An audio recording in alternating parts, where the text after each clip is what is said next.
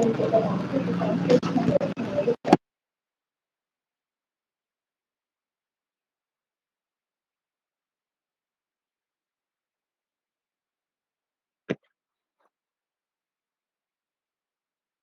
morning, everyone. I'm Purvi Reddy.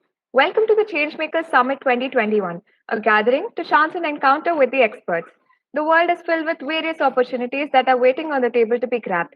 But how do you grab what is meant for you when you can't find that table? Or worse, don't even know that this table exists? The Changemakers Summit 2021 brings you closer to the people from around the world who live to fulfill their desires every day. Learn carefully and absorb all that can be absorbed from these incredible personalities.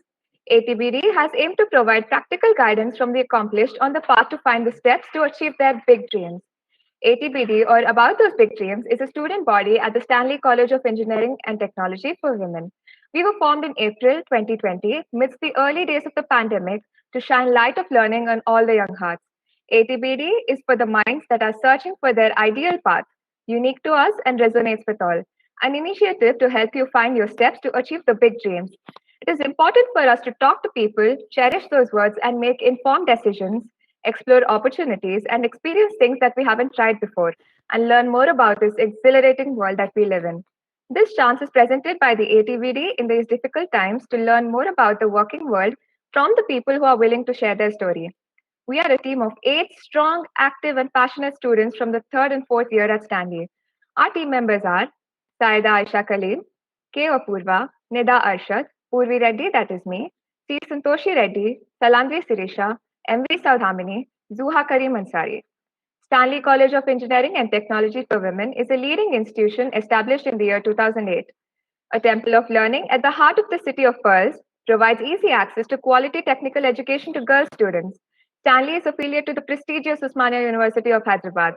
It provides all eligible engineering courses which are accredited by both NBA and NAC with an A grade. Stanley is also an ISO certified institution. It ranks 105th among the best engineering institutes in India and the second best women's engineering college in all of South India. Stanley is currently expecting an autonomous status, which shall raise the honor of this institution. Stanley has a strong belief: empower women, impact the world. It aims to empower girl students through professional education, integrated with values and character to make an impact in the world. A strong commitment to continue personal growth and the ethical development of their chosen disciplines. This event comes to life by the immense support of our chief patron, Sri Krodali Krishna Rao sir, secretary and correspondent at Stanley, our patron, Dr. Satyaprasad Lanka sir, principal at Stanley, and with the director, Dr. Vinay Babu sir. Special thanks to our program chair, Dr. B.V. Ramanamurthy sir, and our convener, Dr. P.R. Anisha ma'am, for their consistent efforts and dedication towards this event. There is no stone that moves at Stanley without the undying support of these dynamic leaders. Stanley has 150 plus faculty members that include 35 of our faculty holding PhD degrees and 40 plus who are currently pursuing their PhDs. Stanley has MOUs with Salesforce, VMware IT Academy, Red Hat Academy, Delhi MC, IIT Madras, IIT Bombay, IIT Hyderabad, Triple IT Hyderabad, and NIT Warangal. On behalf of the entire team of ADPD and Stanley College, I would like to thank you all for your enthusiastic participation in today's prestigious Changemakers Summit 2021. This is also a very special session as it marks our 50th event with the ATBD. Being true to our Indian traditions, even with the great distance between us, let us commence our session with a virtual lamp lighting ceremony.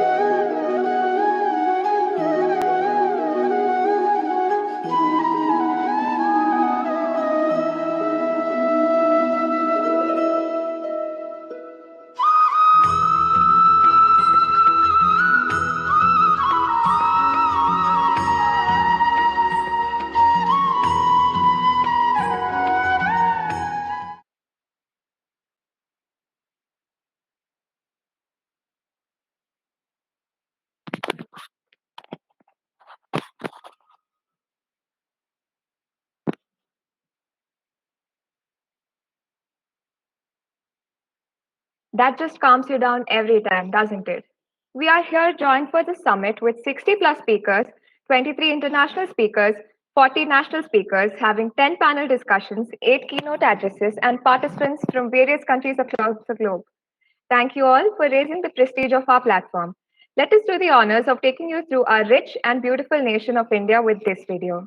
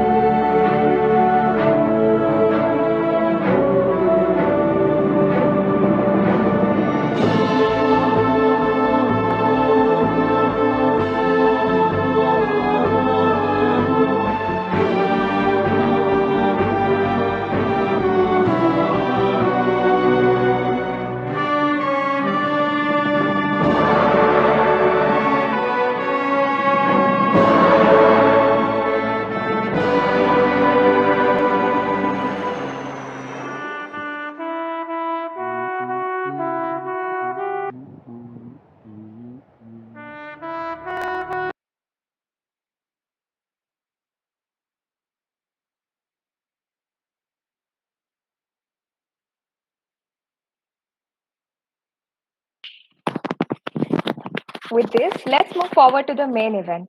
A good conversation becomes great with sincerity. Let me introduce to you the two moderators who shall move with the conversations through these 3 days, Zuha Karimansari and Aisha Khalil. But before I hand it over to them, let us have a promo video for this event.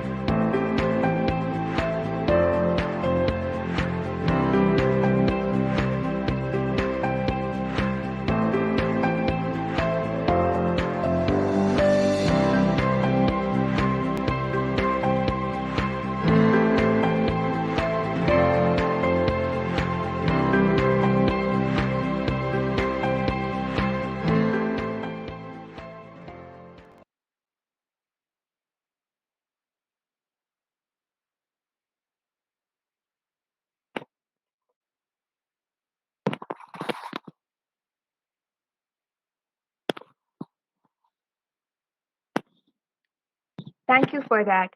So our sessions begin at 9 a.m. IST. So we'll all see you then. Thank you.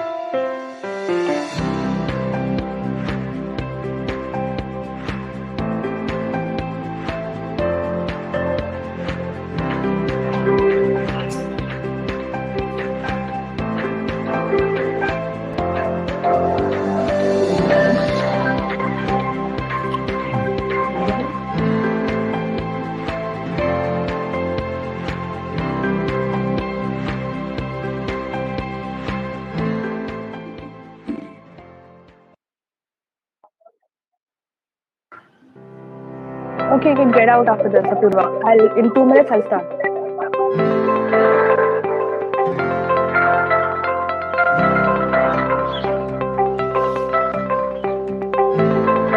Okay, I'll pause.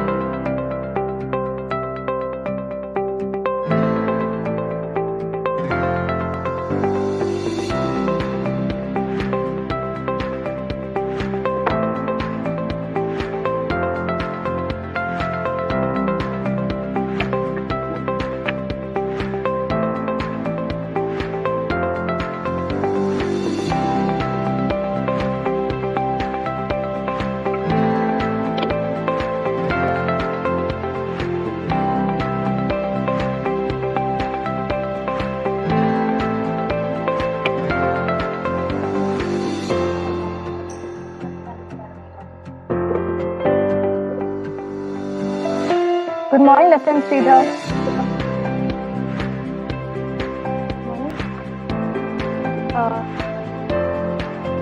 We have all the panelists joining.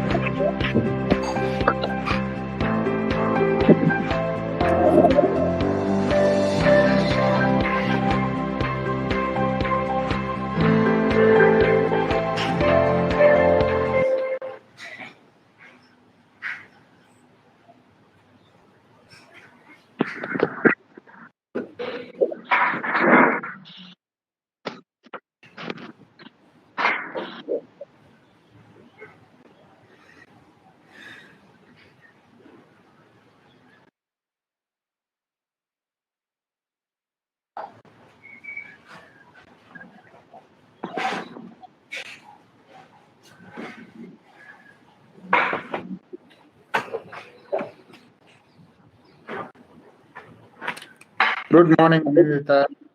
Good morning. Good morning. Very good morning to you. Good morning, Venkatesh. I think Venkatesh, you're on mute.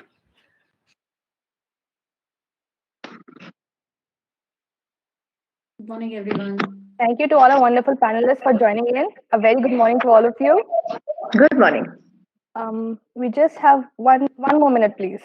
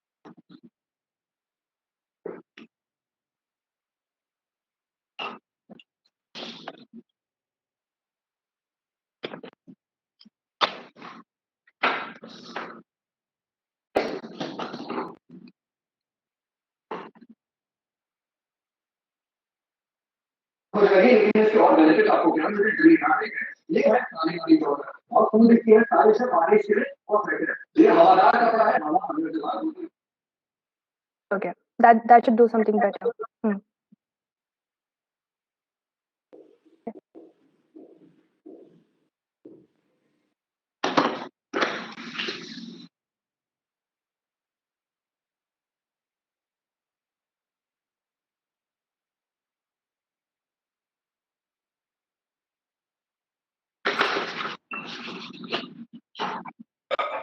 Good morning, Dr. Ankita.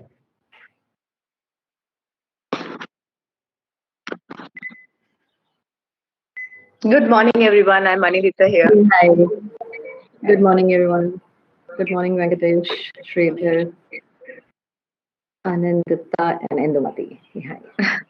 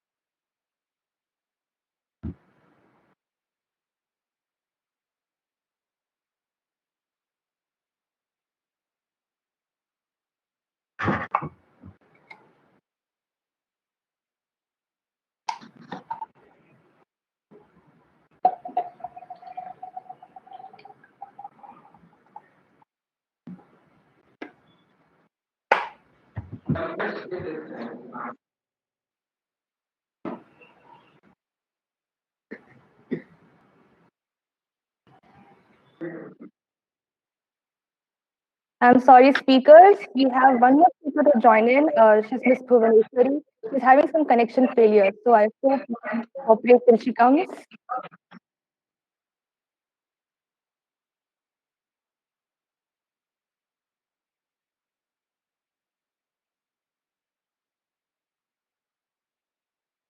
है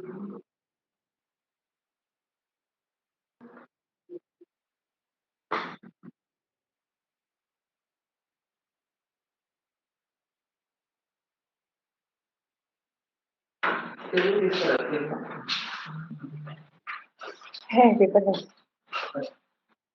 क्या है paper? ओ ये आज का है क्या? तो ये आंसर का कल वाला ना?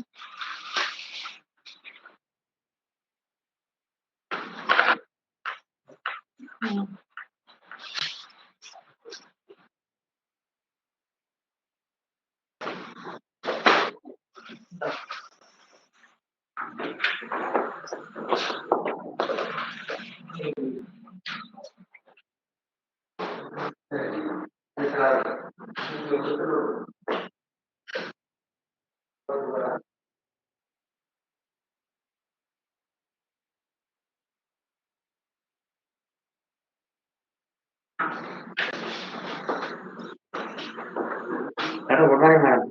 Good morning. नहीं नहीं, आप क्या टीवी चल रहे थे? Call.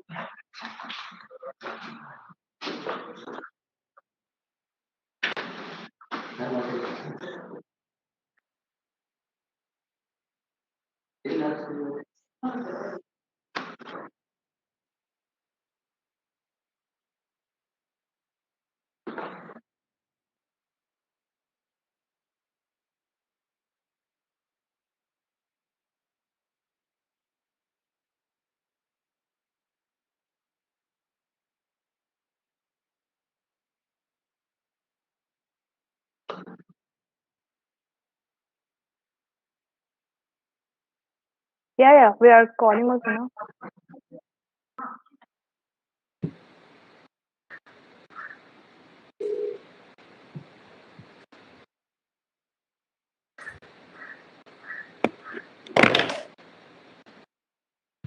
Great. We have Miss Bhuvaneshwari in also.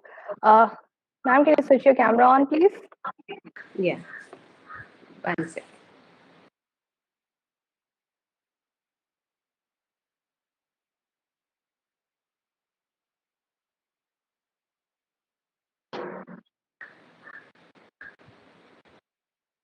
Hello, good morning. Sorry.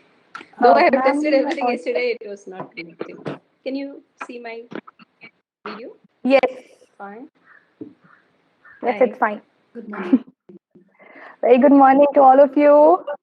Good Lovely to morning. meet you all. Okay. So already we've been 10 minutes out, so I shall skip all the formalities and dive immediately into why we are here. The Changemakers Summit, a chance to encounter with the experts. This is organized by About Those Big Dreams. We are a student initiative at Stanley College of Engineering and Technology for Women. It's a leading institution established in the year 2008. A temple of learning at the heart of the city of Pearls provides easy access to quality technical education for girl students. Stanley is affiliated to the prestigious Usmania University of Hyderabad. It provides all eligible courses for engineering, which are accredited by both NAC and NBA with a grade A. Stanley is also an ISO certified institution.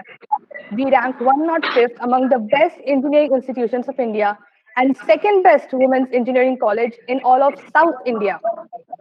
Stanley is currently expecting an autonomous status, which shall raise the honor of this institution. Stanley has a strong belief: empower women and impact the world. It aims to empower girl students through professional education integrated with values and character to make a strong impact in this world. So thank you for joining us and actually helping us organize this session. And it's so special because this is also the first panel of the Changemaker Summit. It's a great honor. So thank you, first of all. So now, with this, let me introduce to you all our viewers, all our panelists for this first session. I have the honor and privilege to introduce to you Ms. Anindita Mukherjee Sinha. She is a professional experience of more than 3 decades and is fortunate to have of operations and communication, working with public sector and global conglomerates. She is currently working with L&T Group, L&T Metro Rail Hyderabad Limited. She excels in integrated communication, reputation management, and strategy formulation for all verticals under corporate communication. A movie buff and a wanderlust, she finds ultimate peace, happiness, and leisure spending time with her family and also helping with other social causes. And we also have Ms. Bhuvaneshwari Subramani.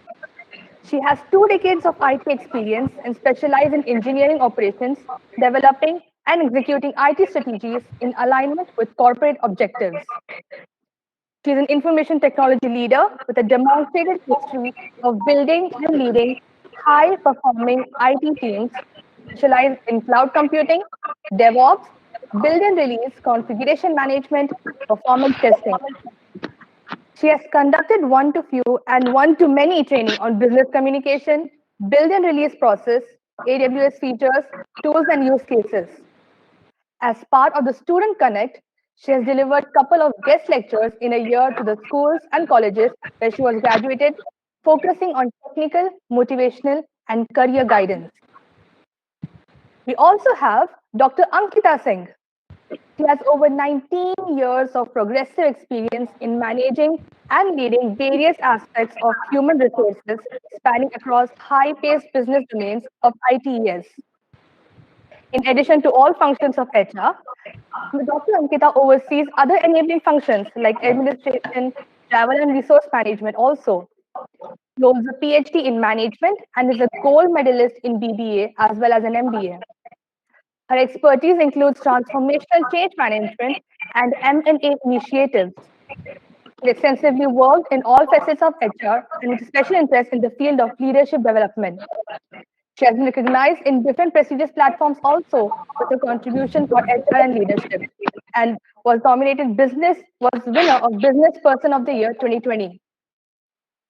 And we have with us Flight Lieutenant M. Sridhar Chakravarti. He is a seasoned business leader and organizational change facilitator with 30 plus years of experience across defense, manufacturing, IT management, and has a consulting, learning and development, education, non-profits, and also in sports industries. Sir has been practicing and training managers on design thinking, systematic inventive thinking, and other tools and methodologies for innovation. He has worked in various leadership positions in prestigious organizations like the Indian Air Force, KPMG, CA Technologies, Valley Momentum also. Sir has been a volunteer startup mentor with Bharat Yuva Shakti Trust for over a decade and has mentored hundreds of early stage startups to come up with innovative ideas. We also have Ms. Indumati Velluri. She has 23 years of career track record of delivering transformation solutions to a broad range of employees and clients across multiple geographies. She has been in leadership roles over the last 10 years and is currently part of the India HR leadership team that influences key talent decisions across the region. She has significant experience in the areas of performance management, employee engagement, and L&D. She holds PMP project management certification and Six Sigma Black Belt certification from GE. Diverse and varied experience have been associated with companies like Deloitte, NIIT, Genpact, GE, and Tata's. Last, but definitely not the least, we have Mr. Venkatesh Neelam. He's a creative talent acquisition professional with more than a decade of experience in managing the full spectrum of talent acquisition, talent branding, and talent programs. He's a social media expert and career coach who uses a participative and consultative training style. He's currently working with the Volvo Group as a deputy manager, recruitment. He's passionate about learning new skills and guides career job search decision making based on the rapidly changing employment landscape. Honestly, for me, it's such an honor to be reading your profiles and introducing you all into this panel. Here, me and our esteemed 6 panelists have joined together to discuss opportunities for youth. What better panel to start this summit with, which is directed and organized for the young adults. So, thank you so much again for being part of such an important and meaningful event. So, our first panelist, Ms. Anindita, I would like to ask you how you feel about this topic. And just share some Well, opinions, please. well, one of the first of all, good morning to everyone, all the speakers here, distinguished panelists, and also to you, dear moderator, and of course the audience who took time early this morning to join. I think this is one of the most relevant topic of in today's date. Opportunities for youth, because we all know that they are the power, they are the future, and they are one of the most vital democratic, demographic representative who can contribute largely to the economic growth of any country. And also their fresh mind which they have, I think leads to many innovative innovations, innovative opportunities, projects. Youth are the strongest pillars. They can be the strongest pillars. So we just have to, I think, channelize them. Any which ways, they are very focused nowadays, what I have seen. Very focused in what they want from life, how they are looking at life, what they are looking from life. So they are very, very focused. Advantage of the youth of today is they have a lot of opportunities. In our young times, the number of opportunities were very less to take up as a career option whatever we want to do from life, and whatever how we want to choose our career. But now for them, there is a plethora of opportunities in front of them. They just need to see what they're looking from life, how they want to see life. And of course, the one some very beautiful thing what I have noticed, even I have two young sons at home, is that they are very liberal in their thoughts. Yes, a few things I think what we need to discuss today is how to channelize them and bring more patience, I would say, and stability of thought in their mind is what can really, create that wonder, and they can create magic. So this topic is very, very relevant. I'm very happy that this topic has been, thought that we need to discuss, and so that for the betterment of the youth, now be it Stanley College or any college, be it any country, India or anywhere in the world, we have to be the lighthouse, the guiding star for the youth who are the future of the country, the world, the days ahead. So very relevant topic, and we need to definitely deliberate on it. And I'm sure with all the very learned panelists here who we have, the takeaways would be quite considerable for your students and all the young guests who have joined today. Thank you. You mentioned channelizing. I hope I can channelize something today through this session also. And we have Miss Bhuvaneshwari from a very, and can you just share something from your experience also? First of all, a humble thanks from my end to include as part of this amazing event, along with Stanley College and other revered speakers, while you're in the pursuit of empowering the women. That is most important thing, right? I'm really proud, and no better way to start the new year, I would say. And a topic, life is definitely an endless game, and the youth over here might be playing several different roles in the pursuit of hunting for their opportunities, right? So, my take here would be build your individuality right from day one.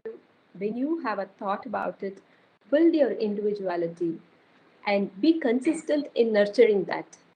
Slowly, that will become your personality, And always remember that that is going to be your identity, which will make you stand out from the regular crowd and you'll be unique. So, this topic definitely would lie a base for them to choose the right thing, which will blend with their passion, identify the opportunities, and then start working towards it. So, I'm looking forward for it. Thank you so much, Mr. Vaneshwari. And we have Dr. Ankita. Can you please share some of your opinions about the topic? Thank you so much. I think you both have already given, the start that was needed.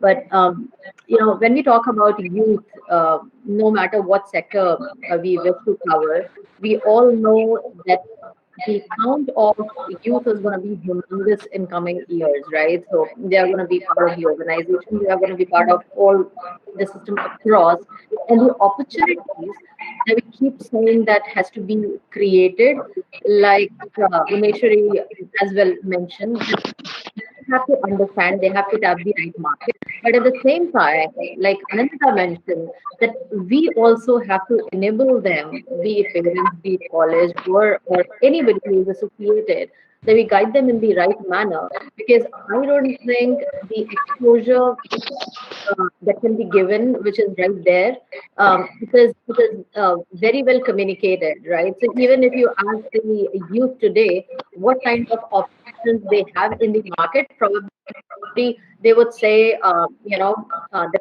we just have 8 to 9 career options. So if I may talk about the recent Minder report, where up to 10,000 students were surveyed, and 93% of Indian students say that there are just 7 career options, which includes, law engineering, medicine, accounting, design, computer application, and IT. Beyond this, there's nothing. In addition to that, is management. Wherein the reality is that we have approximately 250 different types of job options available in India.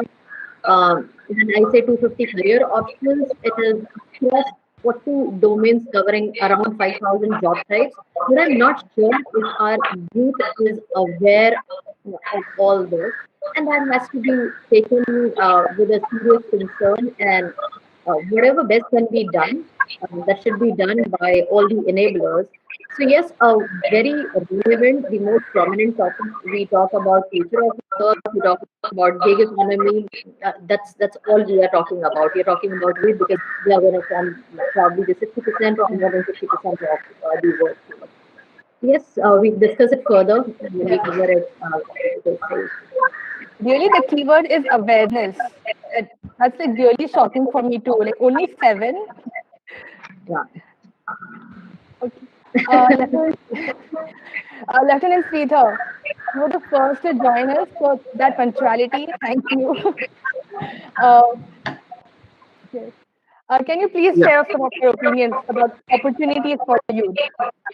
sure. Thank you so much. First of all, fantastic opportunity to be part of this August channel. When you talk of opportunities, in fact, the first example that comes to my mind is this conference itself. See, due to the current ongoing pandemic scenario, the physical possibilities of organizing such conferences have diminished drastically. But imagine the pain of actually making this a physical conference and assembling such a vast variety of international speakers as well from multiple countries, starting from invitation letters for visa, airport pickups, logistics, hotel accommodation. Half the organizers have been on the road, would have been on the road. But the fantastic opportunity you guys have picked up is that, boss, we can do it online. And with very minimal headaches, every speaker is very happy to join from wherever they are, and we can still create the magic. The first and foremost opportunity for all of us, including the youngsters, is to be able to see these opportunities in front of you. Most of the times we are so siloed in our view that we miss these things. Second important thing is, I'm sure there are a lot of being an engineering college, and obviously all of you guys will be focused on the technology side of it. And as Dr. Ankita touched upon, just pure technology is not going to cut the ice. There has to be the management side of it. It's not that you have to become a manager per se, but the thinking where your solution, the way you want to solve a problem, must also reach the particular target customers who can use them. As one of the scientists invented a huge machine after years of struggle. What for? To cut potatoes very easily. That should not be your invention. Identify a relevant, serious problem and solve. Engineer doesn't mean that you have to get into only an engineering company or a technology company. What you do with your engineering skills completely opens up the list of opportunities. I personally am more keen on talking about your engineering skills to be deployed in two specific areas. One is startups, often neglected because they don't seem to be a great career choice. And second most important and very powerful, probably the largest or third largest sector of employment is NGO. These are the two areas where the passions really drive the profession. And that is where engineers can make huge difference as well. Thank you. Thank you. We also have Miss Indumati with us. Can you please share some of your opinions? You're also not the first person who chose this topic to pick. Okay. Nice to know that. Very good morning to all of you. Like my co-panelists have mentioned before, the opportunities for youth are immense today. And they say that there is always a silver lining in dark clouds. So especially in the COVID times, we are actually seeing more opportunities. And like Flight Lieutenant Sri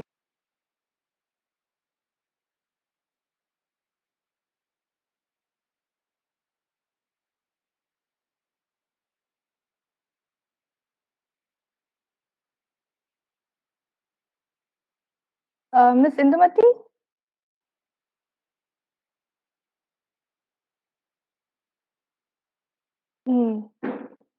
Miss Indumati, I don't think we can hear you. Yeah, I am back now. I got kicked out. Yeah. So, like my co-panelists mentioned, I'm the so sky sorry is to the interrupt. limit. Your video, please, so that we can just see you while you talk. Please. It's coming up.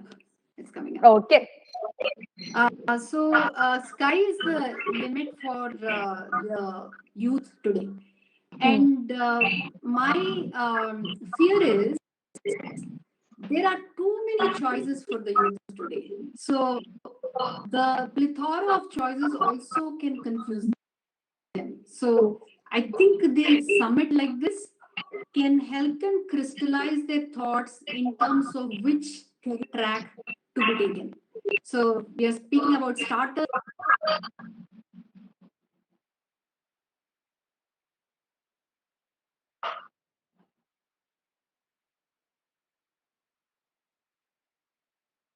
Miss Indumati?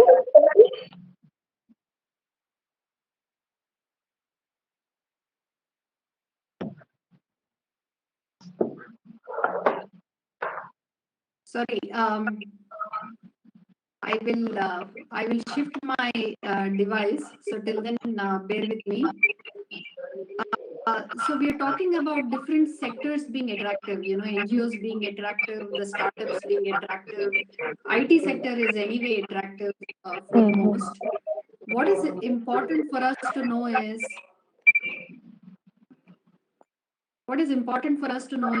this is a women's college and it is an engineering college.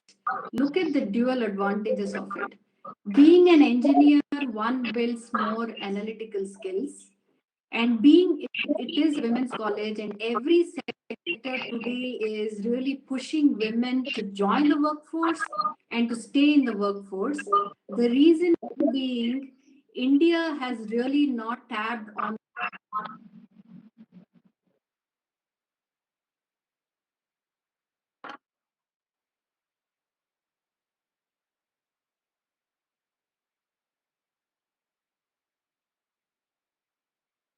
Ms. Indumati, I think. Yeah, sorry. So only 26% of the women workforce are in employment. So there is huge potential. So I think the college is doing a fantastic job of organizing the summit. Thank you. Thank you so much, Ms. Indumati. Dr. Ankita said that we are the youth today know only 7, and you mentioned that there's fear that there are too many opportunities. Just drastic extremes we're living in. Uh, Last but not the least, we have Venkatesh Neenam, sir. Can you please share your opinion with us?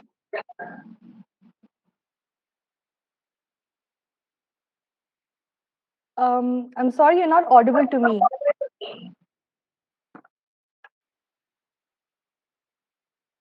Yeah. Hello?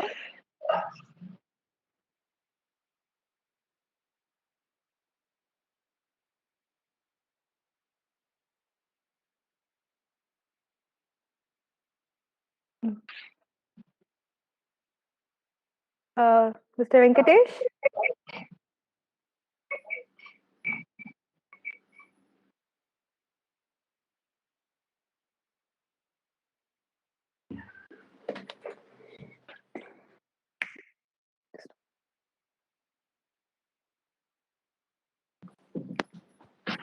Mr. Venkatesh? Hi.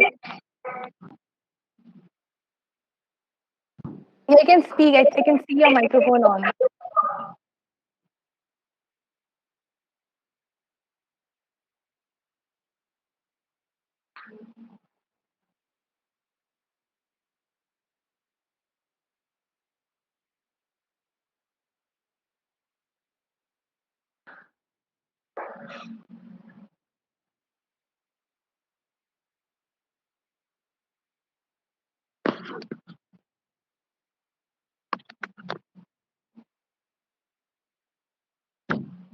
Mr. Venkatesh, is it possible for you to change your microphone?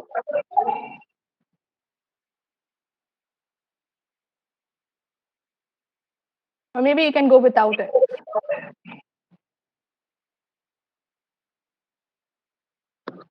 Mm.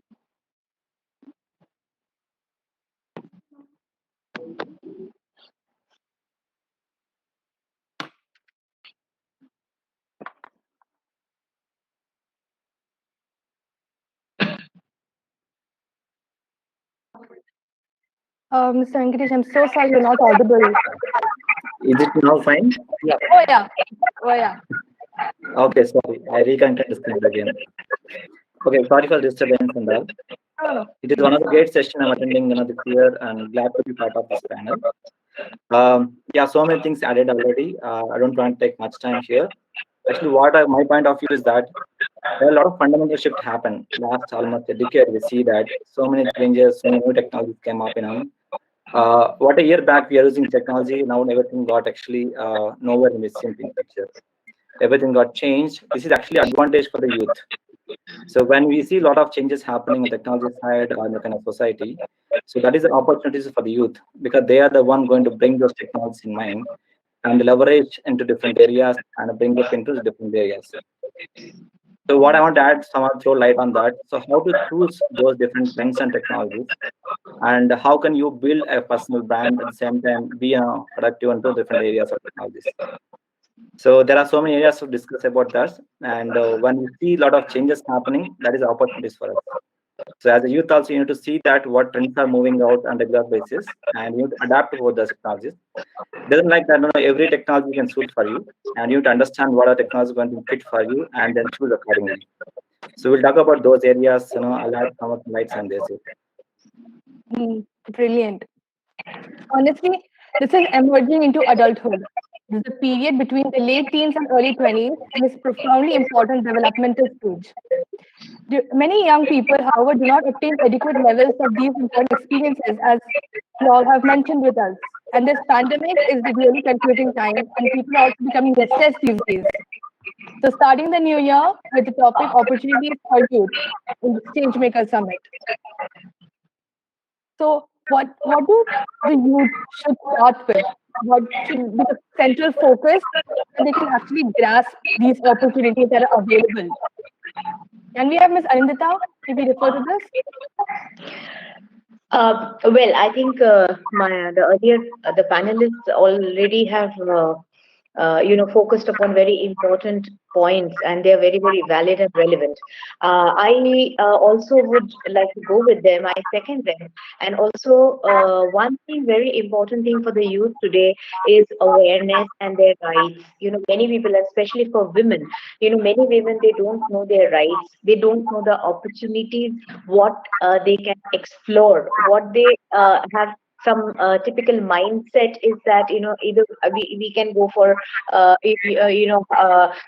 corporate or a government job. And one thing I have seen in many youth today, because I go to many forums, they still in today's day they feel that government jobs are the safest jobs. Please understand, if you are the best worker, if you are giving your 100%, all jobs are safe. So don't only run after government jobs which can give you safety. What is safety? First of all, safety is nothing when you're putting in your best and you create your own credibility and your brand there. So very important factor is you should know what other things are available. Like in today's date in India is doing fantastically on ease of doing business, and for MSMEs, it's very, very important. There are so many opportunities, and it is so easy to do business in today's date, and especially I'm talking about Hyderabad. It is second in India. It has AP being first, and Haryana second, and now Telangana is third in ease of doing business in India ranking. And India itself is, its aim is to definitely go to first rank like Singapore and other countries, first, second, third rank. But here, India is also doing fantastically on, coming on the rank. Now it is some 73 from when it started from 99. So basically, what I wanted to say is there are many opportunities in the MSME sector, which is really growing fantastically well. Government is allocating a lot of funds there, so you explore yourself. And this can come through your leadership qualities, whatever you do in your life. And I'm addressing to the youth. Please develop the OLQ, the officer like quality in you, the leadership trait in you. Another thing very, very important is ownership. I find it bit of it lacking in some people, not everyone for sure, in sense of ownership. What you deliver because you have to deliver. It is not that. You should own up your work. When you own up your work, you tend to explore more. You need to learn more. And education. Please understand, I am not talking about only qualification. Many people are qualified, but if you go to the education part of it, you will find a huge vacuum there. So basically, it is what is happening around you. If you want to take a profession, you don't stick onto only your job that has been assigned to you. You go out of the box. You study more. You keep your knowledge window open. You keep your learning window open. What is happening in the industry? How it is impacting India's growth, India's economy. That many people have lost their jobs. So there are any which ways a sense of insecurity, but this will pass. Every darkness has definitely an ending, the end of the tunnel, which can give us enough sunlight. So don't worry on that. This will pass. What we have to do is make the best use of it. Collective effervescence is all what we need now, all being together, talking the same language, and thinking the same way in terms of stability, not opportunities, I'm saying. Another thing for youth, which is very, very important, I feel, is right attitude. This is something which can make or break your career, and this is very relevant in your individual life and also your professional life, because your individual life at a point, after a point of time, has a manifestation, has an impact on your professional life, because the way you develop yourself, groom yourself as an individual, okay, it has its impact on how good a professional you are. So it has its impact, it complements and supplements, so you have to work on that. When I'm talking about attitude, many times, I have seen people say that, oh, I had given my best, but it did not happen, auntie, or ma'am, it did not happen. It is not that what you give your best, but what it is asking from you, that best you have to give. And the word attitude itself, if you take the numerics of the letters of the word attitude, a taking one, a being one, you will see that it adds up to 100, which means 100% should be given. Whatever do, there is no substitute for hard work. I am really, I feel at times sad to say, and please don't think it is, any individual remark I am making on someone, but there are brilliant talents in youth, but there are sections of the society who are, I feel that they are very superficial in their deliverables. There is something, I think they need to work on very seriously, and especially for women, you have to know your rights. Okay, you cannot talk of women's leave and ask for priority. Please, darlings, work towards equality. When Right, you are in right, profession, don't try to think yourself as a woman employee. You have to right. think yourself as a professional, then only you can excel. You have to know your rights on safety. Like every office nowadays, it is mandatory that you have to have a posh section, prevention for against sexual harassment at workplace. So you have to know your rights, how you can work at a place with the safety and security in mind. And what is empowerment? Empowerment is nothing about your financial independence. It is not why you are studying. You have to keep in mind, am I studying to just to get a degree and go to and settle there? And but no, one of our speakers said that whatever you're doing, there itself you need to explore. You need to Hmm. broaden your horizon on that particular subject or profession, whatever you're doing. So this is very important, and collectively, whatever is there in the package for you, you need to identify. One of our speaker also said that you need to identify that opportunity, what works best for you, and please be practical when choosing an opportunity.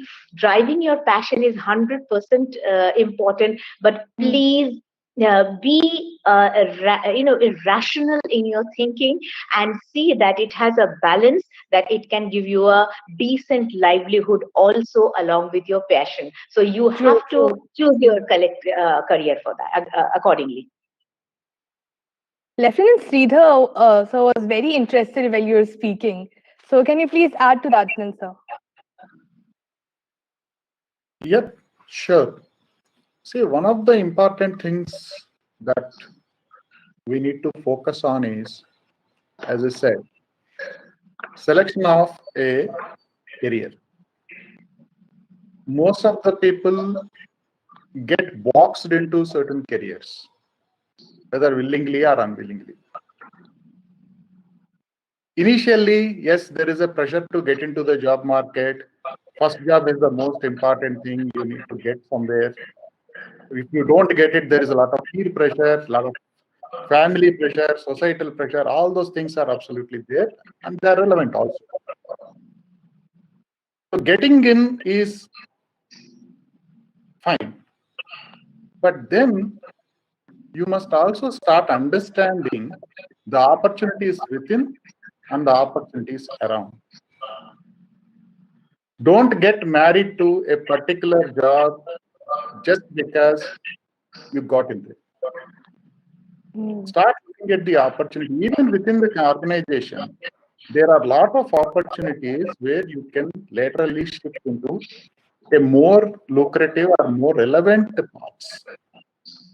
One thing that is going to dramatically change in the next 5 years is, as all of you would have already read enough articles and seen enough YouTube videos, almost 50 to 60% of the current jobs will disappear for sure. That means what? Just because you have got a campus placement next year or this year doesn't mean that that particular JD is going to be relevant in the next 3 to 4 years. What are you going to do about that? That is exactly where we start, or you guys will have to start thinking completely dynamically. Never rest on the comfort that you have got a job. Start working, start building your next profile right from today. Building Correct? a net profile, right? Absolutely. See, it is not that.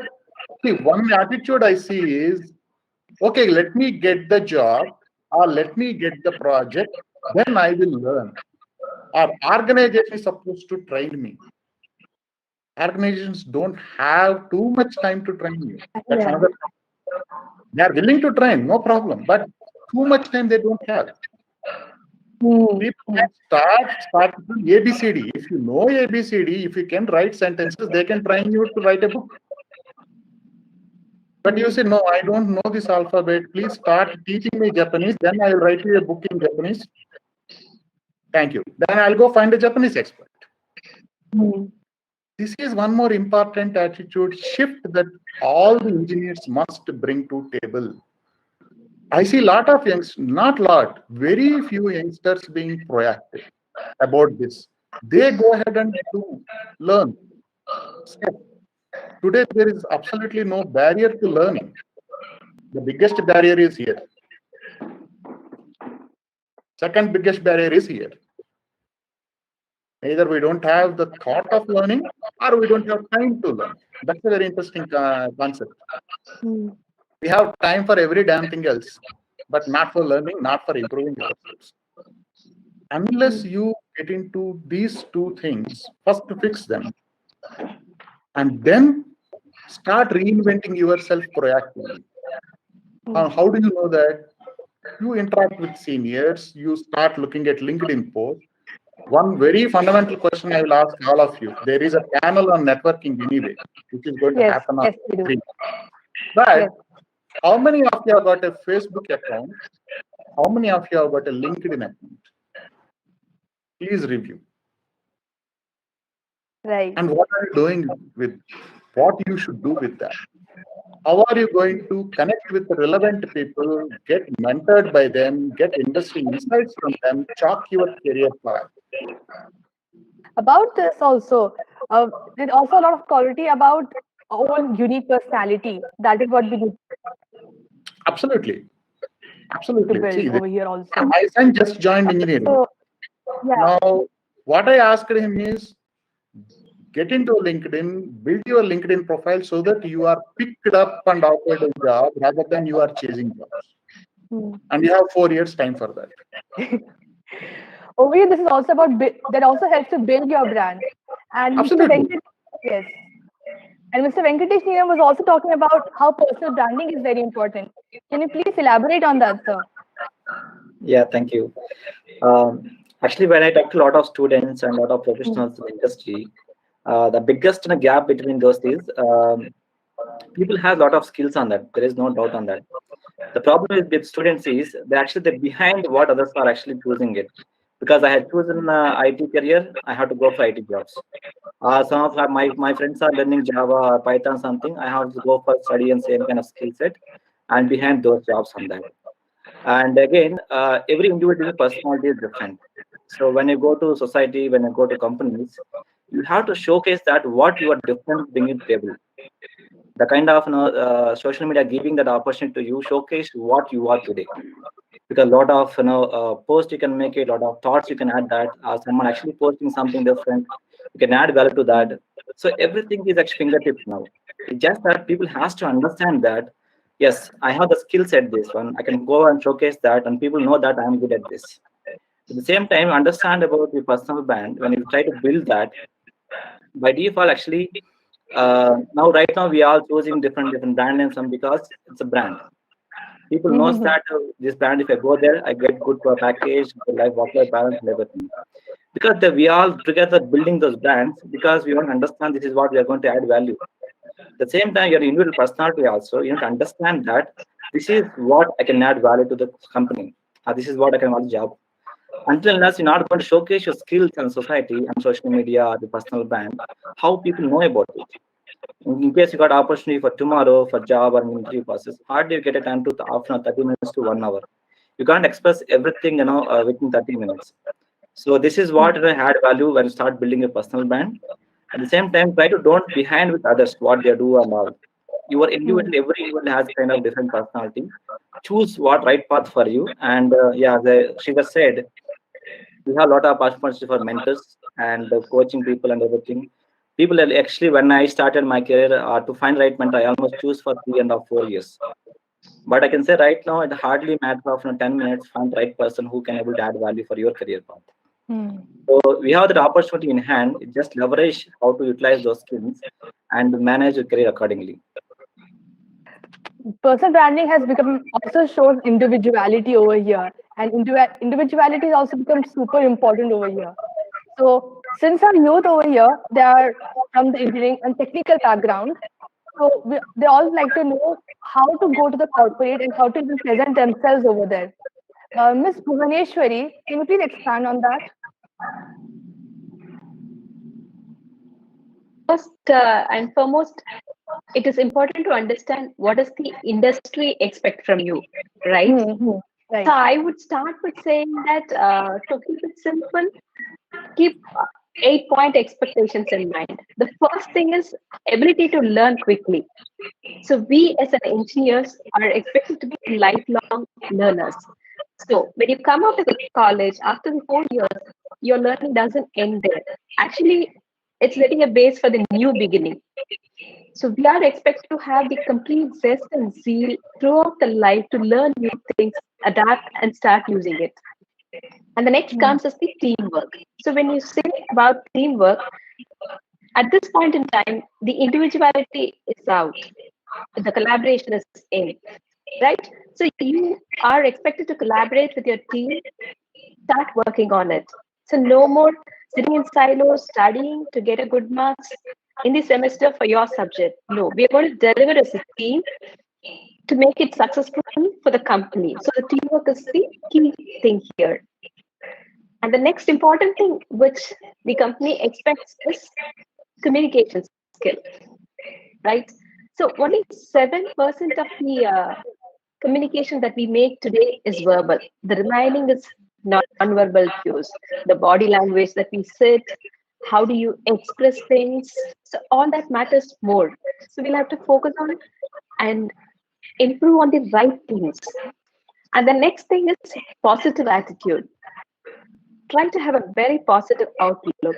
If you take an example, in a team, if new works are being given to one or two folks, don't go sit and say sadly that, oh my God, why this professor is always behind me giving this new work, do this, do this. So that's because they have the confidence in you that you're capable of doing it. So they start with positivity and start spreading that. If not, you can't spread the positivity. Don't build up the least of the negativity. That will really add a value. And the next one, the fifth one, I would say flexibility. How flexible you can be, right? So these days, if you take not just the IT industry, in this COVID world, everybody are trying to focus and help people to manage their family as well as the work, right? So when the companies come forward to be flexible to accommodate us, we should also be flexible to deliver our work. That is more important. And the next one is adaptability. How would you adapt? So one example I would give you, as Sridhar was saying, if you join a job, how do you evaluate yourself and fit into that? Say, if you're from IT department and you're trying to join a company where your majority of the job is coding, 70% is coding and 30% is writing. So you cannot go ahead and say, oh my God, I joined as a developer here. Why should I write documents? That is not my area of interest. So it need not be, right? So you should be flexible to adapt to that situation. But on the other hand, if 70% of the work that you're doing, or 80-90% of the work that you're doing is documentation, and you joined as a developer, then it's a complete misfit. Try to rethink, and that is not your area where you're supposed to aim, make a move. So that is the key thing. Try to adapt as much as possible if it aligns with your expertise, passion, all that. And the other important thing is self-motivation. How well you can keep yourself motivated, have the team spirit, all that. And the eighth one, I would say, ownership. So you should have a complete ownership on the small task given to you. See, for example, for the past 1 week or 10 days, I have been observing Zuha, the moderator today. Amazing. She's a third-year engineering student. The opportunity given to her at this point in time is how successfully you will run this event. Wonderful coordination. Even yesterday, I got an email, though the meeting invite was sent, the code was sent. Yesterday also, I got a link over the separate email, and even today morning, she pinged in WhatsApp, ma'am, here's the link. So look at the coordination. That's a job given to her, and she's doing it with the utmost perfection. She has complete ownership and work towards it. I would reiterate ability to learn quickly, teamwork, communication skills, positive attitude, flexibility, adaptability, self-motivation, and ownership. These are the key things. Try to nurture and work on them. This will really help you to fit well in any organization for the matter. Thank you so much, Ms. Bhuvaneshwari, first of all. All the points that you mentioned also makes a person very easy to work with. So it just totally, and that's what also maybe corporates are looking for. Easy to work with and Absolutely right. Yes. Dr. Ankita Singh over here, you also work for such platforms. So can you please actually continue that conversation? I think she has covered in the most elaborated manner. So beyond some points, I don't know what all I can add. But I think, yes, you rightly started. If at all you want to fit in the organization, you have to understand the need. What are they expecting from you? And I would say, one has to remain real. And when I say real, R stands for relevant.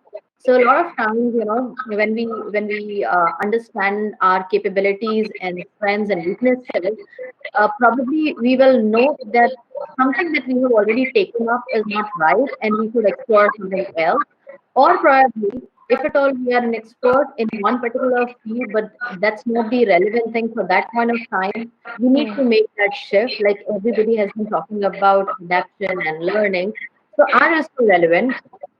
We may be great, but we may not be required at that point in time. So that shift has to be made. Second, for real, E is for empathize. Technically, we are very strong. We attend courses for 3 years, 4 years, and we are really good with our core skill sets. But when we talk about organization, as she beautifully covered, it's all about communication, collaboration, and connect. And it's really important that you have relevant soft skills. So when I say empathize, you should be able to understand what group you are talking with, what group you're working with, what is expected, how you can be part of a team, not alone a individual performer. Third, which is A, that is adapt. I don't think I need to elaborate. things are changing at a pace, and I think pandemic, earlier you must have attended sessions on VUCA and impact of technology. I think we all have seen that happening now, and at a pace that we never imagined, thanks to this pandemic or COVID. So we need to really adapt. There cannot be a timeline that can be defined. It can be a day, it can be a month. The change is expected, and we just have to adapt to fit in if that's the priority. If at all we want to just stay back and watch the world moving on, that's perfectly fine. But if at all we want to find the right place at the right time where we can contribute in a valuable manner, then we need to learn to adapt at the right time. And L of real is learning. So I think somebody covered that no matter what you're doing, it's not only keeping yourself confined to that particular skill set or role, you should be parallelly exploring other options as well. There was a time when we used to say that one can be jack of all and master of none. Probably today we are in a time where we have to say jack of few and master of few, or jack of few and master of one or more, because one will not take you to the place where you are destined to be, or the destiny that you define for yourself. That's the reason there is so much emphasis on cross training, relearning, unlearning, whatever you may call it. In nutshell, what they mean is you just have to be ready for the present or for the future that is still unexplored. So that learning and growth mindset has to be there. So the person who joins the organization, if that individual remains relevant, that individual is able to empathize, that individual is able to adapt as per the situation, and is open to learn throughout, no matter what situation is, be it pandemic or no pandemic, be it changes or no changes. I feel that the individual will be able to survive really well in the organization, and at the same time, that individual will grow with the organization and the team that he or she is working with. We really discussed how youth today need to have the right attitude and be easy to work with completely and throughout. And we also discussed how we need to also like how the corporates and as when you're seeking jobs, how we need to be so that we can be recognized.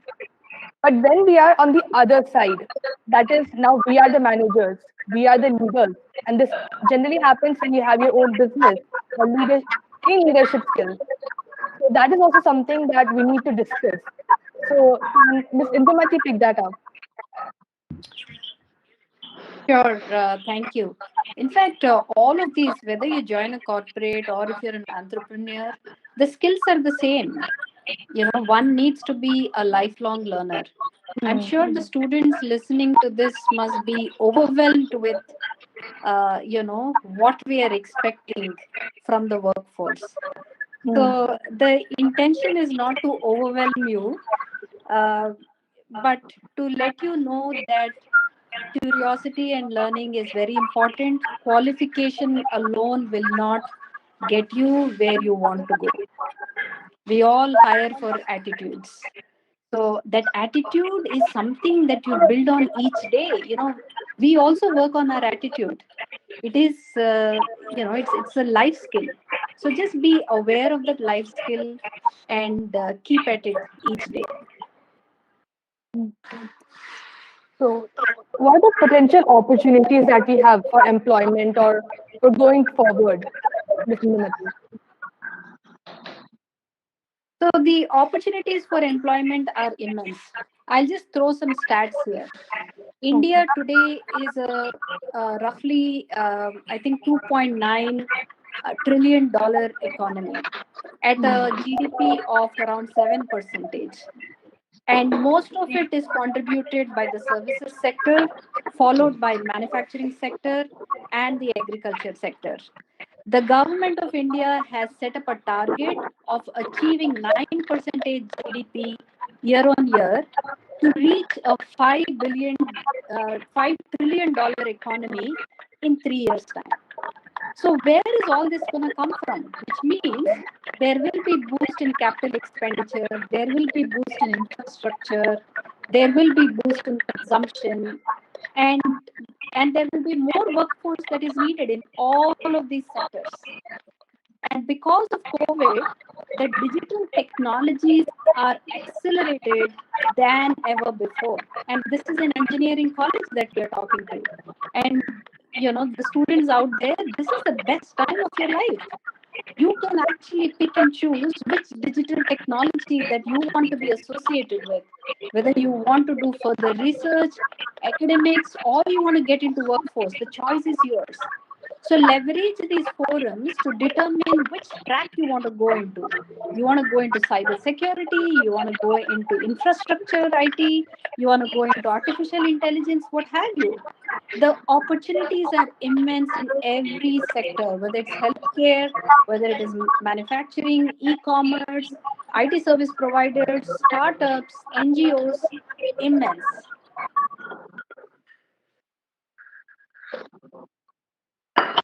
Thank you about that. Lieutenant Sridhar, you mentioned in your introduction part that you want to highlight opportunities with startups and as well as NGOs. Can you see how is it like safe that the word that is used, safe? How is it convenient for you to go for? Absolutely. In fact, in 2009, Dr. Kalam visited Jubilee's public school. And one of the ninth standard students asked him, Kalam sir, you are asking all of us to study hard, work hard and all that, and we'll qualify. But will all of us get jobs? Will there be jobs enough for all of us? And Dr. Kalam very wisely said, yes, there will be, if some of you create them. That is the opportunity all of you have. India will never be able to leverage its demographic dividend, which we have been talking about, without the startup impetus. It's not that just the large MNCs or big companies have to create jobs. There are multiple jobs which can be created by lots of startups. For example, recently one of my friends was telling, do you know how much Swiggy delivery boy gets paid per month? Find it out. You will be shocked. You know how much a typical Ola driver making per month? Find it out. So if that is what they are making, how much you should be making as an engineer, as a well-educated person, and to make that much, what you should be able to do? What is the problem that you need to solve? The larger the problem, the larger the opportunity. And when should you start thinking about it? Not after the engineering or not in the final year. You should be starting about it in your first year. And what will happen then is, and you have a captive market around you. Typical engineering college like Stanley's will have at least a couple of thousands of students at a minimum. That's your target market. What is the typical problem all your friends and colleagues are having? Can you solve that? And that itself can evolve into a nice business model. And you have next 3 years to prove that. And if it can work for all your friends in your college, what is the logical extension? It can work for all other similar friends in your other colleges. Within Hyderabad, we have got how many colleges? At least engineering colleges, almost 30, 35 of them. And if you go across 2 states, they are about 700 plus. Even if you are able to hit half of them, you will have close to 1 lakh customers, or maybe more than that. Right. That is the opportunity. The second important thing is, everybody thinks, okay, IT, fantastic. IT means what? Only Cognizant and TCS, etc., etc., etc. They are fine. They are the IT services companies. But look at a company like L&T. L&T Metro will require services of almost every flavor of engineering to run the show. Not just IT or not just computers. You need electrical, electronics, mechanical, everything is required. That is where the opportunities are, and people are becoming blind. Second important thing, yeah, you do IT, but in which sector? How many IT jobs are there in banking sector? How many IT jobs are there in pharma? How many IT jobs are there in large manufacturing? Because most of these companies run their processes on IT systems. That's often neglected opportunity. It's a huge opportunity because they are crying for people to join them. Nobody wants to join them because everybody wants to join one of the big companies, pick up the H1B and go somewhere. But that's not the only thing. There are a lot of unchallenged, pure play career opportunities available to you. Start exploring them. And there you have so much more That is quite interesting. to work on the cutting edge technologies. That's the opportunity there. The next thing is looking at the social sector. So many NGOs are there. They all need people. They all need websites. They all need apps, systems. Process engineering is required so that they can scale up fast. Who's going to help them? And don't think that NGOs, the typical normal smaller NGOs may be working based on volunteers, etc. But there are big enough NGOs in the world which are very well funded and very well connected, where careers really flourish. And there are not many people doing helping them or doing that. There is no competition in that area. Rather than standing in a queue with a TV, you can walk into those areas and say, "I would like to do this," and they will be more than happy to take you. These are the two options. Coming back to startups, if you don't want to start, that's fine. But you can go join a startup. But for that, you need to first build your skill. It's not that you finish some curriculum in the college and then go there and they will train you. No, that won't work. You should be able to deliver value right from word go. That is when a startup is completely excited about you and your career will just take off like anything. Because there you are not just talking about technology, you are talking about multiple things. Operations, management, how do you understand the psyche of the customer? What is the customer requirement rather than just you build whatever you feel like or whatever you can? What is required to be built and delivered? These are the challenges you start understanding very early in your career. That is when you are going to become a completely different engineer. You are no longer a Java guy or a .NET guy or some ERP guy. You are going to be somebody who can actually connect with the customer and solve the problems. And that's a fundamentally different. These are the two opportunities I would encourage all of you. In fact, get into volunteer.com or any of those things. There are so many volunteering opportunities where you can work on projects. Very simple, beautiful work from home kind of projects. And they add excellent experience to you. And nobody is picking them. And we are all going to Amirpet and other places to find projects. There are so many of these opportunities, guys. You have to start latching onto them where there is absolutely no competition. That's the beauty of this. There's no point in staying in the crowd when there is lot of list of opportunities where there is no crowd at all.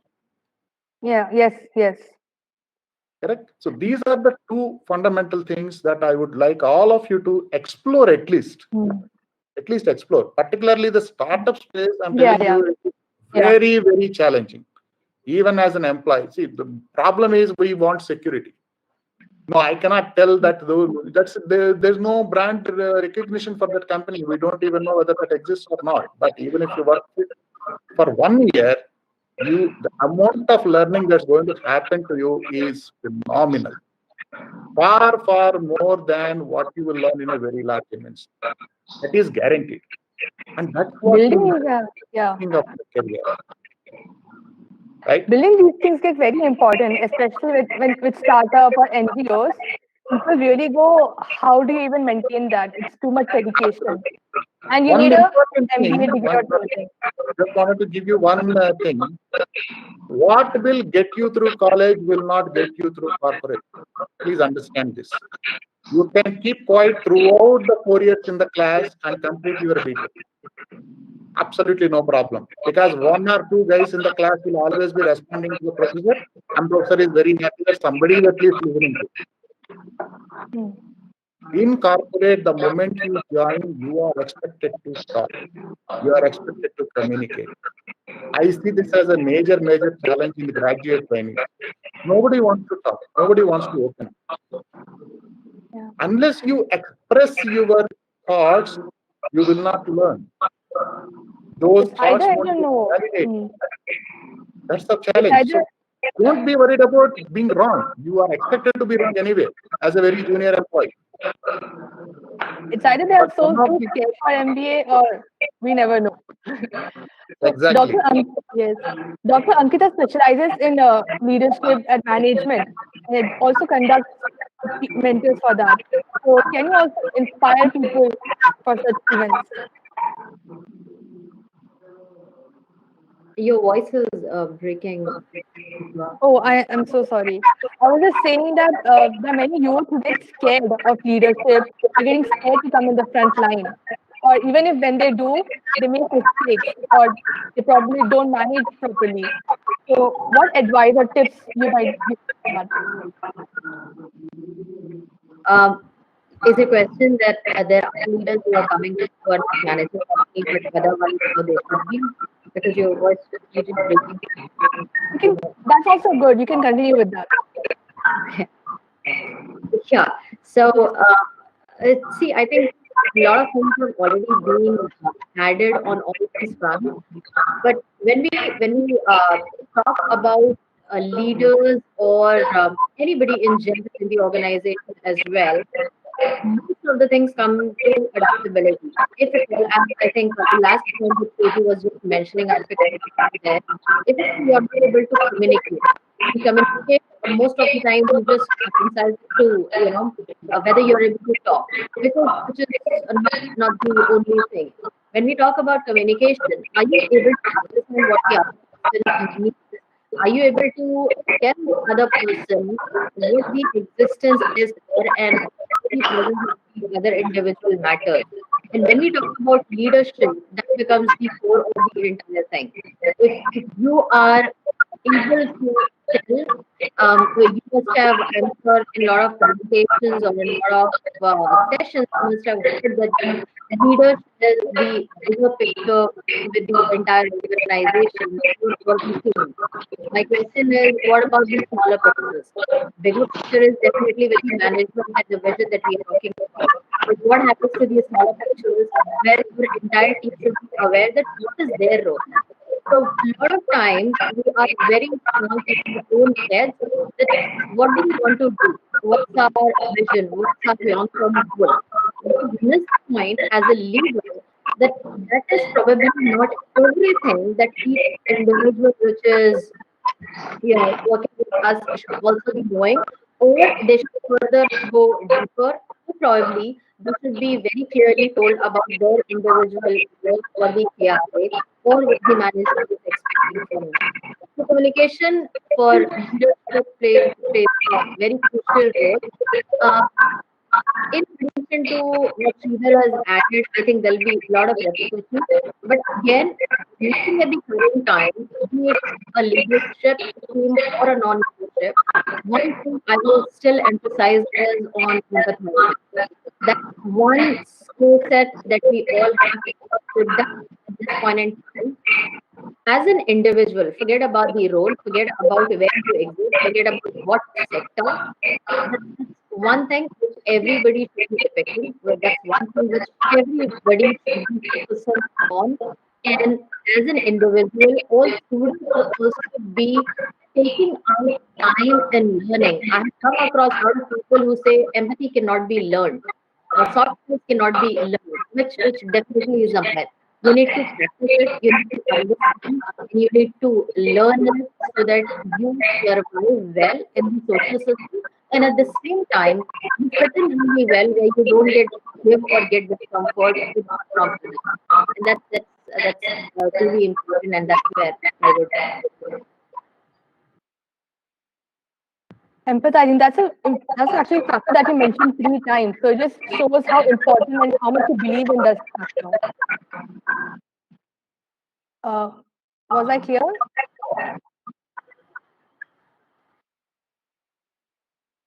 Your voice is breaking. Okay. I basically was saying that Dr. Ankita is like the 3 times she has emphasized on empathizing, and I believe it's very very important. So I think all the youth who are listening right now should actually focus on that because it's very important necessarily. In leadership, there's also comes a lot with communication, and we have a professional at communication over here, Miss Anindita. Can you please elaborate on how youth should focus in interacting with others? Well, yes. Communication is, as many speakers already said, it is one of the most important factors to be successful. Now, what is communication? An effective communication is only when it is both ways. You say something and the person hears, listens, and understands you.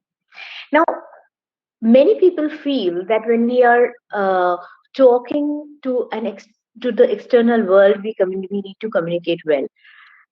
I would say communication starts from the moment you open your eyes in the morning till the night, till the time you go to bed. First, and when you open your eyes, you first communicate with yourself. And that is where self introspection matters. I think everyone should practice uh, amount of time, devote an amount of time in self introspection. That is where you come to know your USPs and your shortcuts, how you need to enhance them, build upon them, and already the USPs which you have to polish them up. Then you get up, then what happens? You step out of your room, you communicate with your mom, you communicate with your domestic help, you communicate with your driver, you communicate with your siblings, you communicate with the cab driver or auto rickshaw or the government bus conductor, and then you go to your college to communicate. Later on in your professional life, you enter the communication field. It is one of the most important factors in life which can make or break a moment, a project, a career, even your life. Many times we don't understand what we are saying. So once there's Somerset mom used to say that before we even realize that we already have communicated. The first and foremost thing you need to master about communication is more than what to say, what not to say, because there the problem rises. If you're entering the field of communication like us, you will be facing many internal and external stakeholders. Now, okay, talking about the engineers, maybe you don't have you're not going into by area corporate communication, but you are entering a corporate world. As someone very rightly, I think Shriharji mentioned that it is a very different world altogether. You are in your comfort zone. You are, in the pampering of your parents. You're fighting with your siblings. You're getting pampered by your siblings. The way you are interacting with your friend, you are in a comfort zone. The moment you step into your professional role, whatever it is, government job, private job, MNCs, startups, wherever, there is the time where you find completely lost. So, right from the time you are in college, you should groom yourself. And when I'm talking about grooming, communication is one of the most important part, be it verbal or non-verbal, even your body language, the way you are talking, the way you are presenting yourself. You do not have to really wear expensive clothes, but please wear decent, iron clothes. I mean, it's a simple thing. The way you're sitting, the way you're talking, the way you are presenting yourself, and the art of knowing what not to say has to be and must be mastered in your life for anything not to get spoiled. Leadership, so communication, people who are very good communicators, they they develop themselves. It is not that everyone is born a very good communicator. And not necessary that even if you're in a communication profession like many of us, that we can be very good public speakers. Not necessarily. There are different ways of communication. So you have to groom yourself as a very credible individual through many aspects in your under your grooming sections, and one of them is also communication. You have to be, many times we say, oh, generally we see CEOs and MDs are the spokesperson for the companies. Why? Because they know what to speak and what not to speak. That is very important.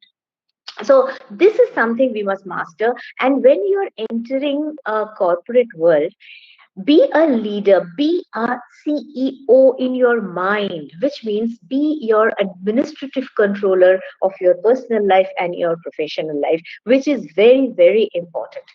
And one must always have smart goals in front of them. Very smart goals, where you say specific, measurable, attainable, relevant, and timely. So these goals, if you have in your life with the right communication bent of mind, I think I think no one can stop you from tasting success.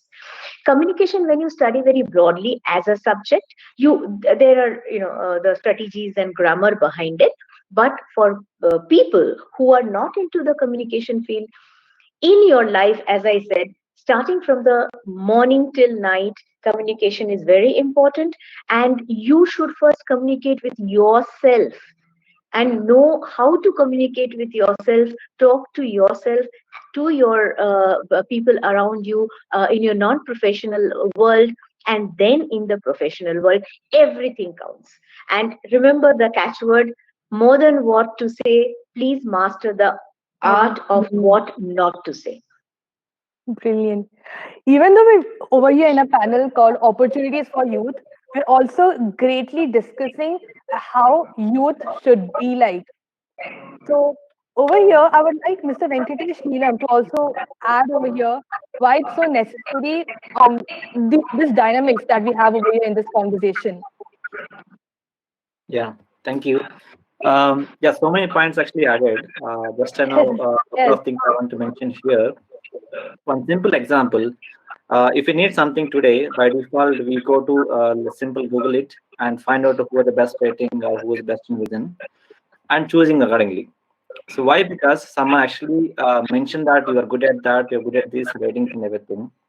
Otherwise, simply we're choosing some kind of doctors, and I go multiple doctors in mind of in front of me. But whom to choose? By default, when we feel that I know this guy good, I know this guy is not good, or something like that. Somewhere with rating, that awareness part is playing bigger role. As a students and everything, like on a kind scenario, when we go for a lot of competitions in between us, students has to think that how do I create that knowing part to the corporates, to other people, and everything. So that knowing part is going to play a biggest picture, at least next 3 to 4 years down the line, and because social media becomes so popular.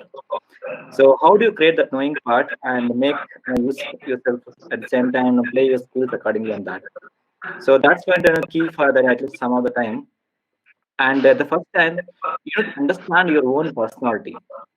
So when you mention personality means what kind of things you like, what kind of things works for you, not works for you. Then accordingly you play accordingly. What kind of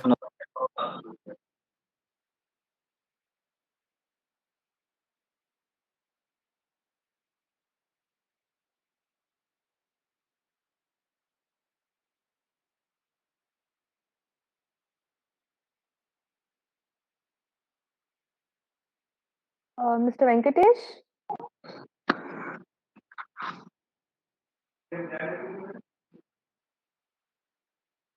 Mr. Venkatesh, is he only not audible to me? We can't hear Venkatesh.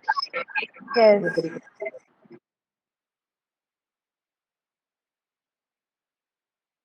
Okay. Till Mr. Venkatesh is able to connect back, Ms. Bhuvaneshwari, you also come from this corporate background. So can you actually discuss about how youth need to address the entire situation? Because we're not just, actually, it's quite funny, also ironic, that we're discussing opportunities for youth, but also how youth should be to achieve these opportunities. So, please. Okay. So when they wanted to use the opportunities and ignite their career, what I would suggest is, I know everybody keeps saying master your craft and start working on it. In addition to that, seek out for a gold standard feedback. So what does it mean? So choose a wise person, either a superior or your professor whom you're closely working with. As someone rightly said, it's easy to figure out whom you can approach quickly. So you ask for the feedback compared to what you have done in the past. How can I do things better to excel in what I am doing? Listen openly, don't get too defensive. Take inputs, thank the person for their feedback, and the most importantly, make a note of it, write it down, and start working on it. And gradually, you will find changes in your life while you're implementing this feedback. At the end, you should go back and close the loop, thanking the person, saying that I took your feedback seriously and started working on it. Right? The simplest thing is like the next one is start building your personal board of directors. This could be your mentors, sponsors, who can guide you, give good inputs, and most importantly, you can talk good about yourself when you're not there. That is more important, right? So, build your personal board of directors. They come really a long way to ignite your career.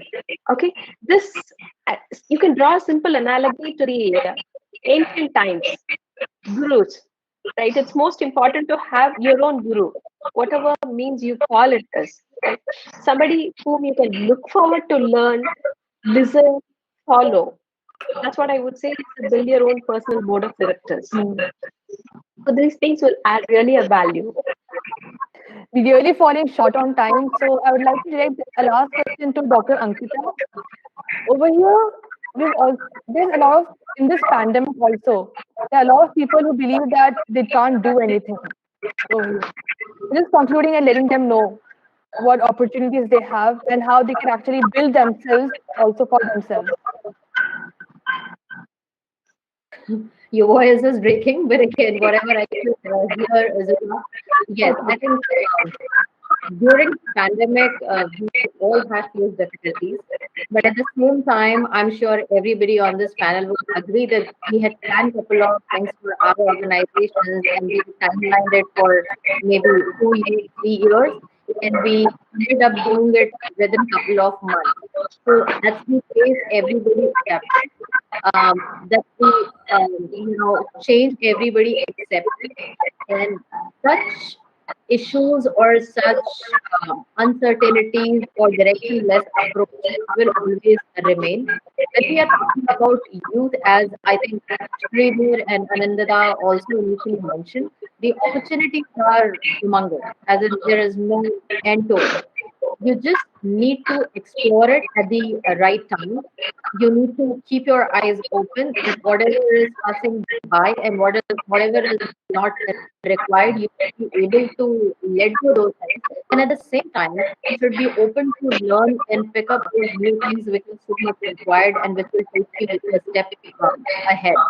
So openness, a learning ability, a growth mindset, and the acceptance level. I think that's the first level. The things are changing and we are capable of going ahead with the change environment, in the change environment. That's the first step. Probably if that is taken well, every youth will be able to survive really well.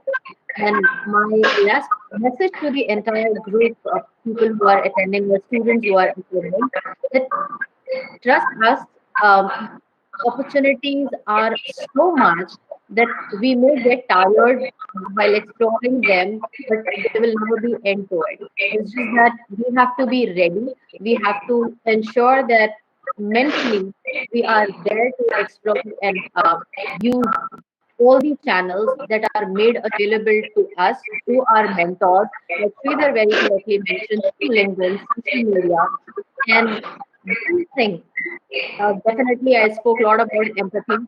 Last Yes. thing I would say, do not ignore is digital literacy.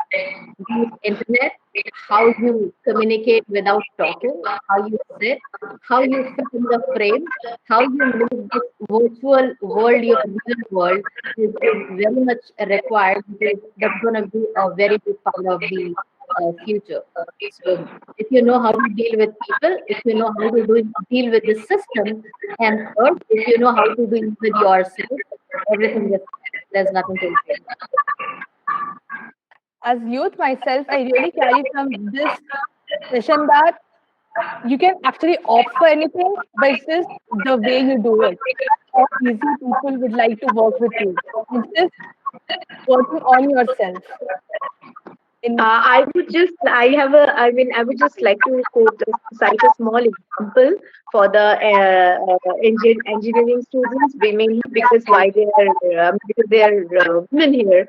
Please don't consider yourself only an engineer or a woman. Please consider yourself a professional. Even in your individual life and even in your professional life, professionalism takes you to places. Always remember Mrs. Sudha Murthy. She was not been given an engineering seat because she was a woman. She challenged that she is a student first, an aspiring engineering student first, and then a woman. She fought for it, and she was the only lady engineer in her own entire college.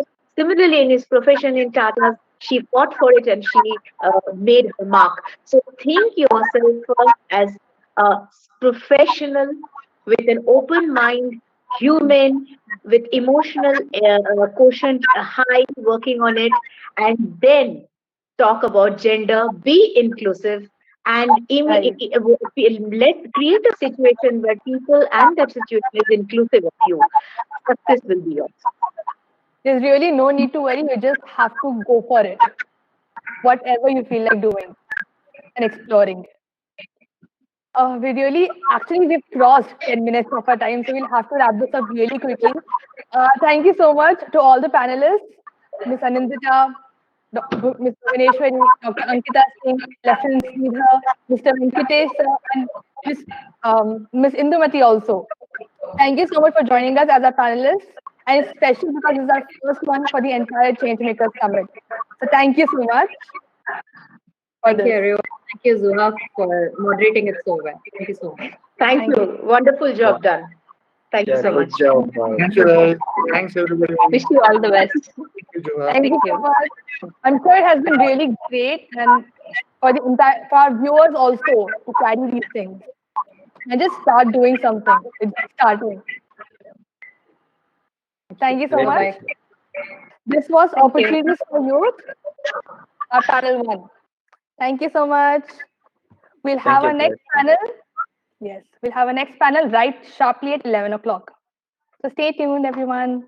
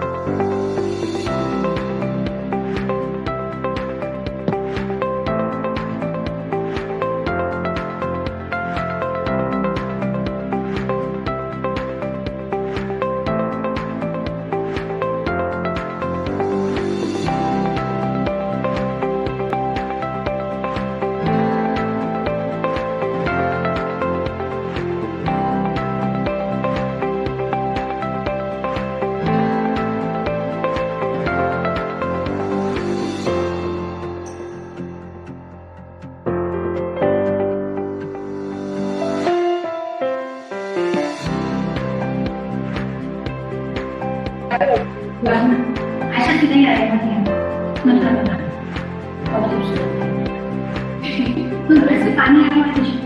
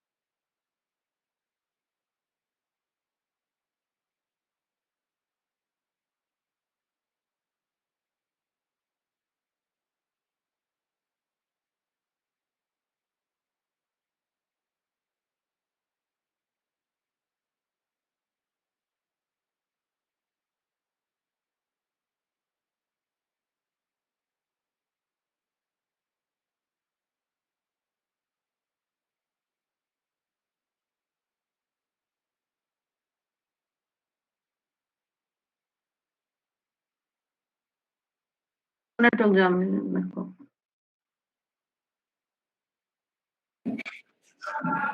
Hello, good morning. Good morning. Good morning. Good morning, Dr. Pavna, Mr. Bhimesh Kumar, and Colonel Amit Verma. Hi, good morning.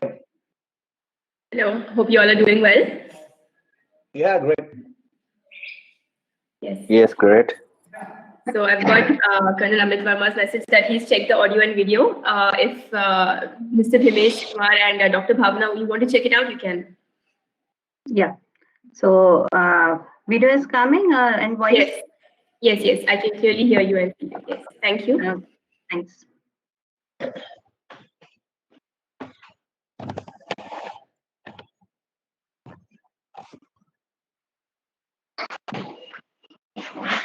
Can you hear me good? Yes, sir. All good. Yeah. Yeah.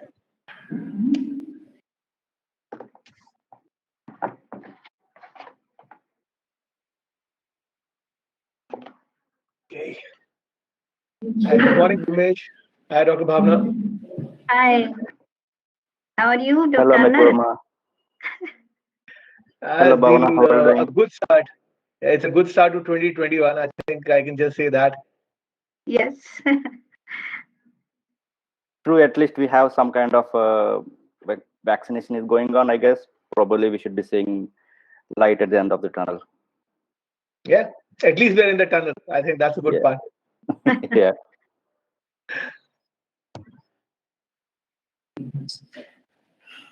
Hello, Mr. Guru Prasad. Yeah. Yes, could you unmute yourself and check your mic too? Good morning, everybody. Good morning, sir. Good to meet all of you. Same here, sir. Thank you.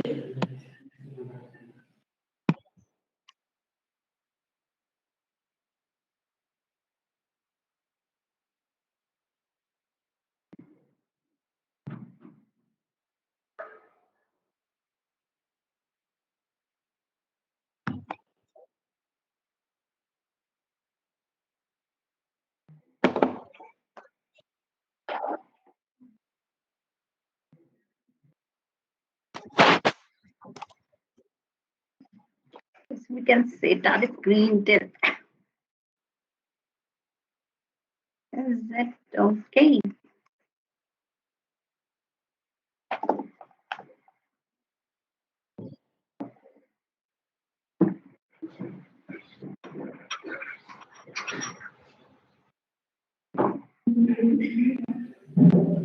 Hello, Mr. Vikas Sharma. Yeah, hi. Hello, sir. Good morning. Could you turn your video on, please? Yeah, I'm doing that. Okay, sir. All right.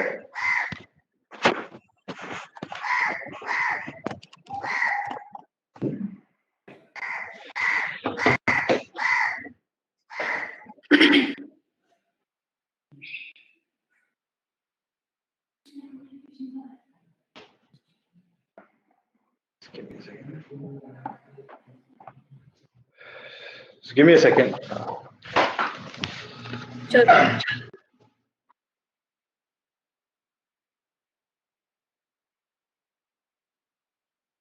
When I read the mail of the panel members, I feel that these are my friends.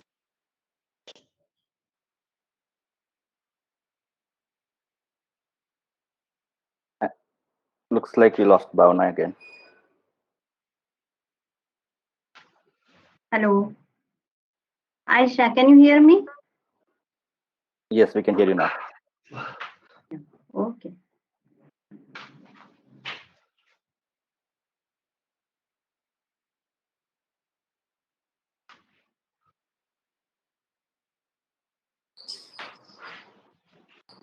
Yes, we have all the panelists here with us, but camera, I think so. There's an issue.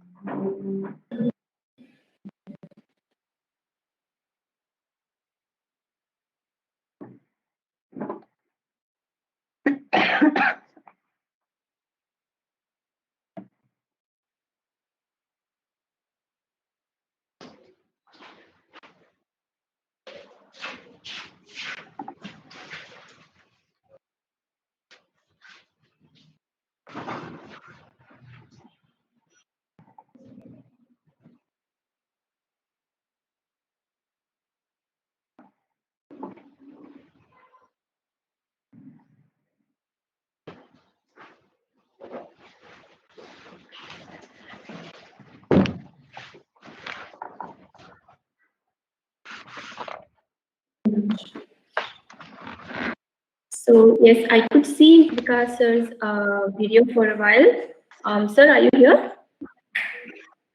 Yeah, one second. Let me. Yeah. Give me a minute. Okay, sir. Sure, sure. Yeah, sure, sir.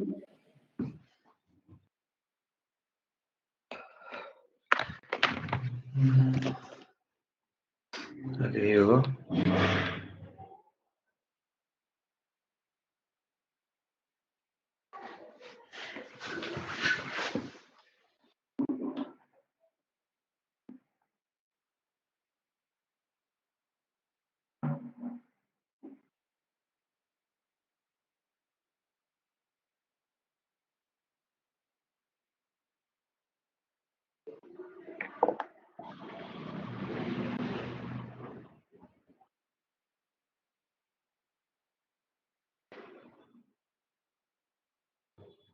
So yes, everything looks set, and it's sharp 11 now. I'm glad to see that all of us are here. I hope I'm audible to everyone. Yes. Sure, Yes. great. Okay, then we are good to go.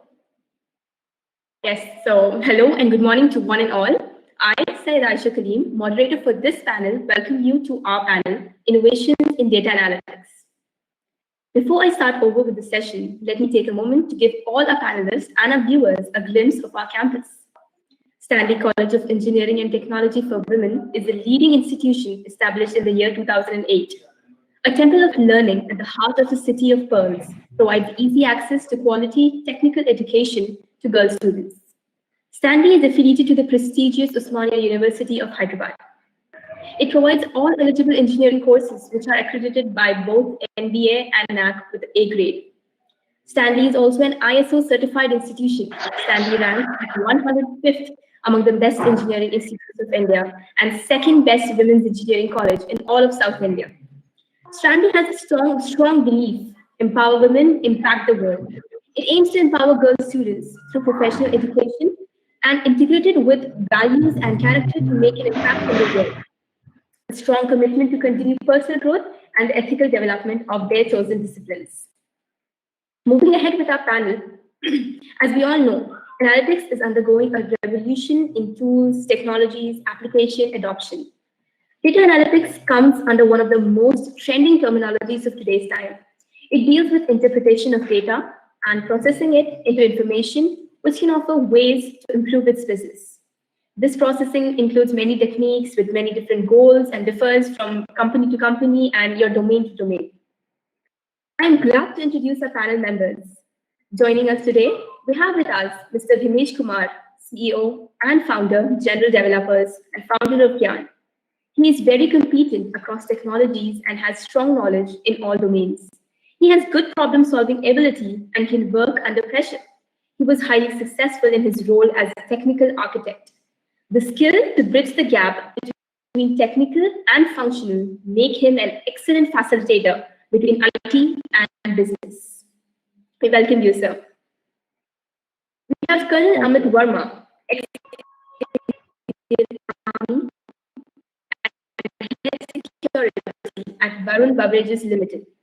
He believes in human connect and value it brings resolution and change management remain his leadership anchors. He participated in the 23rd Executive Program in Business Management for Armed Forces Officers. He was awarded instructor gradings in Army courses at all levels for leadership, professional, and technical competencies. Welcome you, sir. We have with us Dr. Bhavna Nigam, AI, ML, Computer Vision at DPOTEX Private Limited. She has over 27 plus industry projects, 30 plus publications, 20 plus workshops, and 133 plus citations to her credit.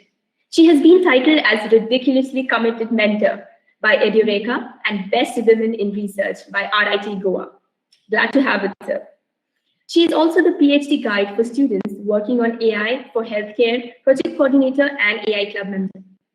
We welcome you, ma'am. We also have with us Mr. Guru Prasad Padmanabhan, Senior Data Scientist at Novartis. He is a physician, clinical pharmacologist, and data scientist exploring potential ways by which data science and analytics can be applied in medicine and healthcare. Currently, Senior Data Scientist at Novartis, Hyderabad. He is responsible for driving innovation in pharmacovigilance and patient safety through data science, machine learning, and automation. Welcome you, sir, here. Of course, we have with us Mr. Vikas Sharma, data scientist, Verizon, a data scientist with broad and diverse experience in analytics, having a strong experience in managing and delivering analytics solutions in life science, banking, supply chain, and telecom domain. Also, a strong experience in machine learning and statistical modeling using R, Python, Spark, Hive, and SQL. It's great to have all of you here. Welcome all of you to this amazing panel discussion. Thank you. So to start with, I'd like to go a little bit an overview on data science, or just throw some light on data science for our viewers who are mostly students and working professionals, of course. So I'd like Mr. Dinesh to throw some light or give an overview of what is data analytics and what is analytics in your domain. It would be a great start, sir. Thanks, Ayesha. Thanks for introducing, and it's an honor to become part of this incredible group of personalities from various domains and technologies. To start with, if we say data science or data analytics, it has very broad. It started as a very broad domain. Now, because of the availability of latest hardware with respect to computation, it's becoming more relevant for us right now to achieve some of the things of forefathers of the AI or machine learning has envisioned. So at least in our company, we actually primarily focus on three segments. One is machine learning, and the second is deep neural networks, and the third is application of these two into the real world problems. So what really the analytics for us mean is that you have vast data accumulated across different companies, different organizations, different systems, and then it became possible because of the current state of internet and the usage of people. And as we have the data, people started looking at what we can do with this data, and then a lot of technologies came out, and then we landed into this current state of ML and analytics part. So in analytics, we actually think about three things. One is the predictive analytics, where you have data and then we predict what is something we can, which might happen with this data.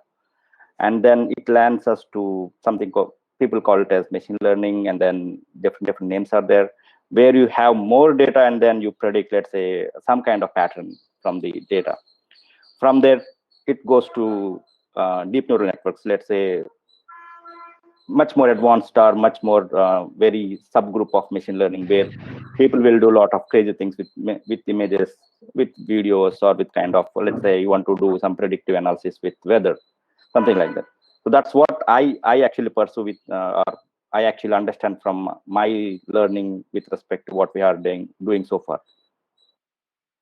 In our organization, in general, developers are in GNAN. GNAN is basically what we call GNAN is basically AI as a service. People, for example, if you take AWS, AWS has platform as a service, or infrastructure as a service, or software as a service. So GNAN is a AI as a service company. So we actually talk with people and understand their problem and then find solutions for them.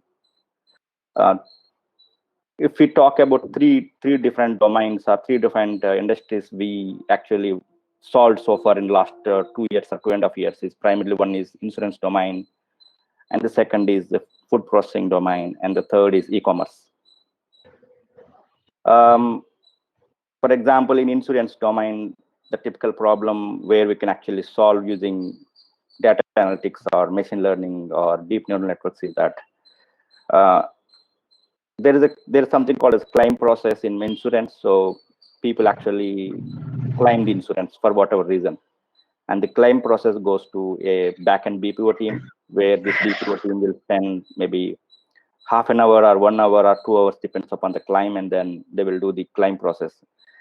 Because of COVID, there was a lot of claim process happened early March to late September, November. So we were the manpower what we have right now was not able to achieve the load. So we actually came up with the automated insurance claim approval process, where the team worked on creating the model which understands the claim, which includes handwritten documents, scanned documents, and then create automated document analysis and then claim approval process. That is one thing we can actually think about for using machine learning and data analytics. The second innovative idea or innovative solution we did with machine learning or deep neural networks is in food processing. One of the coastal city in AP is the primary seafood exporter from India. So the exporting seafood actually lands in either in Walmart or Target, or maybe it could be any other, let's say Tesco, it could be our Tesco also. And these European and American markets have very strict rules in terms of what kind of food is processed and what kind of food is packed. So one of the food item is prawns. Basically, prawns will have veins on their back.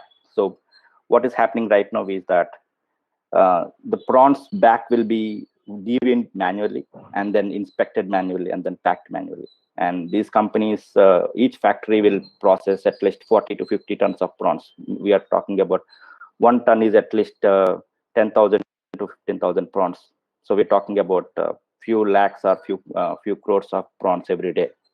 And manual processing these prawns is extremely difficult, or manually checking these prawns is extremely difficult. So we created a system, we call it as Kriya. Kriya is basically, it looks at each and every prawn which is going to the processing, and then it will reject if there is any vein available in that particular deveined prawn. So it is completely based on computer vision, and then it works offline using edge computing. So it's basically another innovation idea we can actually think about, applying artificial intelligence to real world problem. The third problem we are working right now is with e-commerce. In India, what happens is that if you go to type 2 or type 3 cities, we have very small business person. Let's say a woman working from home selling saris, or a mother working from home selling some sweets. So these e-commerce actually happens on WhatsApp. They'll create a groups in WhatsApp, and then they will do e-commerce on WhatsApp. The typical problem here happens is that these Tier 2 and Tier 3 cities, they have a communication gap because of, let's say if you want to sell from someone from Tamil Nadu want to sell their goods to Andhra, Karnataka, or Kerala. So either English should be a language, or there should be some language barrier. There is a language barrier there. So the solution we came up with is called as VShop, which is actually based on WhatsApp, where small e-commerce business persons can actually register on VShop, and they can actually sell their products on WhatsApp group. So we translate the language of choice to the target language of choice. For example, the seller is in Tamil, and then the customer is in Kannada. So we actually translate Tamil to Kannada, and then the NLP actually happens in the backend. Let's say if someone I want to place an order in Tamil, it actually understands Tamil and then translate to English or Tamil or Kannada or Malayalam or whatever language. And then at the same time, it translates to business transaction. For example, if someone wants to place an order in Tamil, it automatically places an order and creates the payment link. And then it will send a link to the particular customer in the WhatsApp, and then user can actually pay the bill or pay the payment via their payment of choice. Once the payment is done, the system will automatically understand that this payment is done and acknowledge the user on the WhatsApp. So this is another innovative idea where the team came up, the people came up with this kind of solution, where understanding what people are talking and then what is the necessity, and bridging the gap between these two using technologies. So what I feel is the limit of innovation in data analytics is always limited by the imagination of that particular user. As long as we have great imagination, I believe that there will be great products and solutions coming out with the analytics or machine learning or deep neural networks. I think these are the main things, and I really happy to become part of this group. And then I really thank you for everyone and eagerly waiting to listen to each and every of you guys, your journeys and your experience with the data analytics and artificial intelligence. Thank you.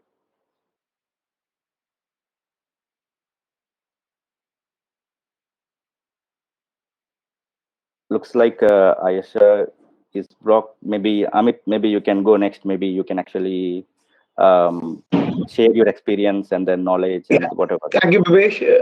Till Aisha comes back, I'll just give a short intro from my side.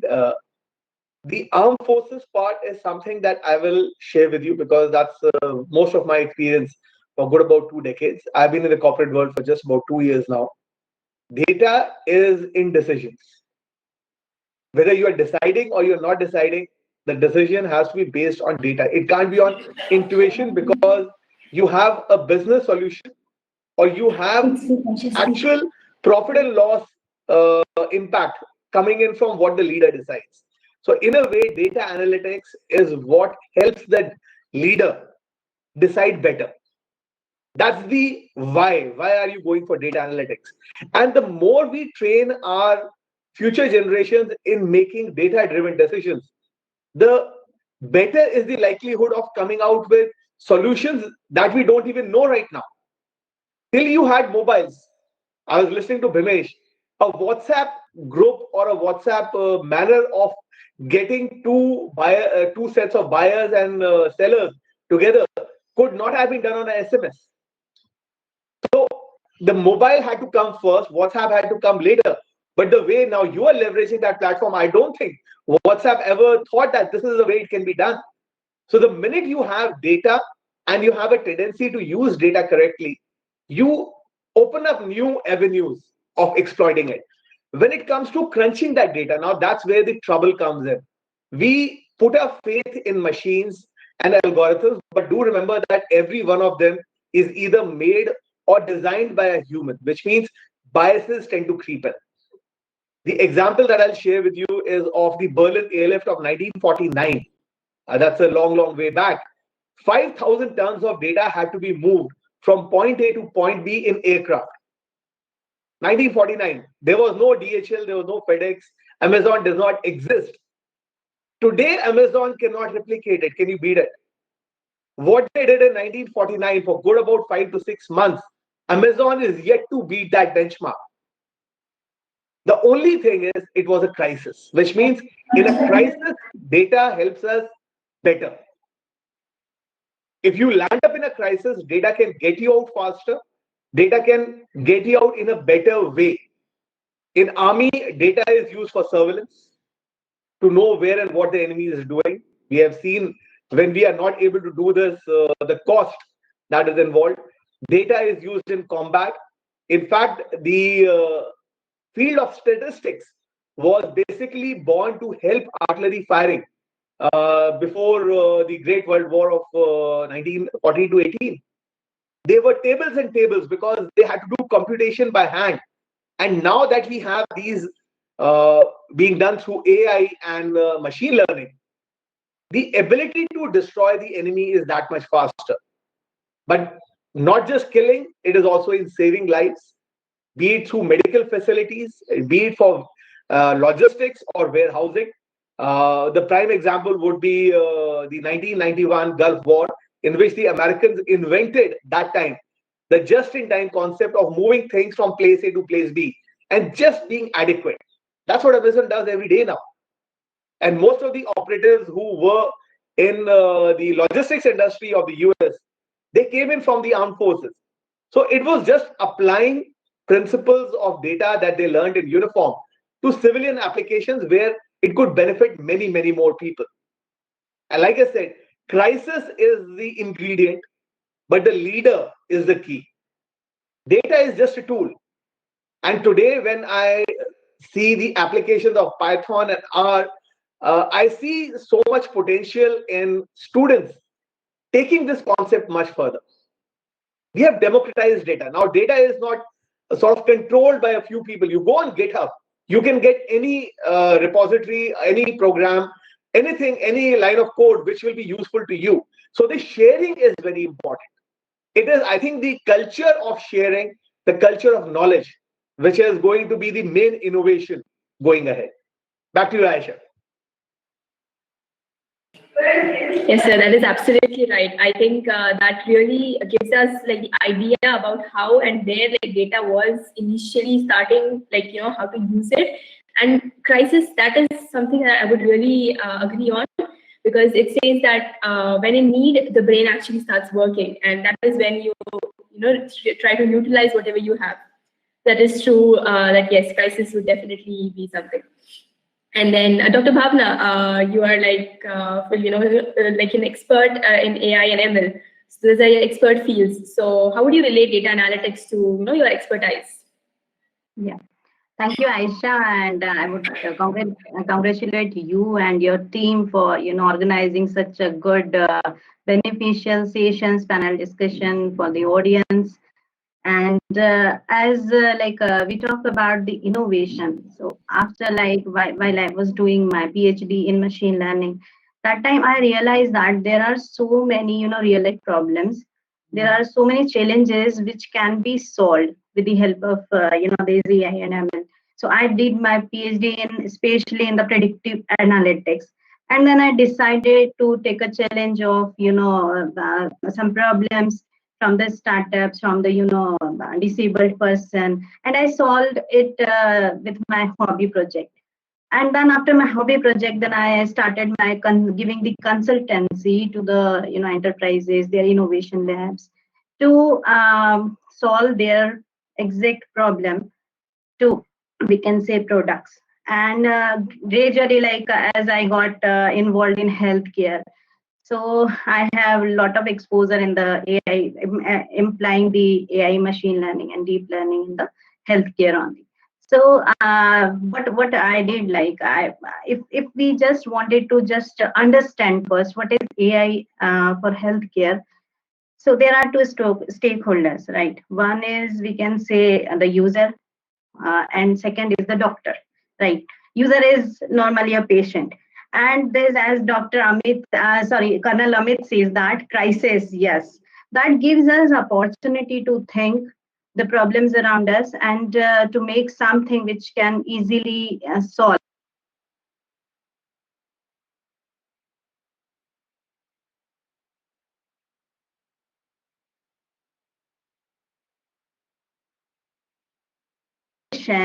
in last 1 year.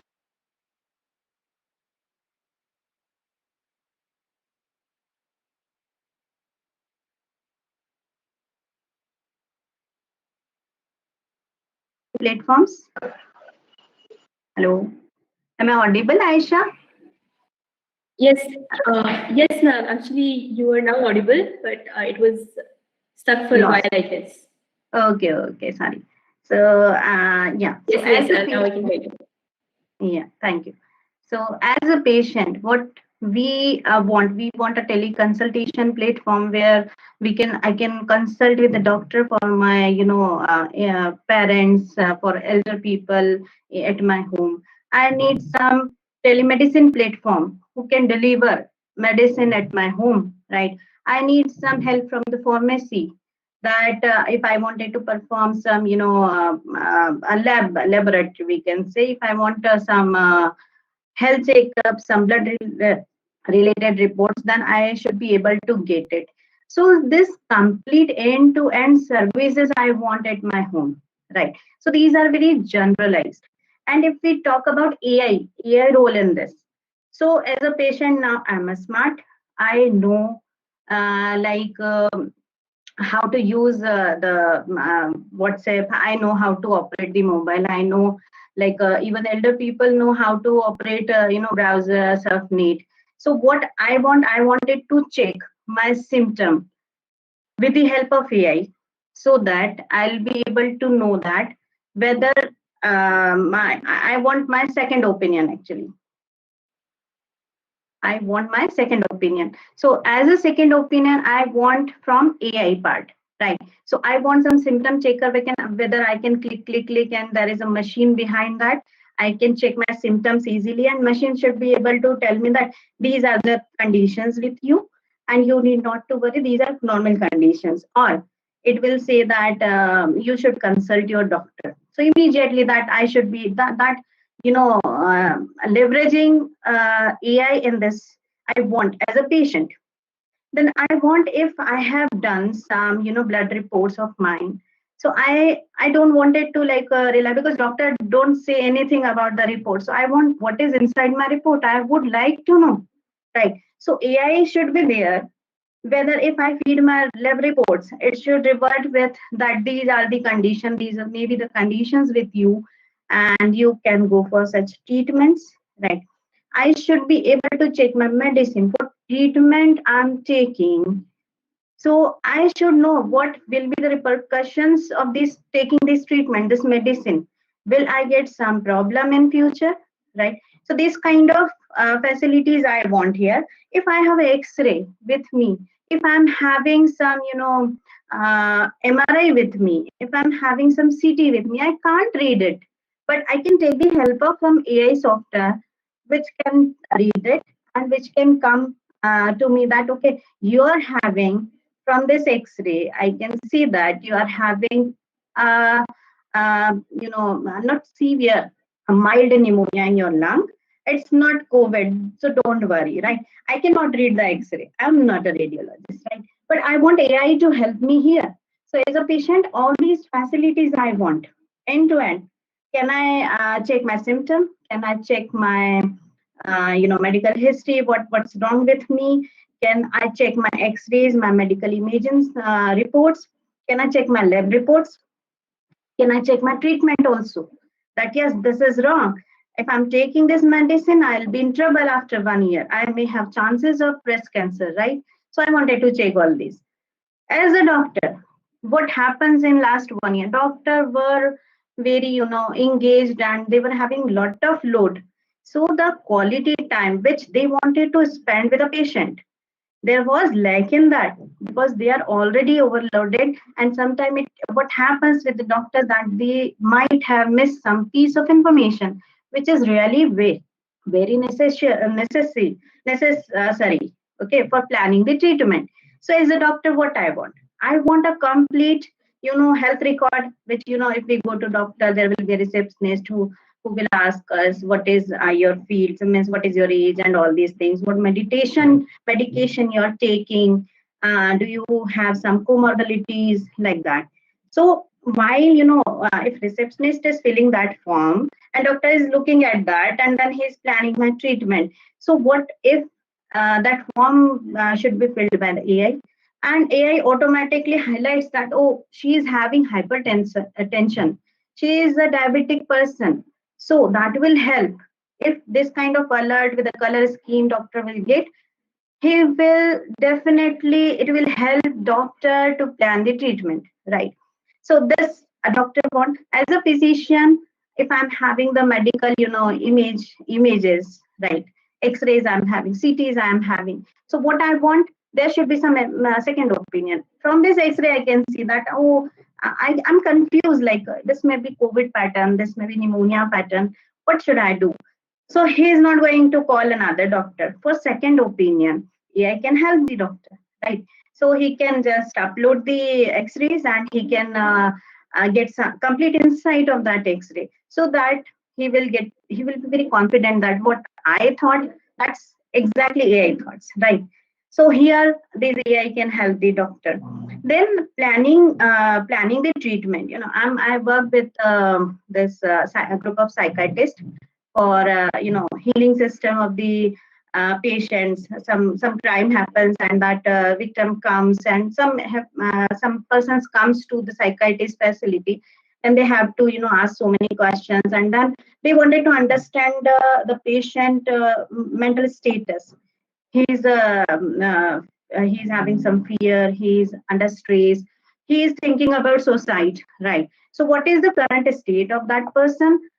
There we have built this AI, right? For from the question answering, they can assess that.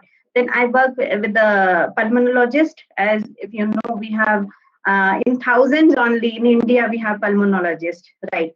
In MP we have only 6. So this is the case, and especially lung related disease, there will be a very problematic situations. So what they want that, yeah, if there's this kind of situation, then I should plan treatment like that. So if can AI help there, the doctors for planning the treatments, then I work with dentistry. Right now I'm working on that project also. So a dentist, if I'm having some problem in teeth, first is that if I'm going to upload my this kind of image, then can the AI tell me that you have this problem? And can dentist, it can help dentist to plan the treatment. Sometimes it happens that I'm at the clinic for my this tooth, and I got treated this tooth. Yeah, this happens, sometimes with so many patients.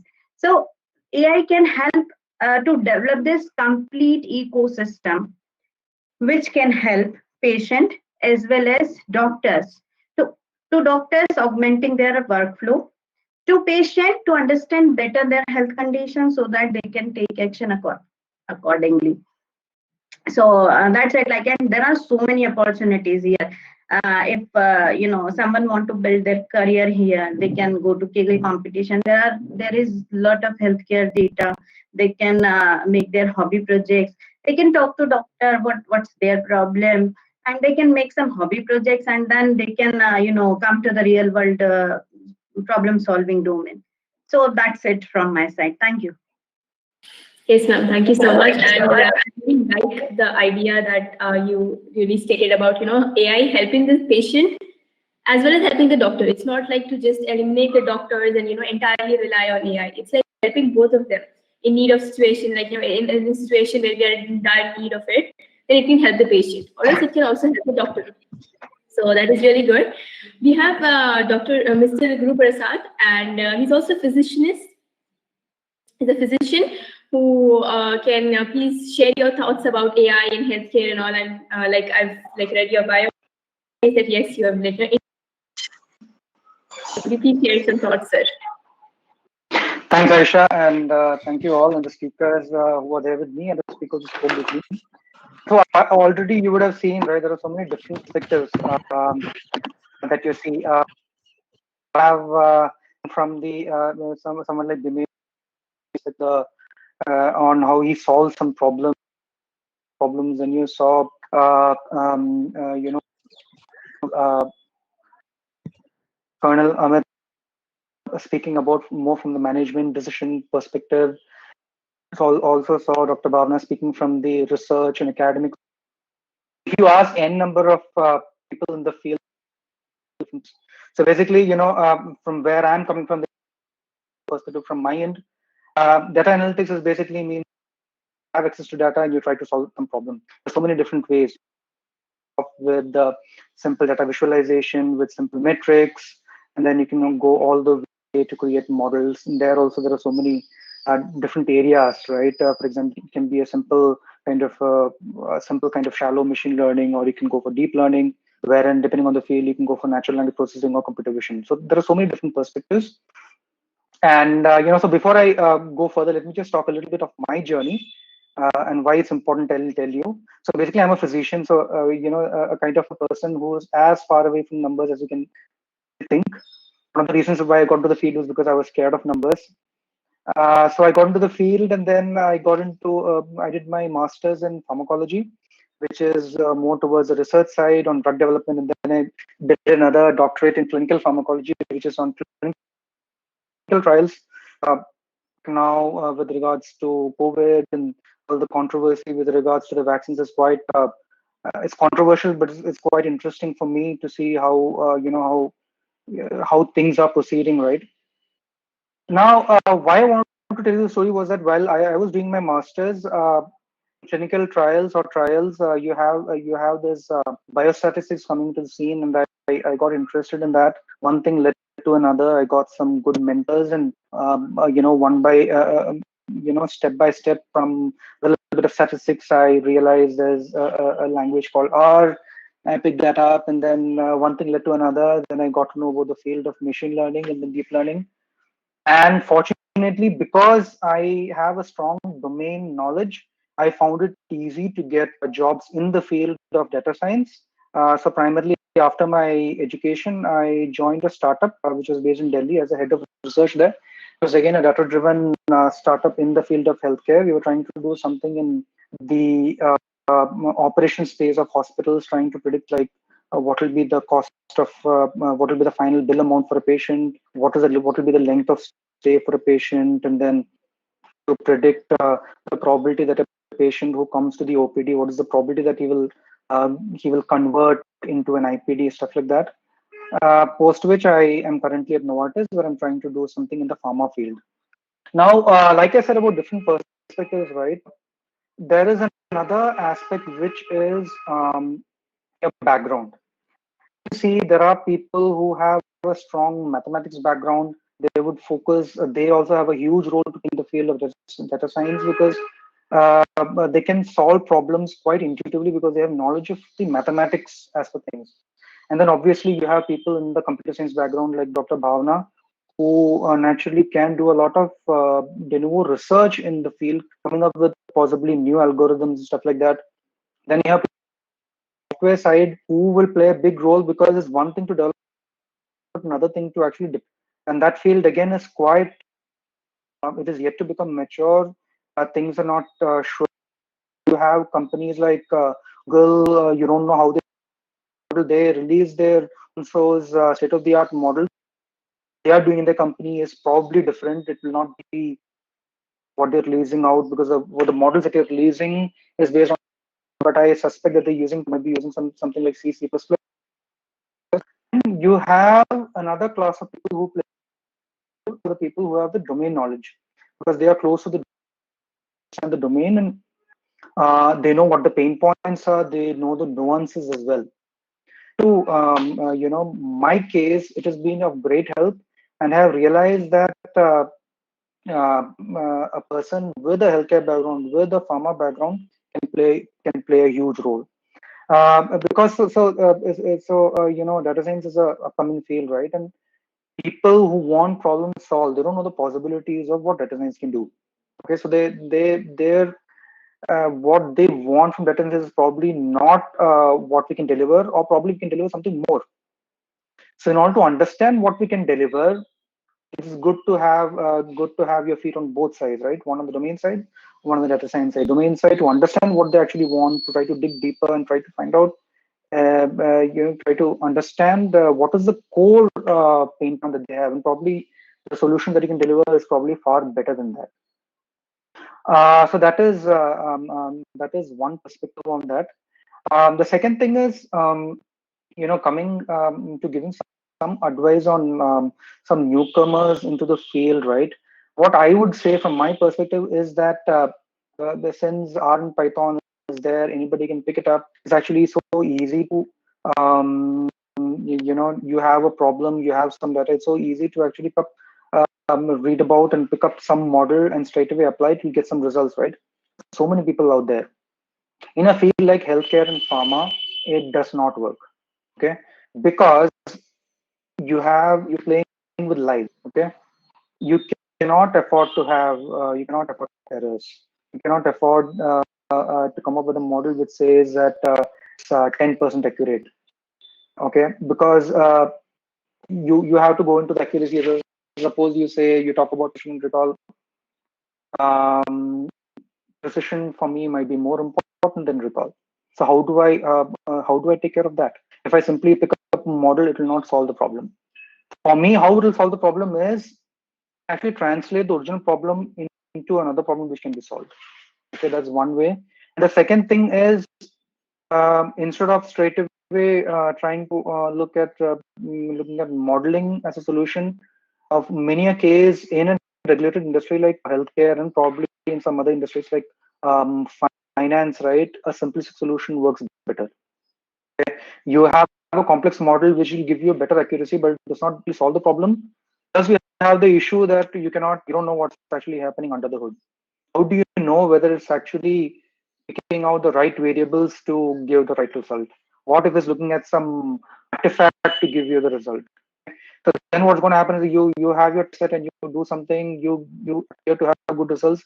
When you actually go for production, then you productionize it, and then it does not work. It's going to, a simple solution is much better than a complex solution. Even a simple solution, for example, if you simple visualization, that might be more useful. Metrics like mean or median might be more useful. Over here, I feel that a key data science a person who wants to get into the field should have is the capacity of looking at the data before deciding what solution he should have. So he should be to look at data. He spend hours just trying at looking at various metrics, looking at visualizations, looking at hypothesis testing to get a good understanding of the data and take a call on what kind of solution you should go for. You can end up coming up with a simple solution like a visualization or a metric. That's one thing. And another thing that I wanted to say was on the academic side,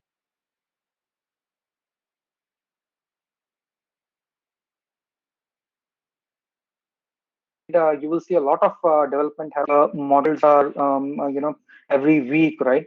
But very few are getting applied in the industry. The industry is running far behind academic research. So what we need is that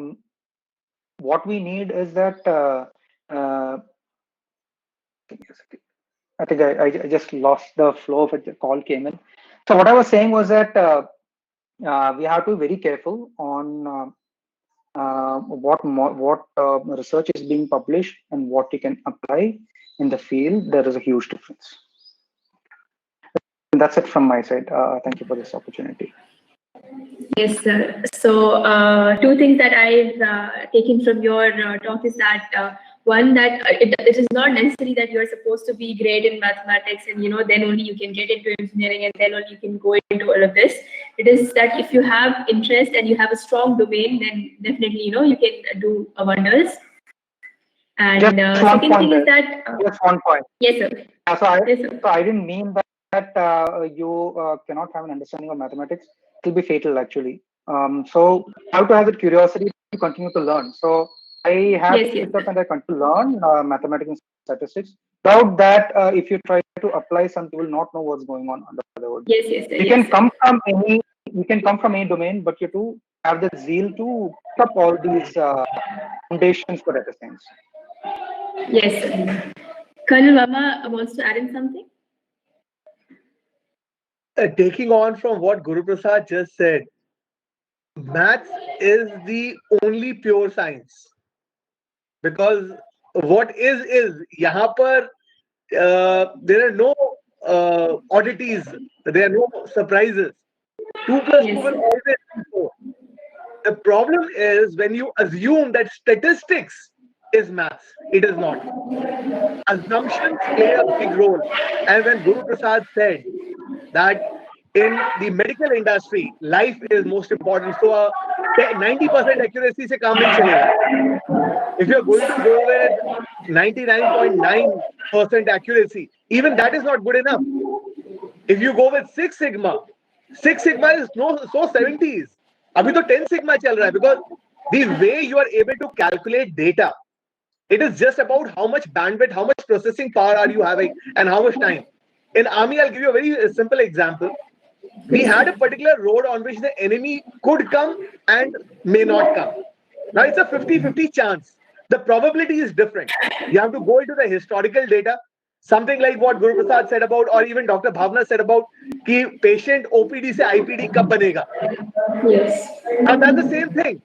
Will the enemy come to that road or not? If he comes, what is he intending to do?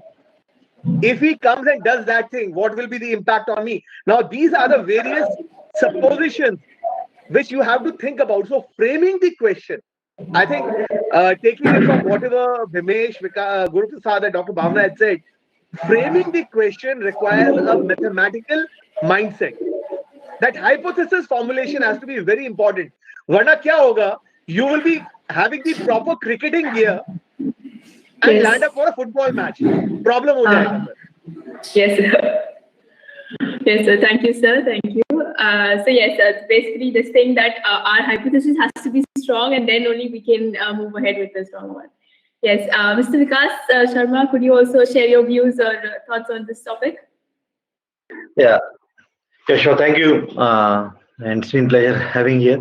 So, I mean, other speakers have covered a lot of ground already. So I will give a different perspective, and I I have always wear a hat of providing solutions. So I do not come from a research background. I'm a BTech computer science, and then I have done a uh, MBA in analytics. And post that, I've been working with Fortune 100. So I started with Azurian. Azurian is a insurance provider for US. Then I work as a senior data scientist for Novartis for 2-3 years. Then I moved to Deloitte Consulting. Then I did consulting in US for for a few times, and then currently a lead data scientist at Verizon. So I have always wear this hat of providing solutions, and as Guru said, and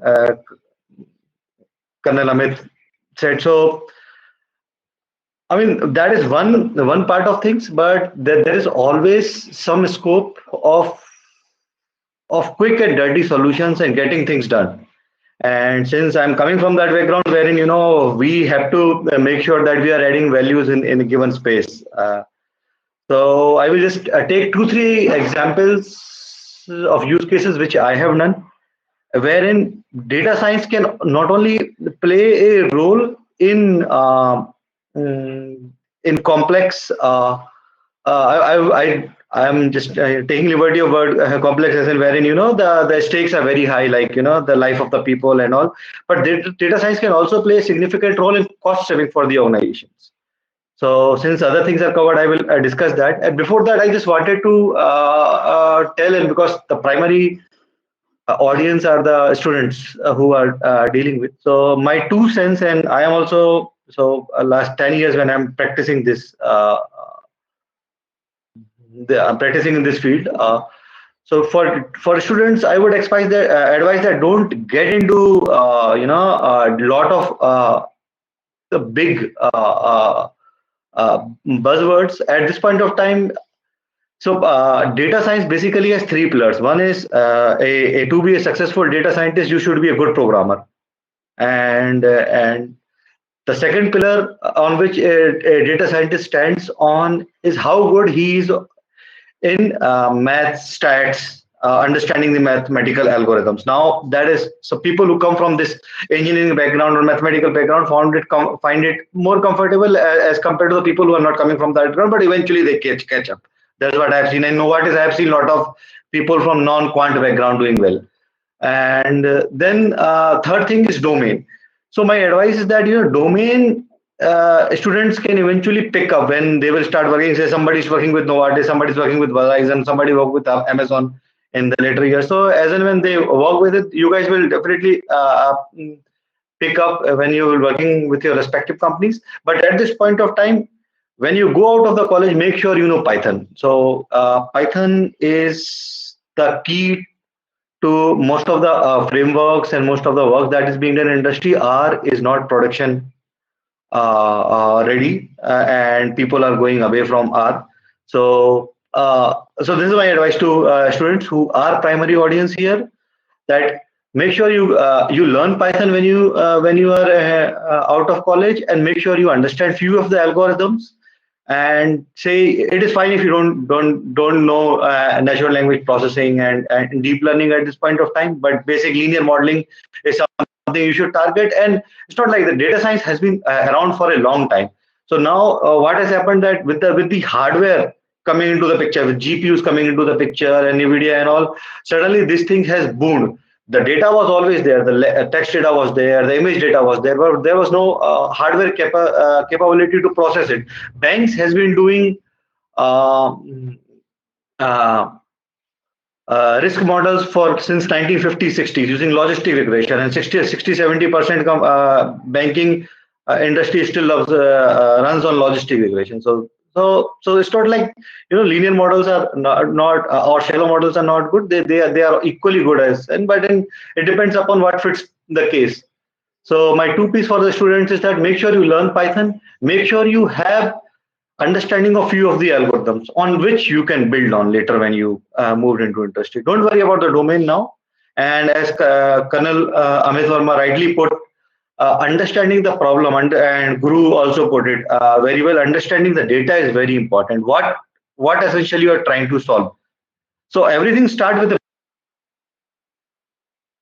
business problems. When you talk with the business owner, they talk about the a process, and then say for example, I will just give you a case. So Verizon has millions of customers, like and every customer call a call center, something has gone wrong with my connection and what you are doing. And these call centers are all based out on East Asian countries because the cost there of running call centers is very low. So then the business owner or the call center operation head will come to you. Hey, people call and these call center guys creates ticket, they write their problem and then send out to the wrong team. And there are like hundreds of teams trying to work because there will be multiple of products and services serving various geographies. So how do you make sure that, say, Colonel Amit called and he's facing a problem with, say, his internet connection? It goes to the right team so that Colonel Amit's problem is solved. Or Guru called that, hey, I got a wrong bill. My bill should be 500 rupees. This time it has came 2,000 rupees. Why I should pay 1,500 rupees? So where should it go? Right? I just call the call center and then I keep on calling the call center, and call center has dropped a note. So this is a typical business problem that need to be answered. So how does someone wearing a hat of data scientist can solve this? So, understanding the problem and then jumping into the solution is very important. Otherwise, as Amit sir pointed out, that you will be wearing cricket hat and going into a football field. Yeah. So then, so this is actually one of the use cases which we were able to solve. So what do? You build NLP pipeline and then you automate, create a solution as soon as somebody calls. That he don't even need to speak to agent. He will just speak out his problem.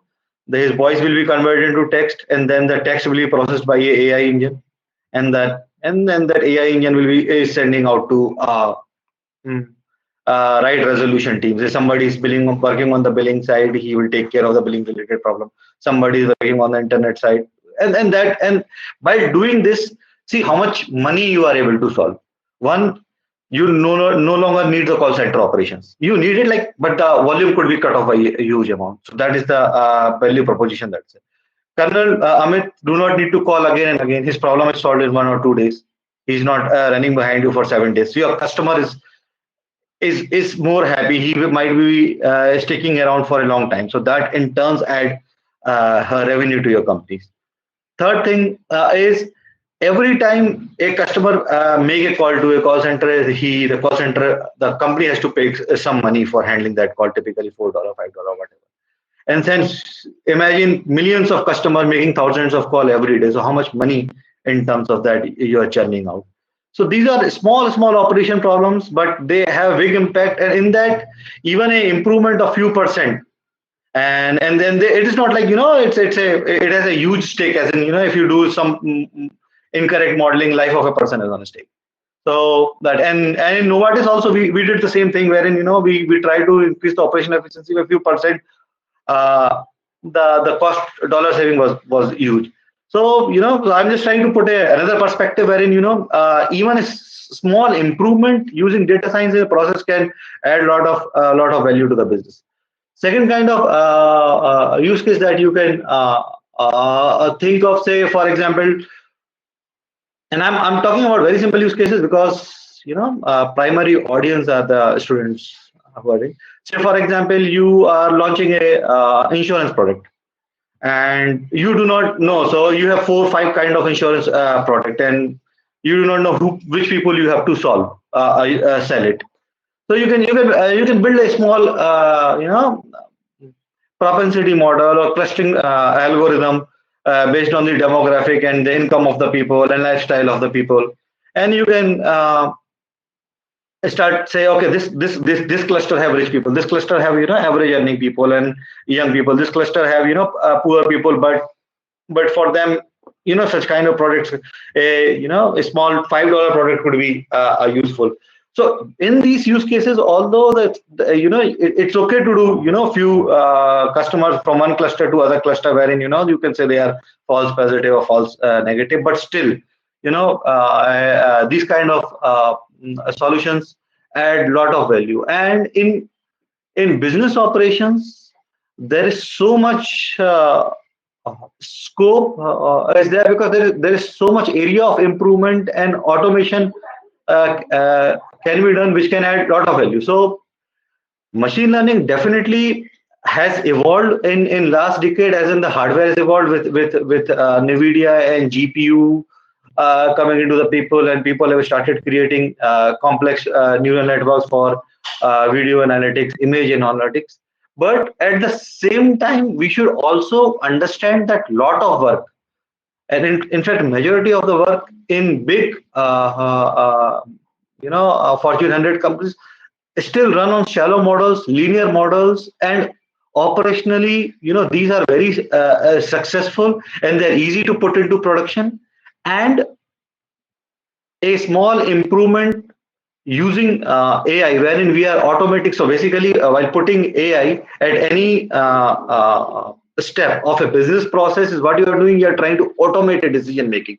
Say, for example, in ticket routing or insurance selling, or in Novartis we did, wherein we try to figure out in which clinical sites we don't need to send the monitor to do monitoring, because sending monitor is again a significant cost. So that way, you are able to sell millions of dollars by doing the simple thing. So it is good and it is important to move forward and look for the cutting edge technology. But at this on the same hand, you should also make sure that you give equally important to the basic small things, because these also adds a lot of value.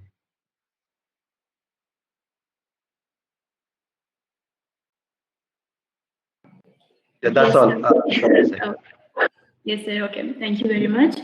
So it's like there is like looking at all of the inputs that we've taken. It looks like as if yes, analyst in general is something okay, fine. But then when you see it in different domains, we have it as like different things.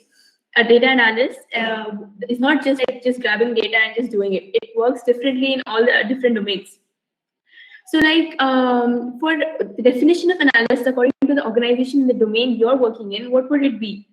Like for in general for all, what would be the definition of the analyst be, or what is data analyst for your domain? Sorry, can you repeat that? I lost the connection in between. Aisha, can you repeat that? Yes, sure. I'll repeat it. So it's the data analyst. The definition of data analyst differs in each domain. Mm-hmm. It works differently for each domain. So what would it be in your domain, in your specific domain? What would the definition of an analyst be? Okay, so typically in industry at this point of time, there is a small bifurcation between a data scientist and a data analyst. A data analyst typically in industry are the guys who do more of data reporting, creating visualization, writing SQLs, building ETL pipelines. By ETL pipelines, as in they do more of engineering side. They take care of data massaging, build reports and send it, and provide insights. Say, for example, you are a marketing manager. You want to say, hey, which is the most profitable region for me? Which plan is doing well for me? Or which product we need to sell for which one? So that kind of insight-driven work is being currently is the scope of data analysts. Data science at this point of time, in industry are the guys who are more into model building side, as in they are less on the they spend less time on data integration side, wherein bringing the data from various systems into one particular place, but they are more work on a problem like creating NLP pipelines, or building models, building predictive models, or as I said, routing tickets to the right team.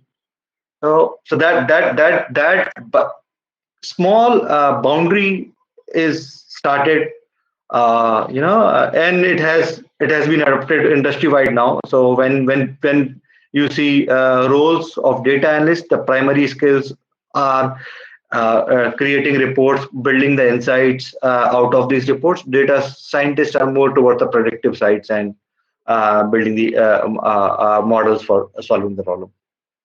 Okay, sir. Thank you. Mr. Dinesh Kumar, sir, you said that your company is like working for insurance, food processing, and e-commerce, right? So, is the work of a data analyst like how Mr. Vikas sir has said? Is it like the same way, or is there any difference? It is more or less similar, but for providing solutions, for example, in our organization. So we most of the solutions we provide is to small and medium organizations, for example, to food e-commerce or food processing.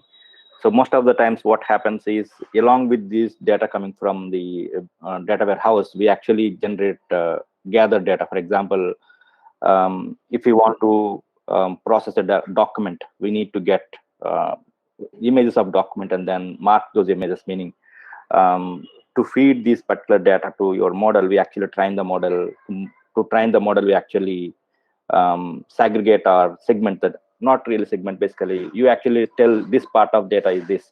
So for any industry, at least for us, the organizations of our size, we actually work with very tight deadlines at the same time, very intense budget. We really don't have the luxury of spending a lot of time and money for the to show the results like how Google or Microsoft or Amazon will have. So generally we spend on how to fine tune the existing solution, how to there's a concept called transfer learning. So what is there available in the market, and then what is the data available, and how do we fine tune this data and use the existing model and then transfer learn the model using the data. So we use multiple channels. For example, Amazon has a paid model where you can actually gather data for your project. Or let's say, for example, if you are doing for academics, for example, if you want to use ImageNet, if you are in academics, you can actually request ImageNet to get the image data set. Or you may not have the data. For example, in our case, for example, Kriya, we actually need to identify whether the particular prawns has black vein or not. So we have to go there into the factory and then take few thousands of pictures of each prawn with and without vein, and then use transfer learning of existing model and then do it. So the data actually plays a major role in the way how the output comes in. It can make or break the system. At the same time, we don't really do the data gathering from the scratch. We mostly reuse the lot of data available to fine tune the solution, or to fine tune the achieve the solution for the existing problem. We take what is available data, what is that extra we needed, and is that extra we need, is that something available readily in the market to buy or to procure or to gather. If it is not there, then we actually depend on people, where we actually sometimes we pay to a bunch of people or group of people or to the companies to gather the data. Sometimes we don't have. For example, there is one use case where we need to unlock it's an IoT system where we need to unlock the gate for particular users. For example, if there is a person is physically challenged, so he might not be able to open the gate. So these gates are actually Bluetooth enabled. So we do a gate analysis of a particular person. And for gate analysis, there is very less data available. So we actually work with close to 800, 900 people, get the gate data. We install the mobile app and gather the gate data, and then create the model, train the model, and then deploy it. So along with the data which is already there with your servers in your database, we also depend on public, private domains. We depends on academics. We depends on crowdsourcing to gather the data. Okay, sir.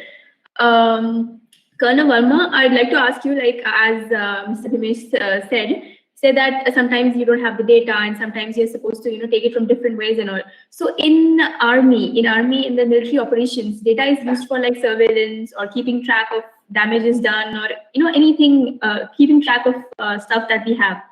So can you like elaborate how data analytics and how you can complete the missing data if you have, because in army and in defense it is important to have it. So could you like share something for us? The part which was spoken by Vikas about massaging data, and that was the part about the data engineering or the data science part of it, and the data analyst, a person who sits down with that data and comes out with a picture. I think these are the two roles which can be seen in armed forces operations majorly. There's something called battle damage assessment, BDA. So if you drop a bomb in a particular place, did the bomb do what you wanted it to do? Now that's an assessment, that's a black hole. Now you may have certain historical data for it, you may have certain parameters. So the missile is say 95% effective. That's something like the vaccine. In fact, I'm using the analogy for the vaccine here. So how many missiles do I have to drop really before the data catches up with the predictions? Because the predictions tend to be optimistic or pessimistic depending on the person who made the model to begin with. That is something which Bimesh will agree with me. You can make a model, but you can't take the human out of that model, because the human is the one who's making those decisions right now. Till you have AI writing programs, it's not going to be AI actually. It's more like augmented intelligence. You're augmenting the human capacity for making that decision. In war or in operations, lives matter, but something matters more than lives. Now, this is the problem with armed forces. The operation, winning the war, matters more than life. Now, that puts an ethical consideration that you use the data to minimize casualties. Now, that's a very human emotion, ethics and human lives. In the battle damage assessment, be it in finding out what information is missing and how to fulfill it, the two things which remain is data integrity. Did I collect the data properly? Was the data provided to me correctly? And like Guru Prasad was mentioning, and even Dr. Bhavna was mentioning about that, research is always about framing the right questions, getting the right answers, and finding out why they are right and why they are wrong. Ditto with the armed forces. So if the missile is shown to be a particular efficacy, and I see the same effect on the ground, for example, it's an enemy runway, the assessment is that the enemy plane should not be able to take off.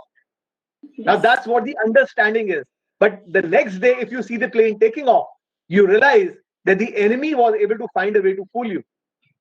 That's exactly what something will happen with the coronavirus vaccine. If you have efficacy, it doesn't mean it is effective. Efficacy, effectiveness, different. Accuracy, precision, different. People who are into data will know the difference of that part. Yes, sir. So, so like the main idea is that if you are having a problem in front of us, you have to analyze that problem and then get into it. Like the solution for it is based on our understanding and analysis on it. And Dr. Bhavna is agreeing to that also. Like when you've been saying that life is important and all, it was Dr. Bhavna really agreeing to it because she's like AI and healthcare.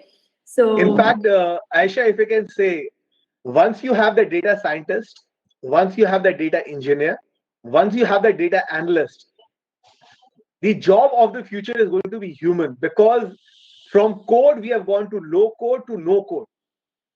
I've used DBase. I started off with Pascal. I started off with C, Turbo C, C++. I've seen the way we have gone ahead and been able to remove the human. You don't have to write thousands or hundreds of lines of code. The software can do it for you. Yes. The key is we need data ethics officers now. People who can go into that code and find out, is this data going to do what it is supposed to do? You have seen the same situation coming up in the US. Data pointing the police to a particular community. Now that profiling is a dangerous thing. And data, because it is data, doesn't have those issues. It will tell you what you told it to tell. Now the ethics officer or somebody, it can be data ethics officer, it can be a data integrity officer. Now these are going to be professionals who can understand data, who definitely have to have strong programming skills, because they have to be able to look into lines and lines of code and find out that missing link or that hidden thing over there. And that is why having a strong foundation of maths is very important. Right. Okay, So, sir. Yes. yeah. So in my view, like I would like to give a summarized of what we have discussed till now, and then I'll address your question, Aisha. So Yes. first, as the audience right now who are listening to us, they understood something about AI and all these things, how we are using these into different verticals. If you wanted to start in this, first, there are some tips from my side for you. So first, you should have whatever you wanted to pursue in life. In your life, you should have some grit towards that. You should have some patience to follow it. That yes, I wanted to do it. That's very important. Doesn't matter you know programming language, you know statistics, you know mathematics, but that is very important. That yes, you really wanted to do something in this. Like if I am interested in entertainment industry, it attracts me, so I should do something in that for that industry only, right? Then once you made your mindset that yes, I wanted to become a data scientist, then it comes that what skills I need, right? And as this panel has summarized that you need some statistical skills, you should have a programming language, you should have some statistical knowledge, and all these skills you should have good command on Python or R or any other language which you feels that you are comfortable. Scala is also there. It depends what role you are going to play there. Then third thing, after you design your timeline. That in next 6 months, I wanted to achieve all this. I should be ready with these skills. I wanted to do this. First, I wanted to become data scientist, and I have patience to become that. Second thing, these are the skill sets. So this is my 6 month plan. I wanted to plan, and after 6 months, I'll be having my 2 hobby projects according to my interest of vertical. Then next would be that yes, now I'm having all these things. Now when you're dealing with any vertical, as we discussed a lot of insurance vertical here, army, we have discussed healthcare, we have discussed. So there are difference in working in these different verticals. If we talk about army, as Colonel Amit said, that it's very essential to have operational efficiency there, right? In healthcare, we cannot play with the patient health. If we got 99% accuracy, it means out of 100 patient, one will be diagnosed wrong. Okay, so we cannot bear that thing. And third, if we talk about the entertainment, so if Robo is dancing and he says like this is the step, so it's okay, it will be more entertaining. Right? So it depends where you are applying your knowledge. So if in which vertical you have to be that much sensitive, you have to be that much focused to achieve that thing. Yes, my goal is to achieve this much. I should not get false positive, I should not get false negative in my evaluation parameters, like that. So, and you should build your portfolio. Nowadays no one is looking at your CV. Okay, the days gone where when we hire peoples, then we look at the CV. These days gone now, right? We look at the portfolio, what you did, how it looked like, what were the metrics. So you should have your GitHub profile, you make your hobby project, deploy there, show it to the world, you deploy on websites, you create a web app, you deploy the mobile app using AI, like that. So that if I wanted to hire you, I can see what you have did till now, how much you are good in what part, right? And now I would like to address your question, Aisha, that in this industry, when we talk about AI data science, then we have a lot of roles. Like we need ML engineers, we need we say data scientists, we say data analytics, different roles. Some senior, some R&D positions. So it depends on the company to company, right? If it is a startup, you have to contribute everywhere, and there you will learn a lot because you are the part of all the teams. You will learn a lot. If you are at the mid-level company, then your role will be narrow. And if you are a part of very big company, then you will given a sprint of 15 days that you have to follow this, right? So there your role is very limited. So it depends, like we are talking where, about which company and what. But I would suggest that whenever you are dealing with any problem, you're dealing with any making solution for anything, so you think that you are that one, you are the customer. Goal of any company is to make a product market fit, right? If the product is not market fit, it's useless, really. All the whatever that company has done, that will be a zero. It will be a zero. So if you wanted to make a product market fit, you're working on that algorithm, then you should think, if I'm a patient, if I'm the enemy, then what I would do here. So you will get different scenarios, and you should think like that, different scenarios, right, to solve that problem. Then if you have worked on 10 scenarios, you discuss with your teammates, he said, oh, this can do this also, right? This enemy can come from this path also. They can plan like that. So you have to find out the solution of that, right? So more you will talk, more you will think from the customer perspective, you will get more insights, you will be get more solutions for that, and your product will be more market fit. It will be ready for multiple scenarios. So this is like my inputs for your questions. Yes, ma'am. Thank you. Yes, sir. Colonel Verma, he wants to share something, please. No, I'm just saying that I absolutely agree with what Dr. Bhavna just said. It's an exciting field. The only caution is what Rakesh had said about don't go for the buzzwords. Very few people can say they love maths. And if you think statistics is exciting, please accept from my experience of almost a decade plus, it's very boring. It takes a lot of patience to sit in front of the computer, put all your data in, because data feed karna sabse mushkil hota hai. Yeah. The most difficult part is to feed in the data. Next is to beat your head against C++ or now SPSS. You got many softwares we can do. Bhavna said about Scala also. Many of these scholars, in fact, the PhD scientists, they are using that. But it's excruciatingly time consuming and it needs patience.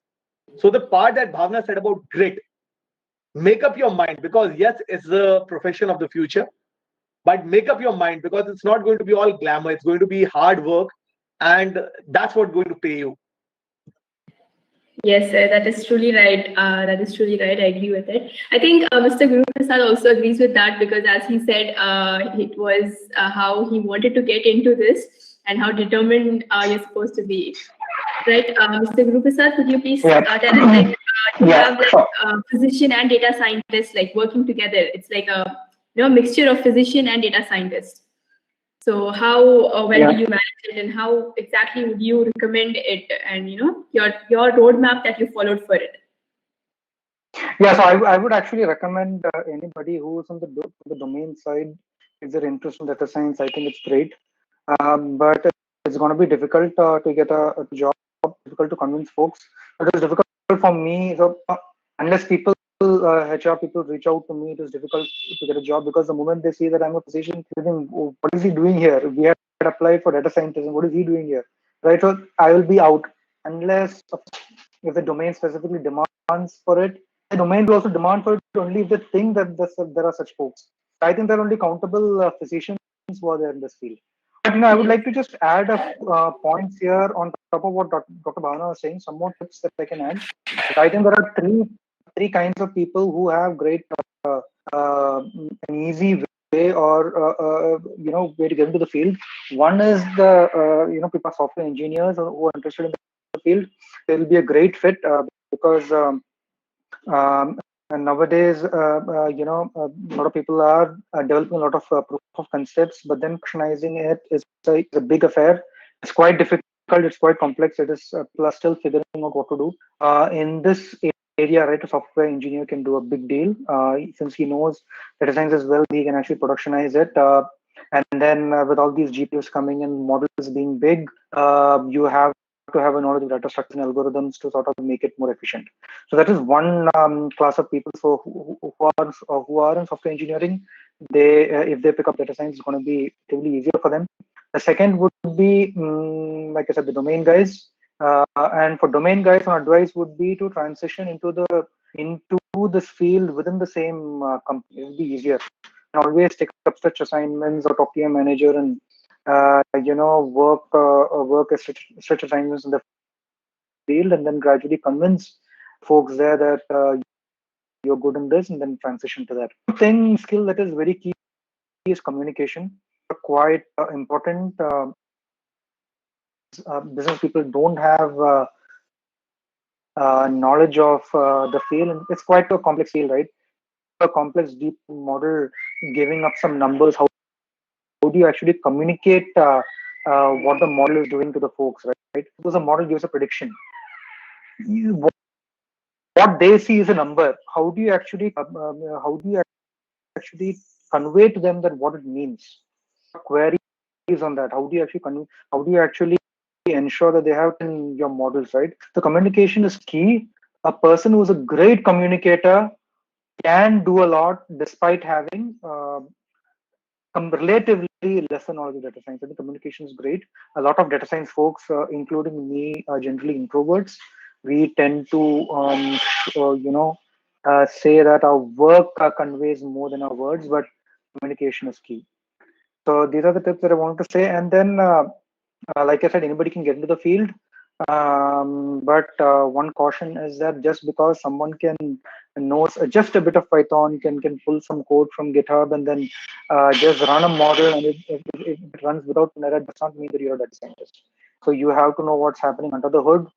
In addition, you have to know, I would say, some kind of simple linear models for which a little bit of statistics and mathematics like linear algebra are quite key. These are, as a summary, my tips. I will also like to add yes, one sir, point, Ayesha. So, yes, sir.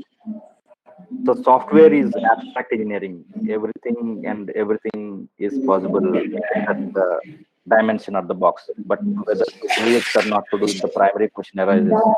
And for academics, because of the challenges and the limitations we have for the students, they generally need to consider what is really they need to present.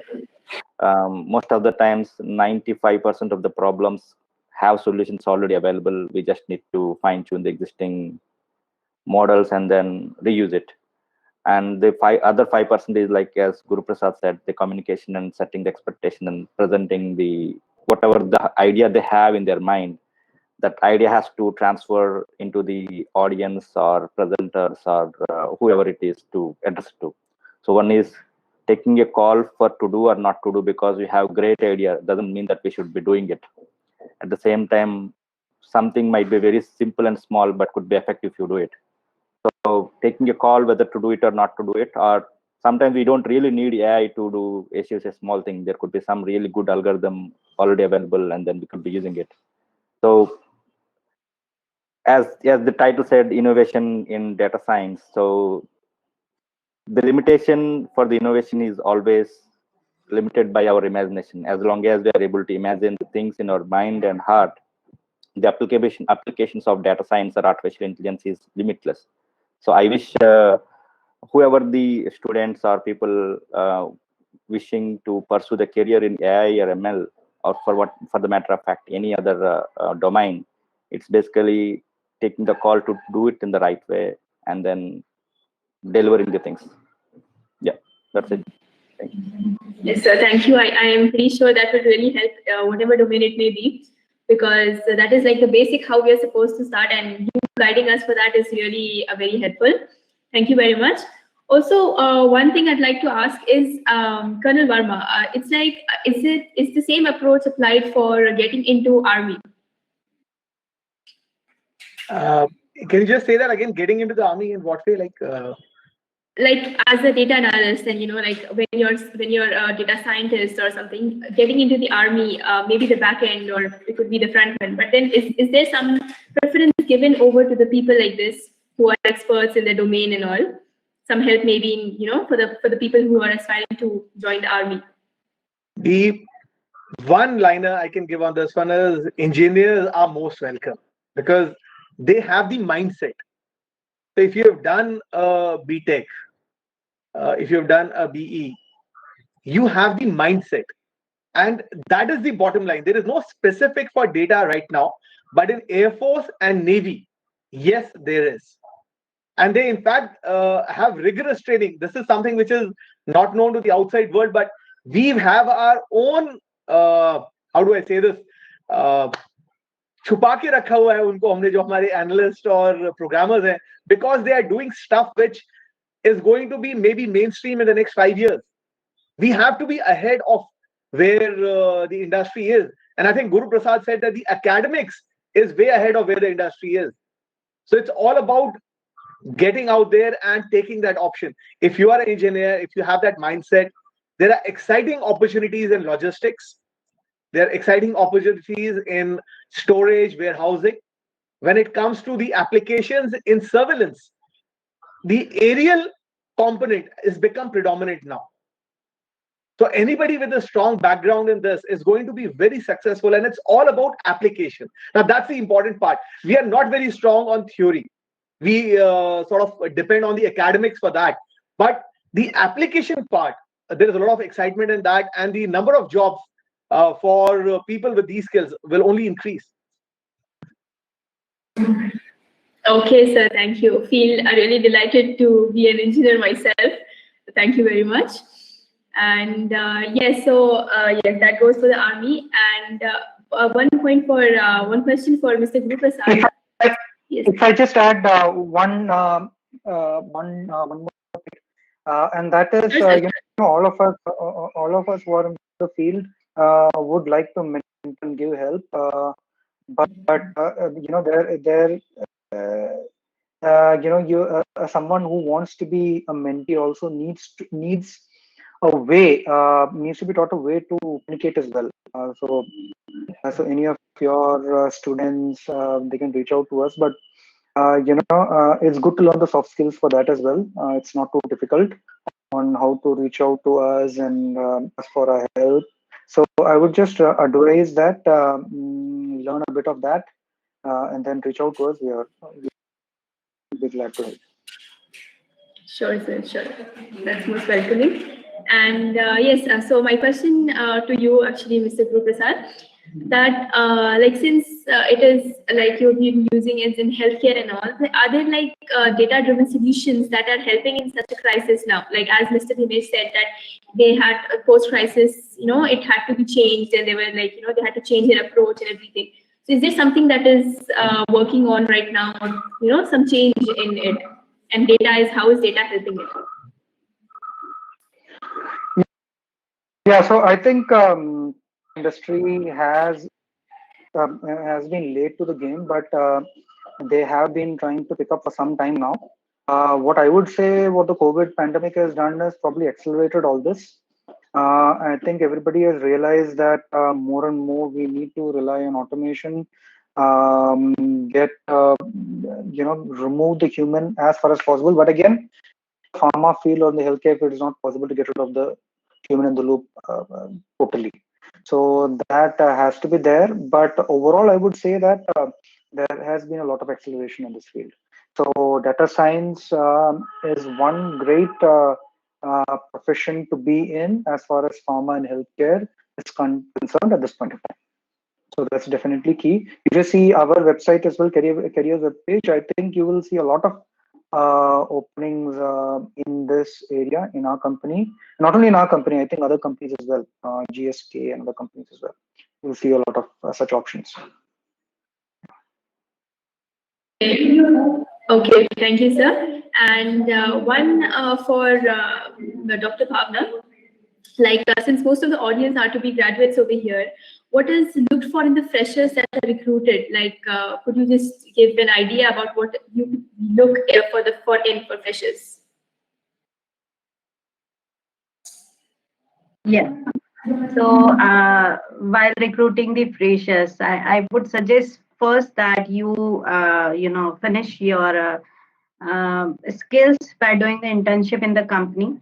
Because what I see in the resume that if you have these programming skills, you have does this hobby projects, you have done one internship in some company, so that I know that at least you know the company culture, how to work. Because it's a complete transaction, from the student life to the professional life. So some students even not comfortable, they don't understand how to talk. Communication skill, as rightly said by Guru Prasad, that is missing in the students. So you should develop that soft skills in your personality. And after that, what I used to do, because I cannot judge anyone by looking at the profile, portfolio, and by understanding their CV. So I used to give them one assignment. If you're mentioning that I'm good in open CV, I'll ask only 2 questions, only 10 minutes interview, and then I'll give one assignments which you will not find anywhere. And then if you can create that assignment, it means that you are perfect person to work with me. So that's like, you have to show that you really have that skill, right? It's not written on paper only. So that's my strategy for hiring. Yes, ma'am. Yeah, Colonel Verma very happily agrees with it. Sir, would you like to let us know, like, in what area is that you really agree to her? You can be strong on paper. Anybody can be strong on paper. Everybody has to pass exams. But the reality is the real life that we have to live. You don't have to give exams after every month or after every 3 months. You have an exam every day, every minute, every moment that you are living. And what Dr. Bhavna just said is about real life skills. The soft skills that Guru Prasad mentioned, communication is at the top of that list. If you cannot convince someone, you may have the skill, you may have the ability, but if people don't believe in you, I think you're going to miss out. The world is going to miss out on your talent, which means you owe it to yourself to show the world your talent and be stronger than that paper. Everybody's got a GitHub repository. सब लोग इधर से copy उधर करते रहते हैं. It doesn't work. What Dr. Bhavna said is real life problem solve करके दिखाओ. Yes, that is exactly right. Mr. Dinesh Kumar, is it like the same approach that you also use in your company? I mean, mostly yes, but definitely we look at the communication skills the person has, at the same time the analytical abilities of the particular person, whether that particular person can really solve the problems. But to really give a quick straightforward answer, we don't really take people just for AI or ML or data science. We don't generally, no organization do it. The recruitment of the team generally is driven by the business. So we have some requirement or some opening, and then we'll look for whether is there something available, and then if not available, we'll pull different organizations and different consultants asking for sourcing the team. And we look at resumes. Of course, the resume plays a role, but definitely interviews, the written tests, and etc. will definitely take a role. And then we look at the person, how someone is trying to express themselves. And after selection, we actually look at, okay, this person may be good at, this person is good at analytics, maybe this person is good at testing, this may be good at front end. So along with the communication skills and analytical abilities, one has to express interest in, okay, you can actually set expectation to your organization saying, I would like to be part of this particular group. But at the same time, maybe 10% or less than 10% of the team will be on AI, maybe 20% will be on some back end, maybe 20% on the front end, some 10-15% on QA, business analyst. So there are different roles in an organization, and the young engineers may be looking at just on ML and AI, but there are plenty of opportunities outside ML and AI which are more exciting or actually as equal exciting as ML and AI. So definitely one is a good communication skill, good analytical abilities, but at the same time, as Bhavana and others said, like, you want to show something, you can take a small project and present it, and whenever you are in an interview panel, you can actually discuss about your project, and that particular interview panel can take a note on what kind of project you did, and then there could be some requirement in the project or the current project or some other old project where this particular might be fit in there. So any interviews or any recruitment generally have a wide variety of requirements. There could be 3 ML, 2 QA, 2 backend, 2 front end. So that's how the regular trend. And whoever is attending the interview, like most of the panel said, like, communication skills, analytical abilities, but impressing the interviewer makes major role along with these two.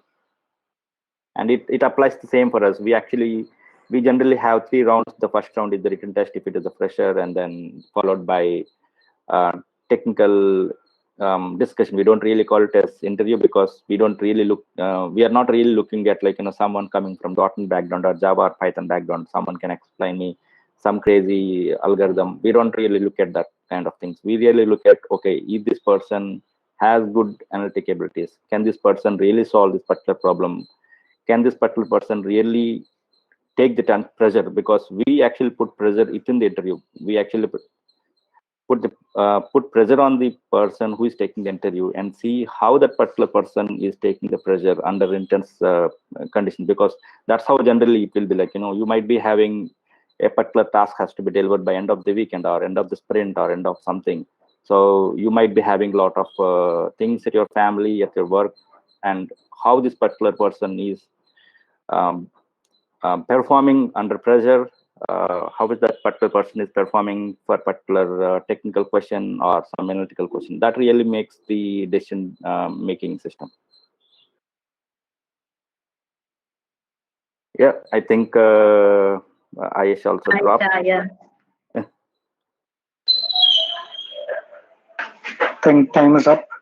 I guess so. Yeah. Yeah.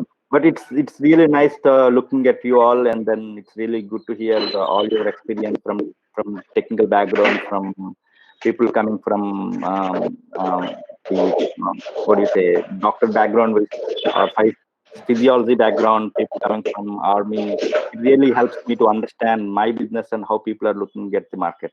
Thank you very much. Yeah. Thank you to all. Yeah, thanks. It was really great experience to listen to you all. Thanks. Keep in touch. Bye. Okay. Bye. Take care. Take care. Bye. Bye.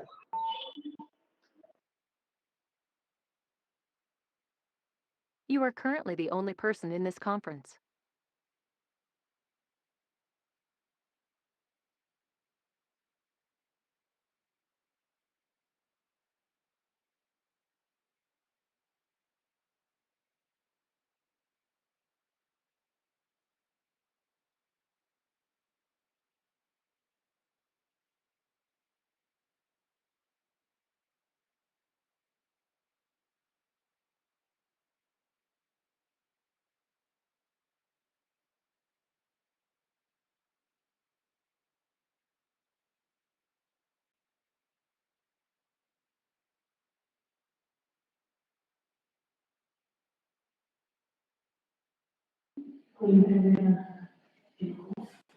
Hello? Yeah, we actually had a network issue. Yes. Yes, I'm back, and I would like to thank our panelists. Due to the time constraint, we had to come to an end of this amazing discussion. It was a pleasure moderating such esteemed panel members. Thank you for joining us today. They've left us due to the network issue, but I'll make sure to thank them in person. So thank you, everyone. We'll be having our keynote session next at 1 o'clock. Thank you. Please stay tuned.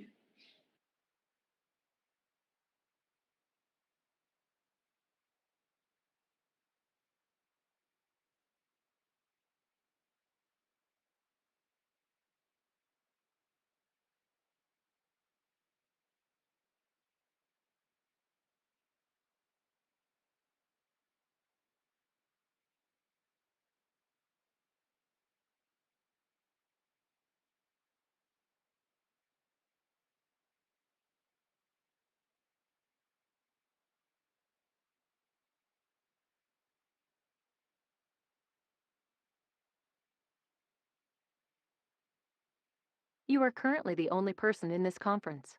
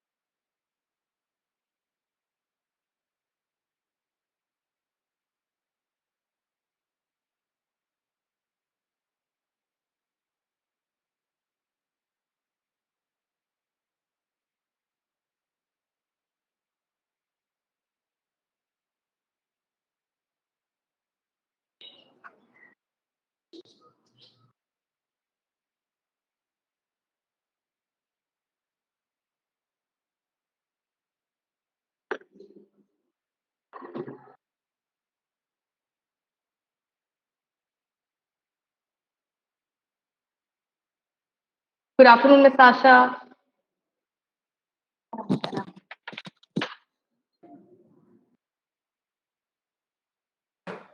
Thank you so much for joining. We'll start sharply in 3 minutes. Yeah, sure. Sure.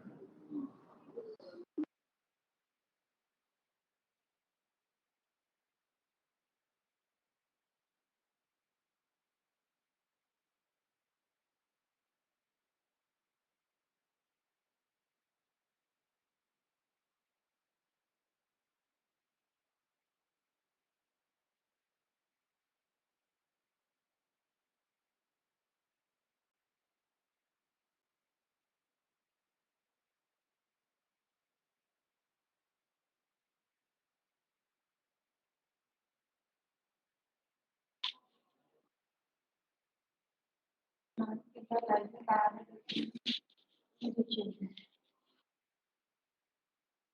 afternoon, Ms. Asha,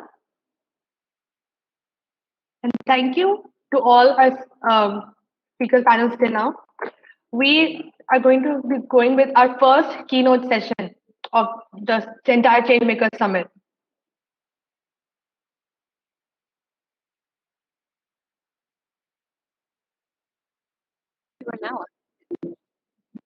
Yes. Yeah, okay. Yeah. So this Changemaker Summit is organized by About Those Big Dreams. It's a student initiative at Stanley College of Engineering and Technology for Women. We are a leading institution established in the year 2008. A temple of learning at the heart of the city of Perth provides easy access to quality technical education to girl students. Stanley is affiliated to the prestigious Usmania University of Hyderabad.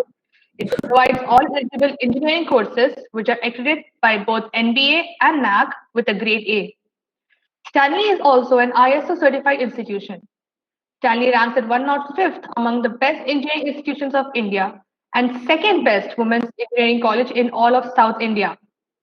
Stanley is currently expecting an autonomous status which shall raise the honor of this institution.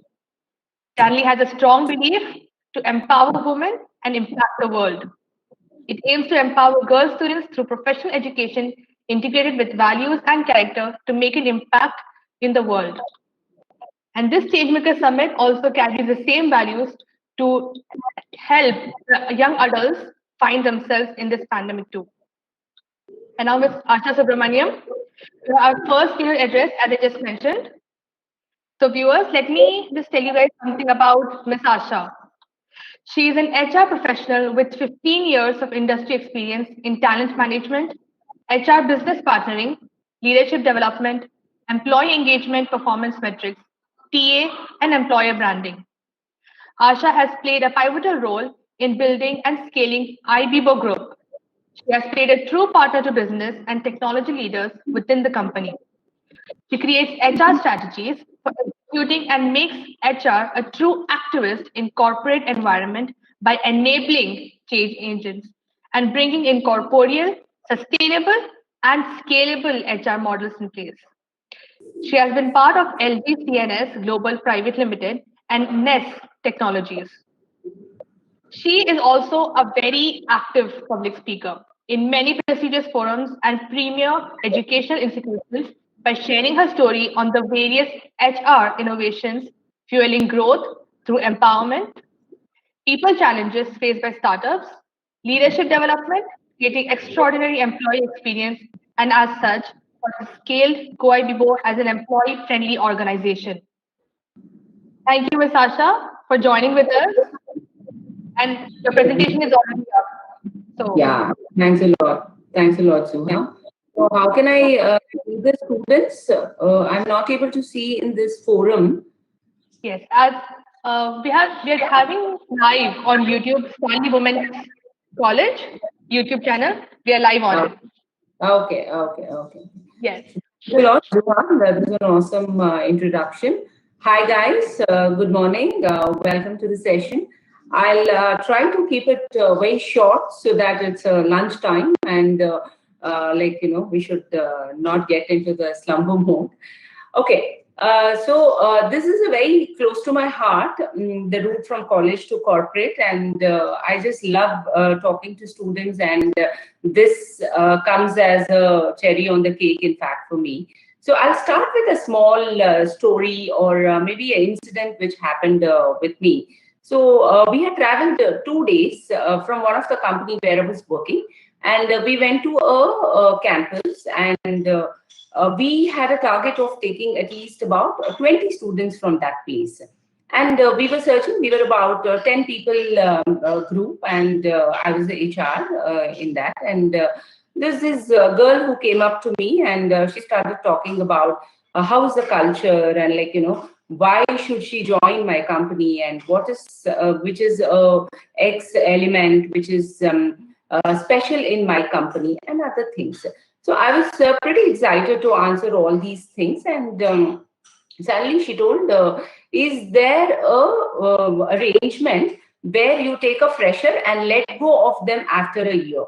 So I told it all depends. If in case you would like to stay with us for longer time, it is we would be very happy to have you with us more than a decade or however long you want to. So she told, I'm clear, very clear, Ms. Asha, that I would like to stay in your organization because I've studied many organizations. I like your organization, your culture and technology, what you're using and other things. But not more than 1.5 years is what I'm looking at. Pretty surprising, and it was a bit annoying also, but I started digging deep into it and started asking why is that she would want to only stay, and there was no interview, nothing yet had happened. Then she told that I have very clear goals in life, and I know which organization I have to join next. After 1.5 years, I'm going to be joining that organization. So I was, I don't know, okay, let's get into the other formalities where, you have to go through 3 rounds of tech interview and an HR round and salary, all of it. And then after 3 hours, she comes back. Everything is clear. I'm going to join you guys. All the best and all, she told me.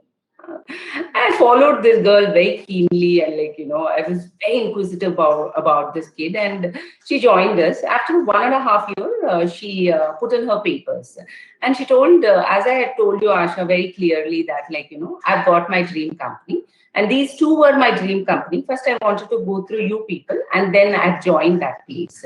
So why I brought up this story was basically any person out of college, right? The determination, the short-term goal, these are very important for them. So this may not come as a very inspirational story, but something I just wanted to share with all of you. Zuha, we can go to the next one.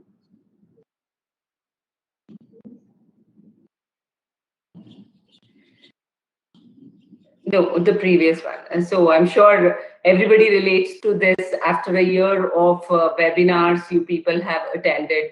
It's webinars, and I'm sure you all are looking forward to meet people in person, and me too, actually. So many webinars, and we just feel so stale. So I'll try to make it little interesting for you people with some stories and other things. So we can go to the next one. Okay.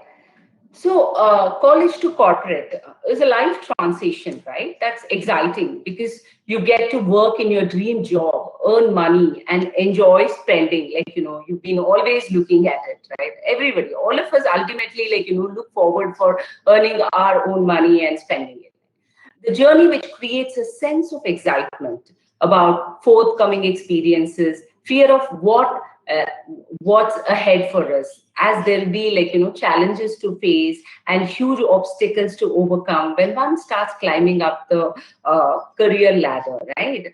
A big mindset change and a plethora of good attributes of corporate world has to be imbibed. So change, it is a constant thing from your childhood, from your school, from college, now to corporate world, right? A teamwork, time and stress management, business communication, the first impression, what you're going to put across, passion, speed, execution, work-life balance, problem solving, right? Developing a right attitude and motive help each and every individual to face this career challenge. It surely marks all the responsibilities and duties that come with the job. From a carefree world of college, not using this word very comfortably, but yeah, when we are in college, we are much more carefree, and we go out anywhere where we want. We'll probably feel little more carefree about ourselves. So from the carefree world of college to a corporate routine, right? A lot of change. That's what I always feel, that change is always constant, which each one of us too should embrace it. So probably we can go to the next one, Zuhan.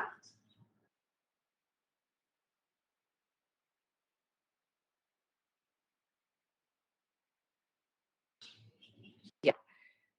So when you look at it, right, when you look at what is that a fresher aspire, when you look at a company, when you finish your engineering or your degree, any kind of degree, you look at a company and you think, okay, these are 4 things, or probably 5 or 6 things. The top 4 things would be the kind of brand what you're going to enter into. It may be like, you know, A line, B line, or whatever the verticals are.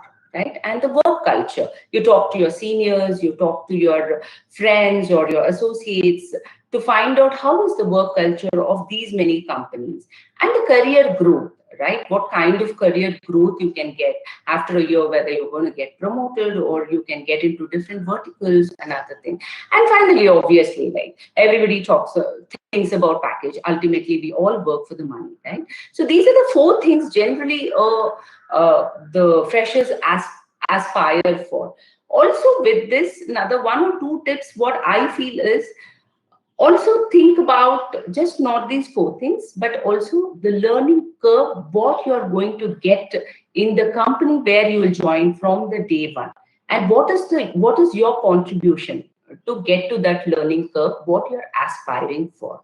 Think about getting a great mentor. That's extremely important in any corporate. So you just join, you are a fresher and out of college and like sometimes clueless also of a lot of things.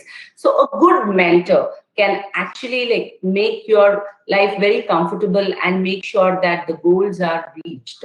Think about getting a platform to implement all the classroom learnings, whatever you have done, right? It's always been theory and not to a level of how you execute in the corporate world. So think about a good platform where you can start executing all your learnings from your childhood. So these are 3 things. With the other 4 things what I have told you, you should always aspire and keep it in mind. Next one, Zuha.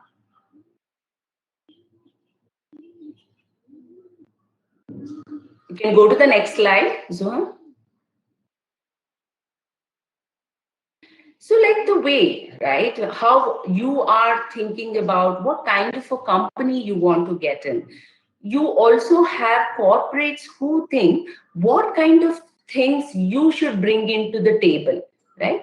That would be like the commitment what you have towards any job what you pick up. It may be like, you know, you are working in finance, you're working in HR, you're working as a technologist or a marketing, sales, anywhere, right?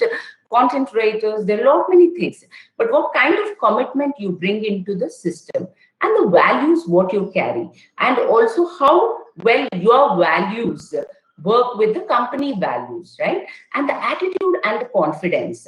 The attitude, when I talk about it, the learning attitude and the way you are humble and want to learn new things and adapt yourself, and the kind of confidence you are bringing into, like, you know, adapt yourself to the changes what is going on in the company and within yourself, the knowledge and expertise, and obviously the passion. Like, you know, I don't think so there's anything bigger than passion. Once you have the passion, probably everything falls in place. So the corporate expects these kind of things which you probably can develop slowly. It is something which need not have to be imbibed when you are born, or like, you know, this can be slowly also start getting developed as you enter into the corporate industry or when you start thinking about it.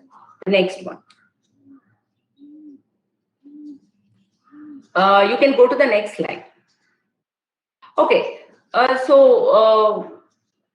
preparing for a virtual interview. So here I would like to dwell for about at least about 3-4 minutes, because this is something extremely important for each one of you, at least for the freshers who are just out of college and who wants to get into the corporate world, right? So virtual interviews are becoming increasingly popular presently, and it may continue for 1 or 2 quarters, right? If you're invited to a virtual interview, it's important to approach it with the same professionalism mindset as you would do for a face-to-face meeting. Be prepared, calm, confident, and crucially ensure you have a right equipment, connection, procedures in place. That's extremely important. Take the time to practice and perfect how to ace a virtual interview to give yourself the best chance of success, right? And few A few more things what you need to keep in mind. Prepare, you should prepare well, do your homework, and test your technology. So when I tell technology, it's about your computer or your mobile or your network, the place where you sit, and all of it. So if in case you are sitting at your house and the power goes, what is the backup plan? So think about all these things. Be prepared for next 1 hour to make sure that you're focused and there is no glitch. Also find a quiet place where there is minimal distraction. So it happens like, you probably have your mom coming in asking you, please have a glass of coffee or milk or eat something before you get into the interview. So finish all of it and sit in a place, lock yourself, make sure that there is not much distraction so that the focus is there and the interviewer is not getting disturbed, right? And keep your answers very simple, guys. You don't need to by heart things which are extremely complicated. Keep it very simple, which can be understood by the interviewer, right? Because you're also losing on one thing where you probably have a face when you talk and you're talking face to face. It makes more easy for a person to understand because of your body language, because of your expressions and other things. Over here, it's a virtual interview. So you need to probably impress double the time of what you do in face-to-face, right? So keep it very simple and communicate. The confidence what you bring in your communication is extremely important, right? If in case you don't know something, you be upfront telling that you don't know about it. Keep a pen and a paper and make sure you write down the question, and probably you can go back and fetch the answer and send out a mail to the interviewer. That gives a long-lasting impression. In fact, many of the time when we do a virtual interview, somebody comes back to us with again telling that, ma'am, you'd asked this question. I was not very clear about the answer, but I kind of did some study around it, and this is what it is. So I used to get extremely motivated when somebody sends me like that, because I feel the person is honest and she's gone back and she's tried her best and got out the answer, right? So, and also probably the dress, how you dress. Make sure that you are not in probably in the way you dress at home or how you are. Make sure that you presenting yourself well with a good lights and other things, so that you have a good smile on your face when you talk to the interviewer and a confidence, nothing more than that, right? And you also try to show them that you fit in the company culture.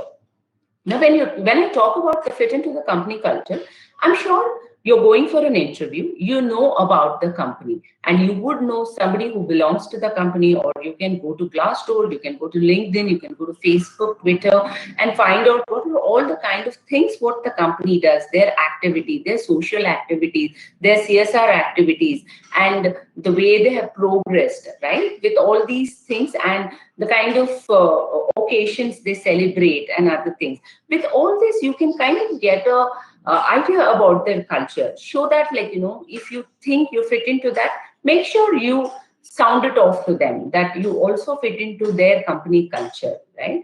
Project the positive attitude. This is extremely important, right? And at any point, we show ourselves or believe that we are going to be positive in this situation, right? Things work out there, right? And do not try to interrupt the interviewer when the person is talking, even if you know the answer. Just wait, give a pause, and then probably you can start talking to them. And your body language. This is extremely important, where don't fidget and do not keep things around you so that you go on touching them and having your eyes popping out somewhere else, or trying to disconnect your calls and other things. The body language helps a lot, and also makes HR to get to know what kind of a person you are, whether you're focused, you're not focused, or you're fidgety and other things, right? And maintaining your focus. When can you maintain your focus? Basically, when you have everything in place, when you have your internet in place, when you don't have things to distract you, or your people coming, your friends talking to you, or anything like that, right? And let the interviewer lead. You don't need to, like, every time go and start a question or tell them I know about this, because the interviewer would have prepared themselves exactly for that particular role, how they have to interview you. So let them lead it, right? And the last thing is, make sure that you have a strong follow-up and ask for the feedback. Not necessary that very minute when you finish the interview. Probably you can ask the feedback over a mail, or, like, WhatsApp them or something like that. But that shows the eagerness that you are interested in the job and you want to, whatever it is, get to that company, right? There are few common mistakes that I am, like, probably not mistakes, but some kind of an interruption which you have to avoid. Don't get kind of flustered if technology fails, right? Where, like, you're searching, what do I do? What do I do? Just, this is a common pitfall of any virtual interview, and everybody understands that. So stay calm, attempt to reconnect it. The person will be waiting for you. The HR, the person, whoever is taking the interview, they know that there is a technical glitch, and they will wait for you. So you can reconnect, but stay calm at that point. And as I told you, do not fidget, right? This can appear very unprofessional, and it's a distraction for yourself and also to the interviewer. So probably you can, like, just do not have those kind of stuffs around you so that you don't fidget. And don't use a swivel chair. So when there is a swivel chair, what happens? You start automatically turning towards right, left, and, like, you don't know, but you start doing it. So what happens? There is a problem of focus, and this also can look a bit casual, right? And don't have lot of programs downloaded which will be running in the background. This can slow down your connection or disrupt the interview and other things, right? And finally, don't forget to ask questions. I know this is, like, two-way interview. Virtual interview, what happens? You feel that it is one-sided because the other person, the interviewer, is asking you the question, but, like, you are going on speaking from this side, and, like, it's always prompted from the interviewer. So don't think that it is one-sided. Make sure that you have a insightful question and demonstrate that you're very interested in the job, right? So these are few things which I feel that you should pick it up and keep in mind while you are taking a virtual interview. Do your homework and be confident. Have a good communication and always have a smile, so that, like, even if you are not right, you can always go back and tell them that you would probably do a study around this and come back to them with the right question. Zuha, can you go to the next one? So guys, in this time where due to the pandemic, there's been a lot of heartburns, and a lot of people have lost their jobs, and a lot of students have not been able to be interns or get jobs last year, right? It's been quite a bad year for all of us, but a lot of learning opportunities. So yeah, I've just listed down one category where there was huge opportunity and it scaled. So the industry scaled, and, like, they grew because of the pandemic. It was FMCGs, wherein, like, we have our daily stuff which we buy from them, and the health. This was a very, very big industry which grew extremely well, and they hired loads and loads of people, and they scaled up very well. The organic food, because people started feeling extremely healthy. I mean, started feeling the need of being healthy. So they all went into organic food, and broadband and telecom. I'm sure you would know the reason. And the physical delivery business, the marriage counselors, because literally everybody were together at home, and the marriage counselors got a lot of work on this, and the packaging industries, the online education, domestic health, social media marketing, these were all the industries which scaled up, actually, which you can look at even now, right? To if you want to think about a company where you want to join, these are the ones which scaled up in last 9 to 10 months. So the opportunity to reinvent are the real estates, transport and travels, I'm sure took a big beating. The co-working companies, because there were nobody to come into the company, right? And pubs, malls, theater, the petrol, the catering service, security agencies, schools and colleges, banks, these are something which probably need to again reinvent. Not that they did not do well, but there is huge scope for them to do well. This slide is shown to you people because you can choose your industry which did well, which can be reinvented. Next one, Suha.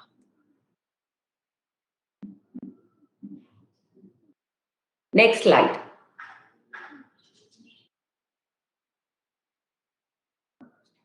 So as I told you, again, touching upon on few tips for freshers, the attitude, right? The skills can actually be worked out. You can learn skills in the company if in case you don't know something. But the attitude is something which is extremely important.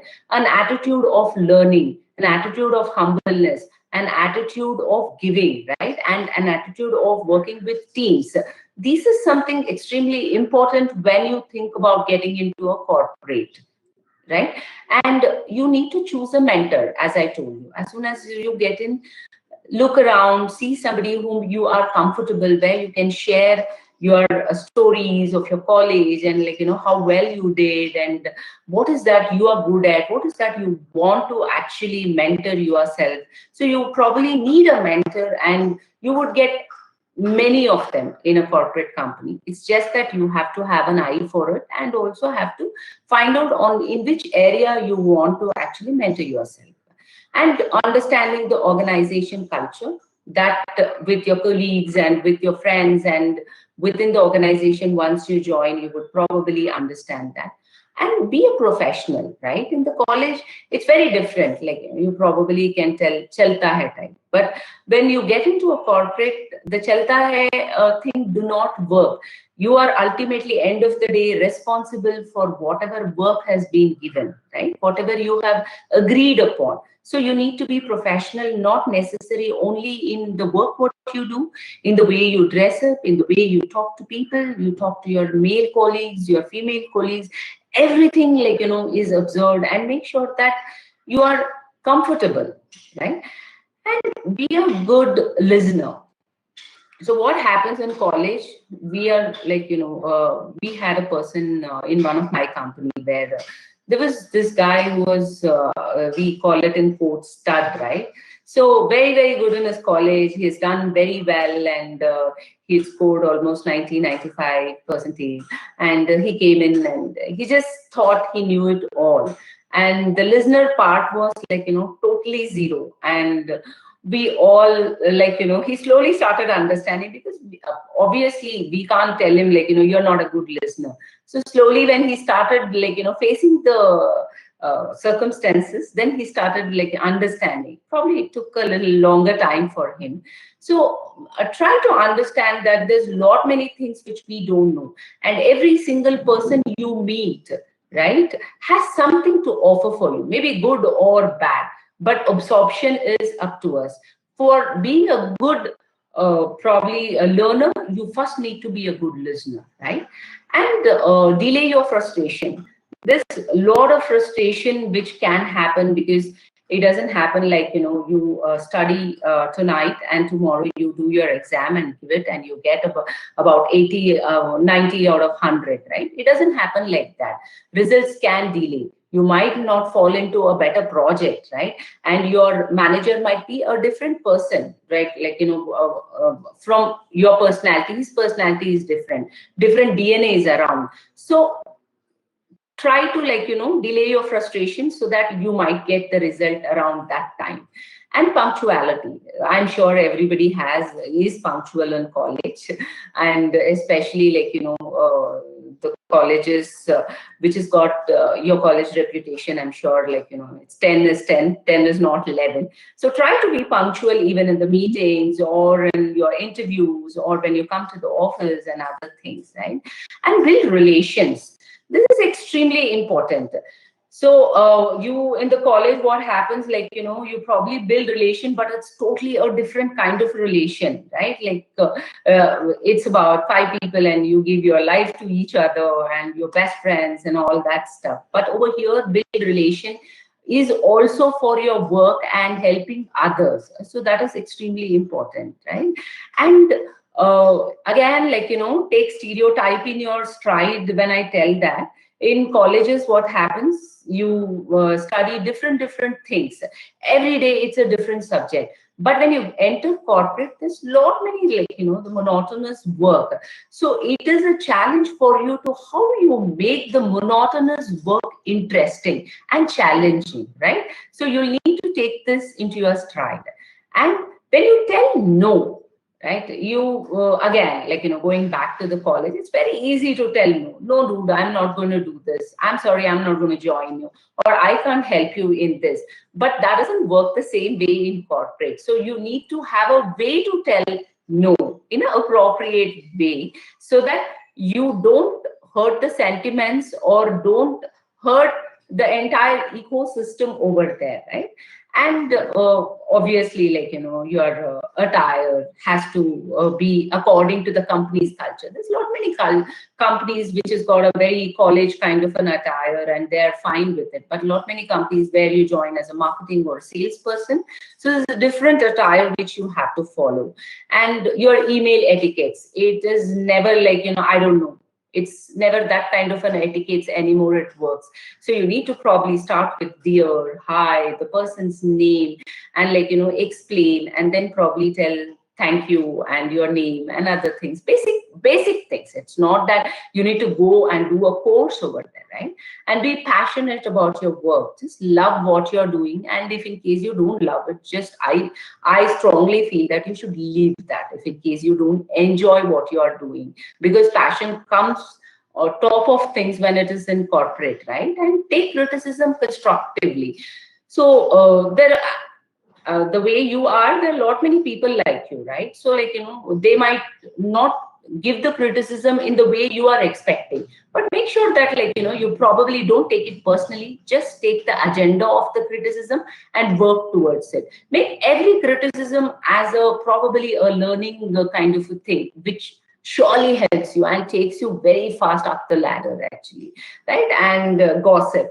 So this is an extremely important thing, because in college you guys gossip, and it's not that corporates don't gossip, but it takes a different results in college. But in corporate, it surely starts affecting your career, and people will not believe you, and they'll think that it's a very easy way of getting things for him or her. So please make sure that you don't gossip or don't get into politics and be probably out of that kind of thing, because gossip surely travels faster than emails, right? The next one.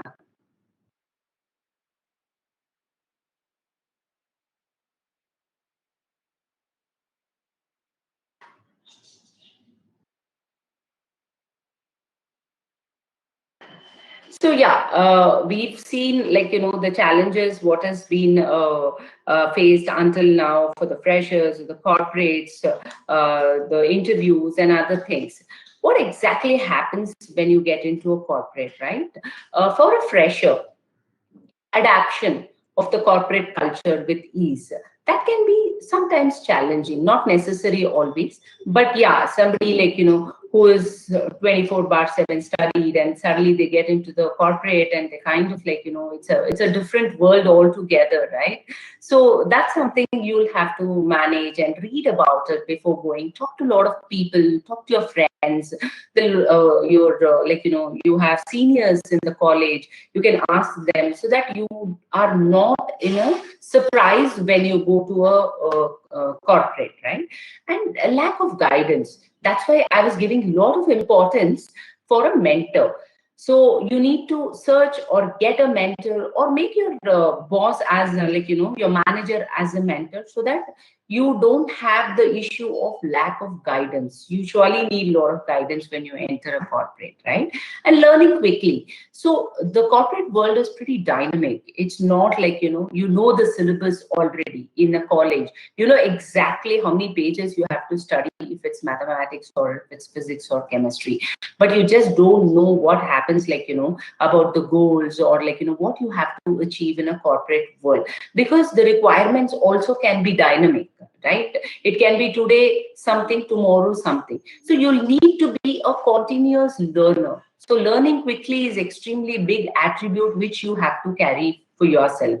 And again, accepting workplace culture and making acquaintances. This is extremely important. Make sure that you start gelling with your co-workers, with your managers, with super bosses, with other people who are in the company, right? Not necessarily only in the stream where you're working. So you might be a Java developer, or you might be a Python developer, but there is some sales people or some content writers, or probably HR, finance. Make sure that you have an acquaintance with all these people, right? And trying to impress. This is something which is extremely important, because what happens is you're confused sometimes, and you try to go overboard on impressing the manager or your colleagues or somebody. It is not required. Just be yourself. Your work speaks for you, right? You don't need to put up an act to impress somebody. When you do good work, people will start recognizing, hey, this guy is really good, this girl is doing a good job. So you don't need to go overboard on that part of it, right? And using the right words.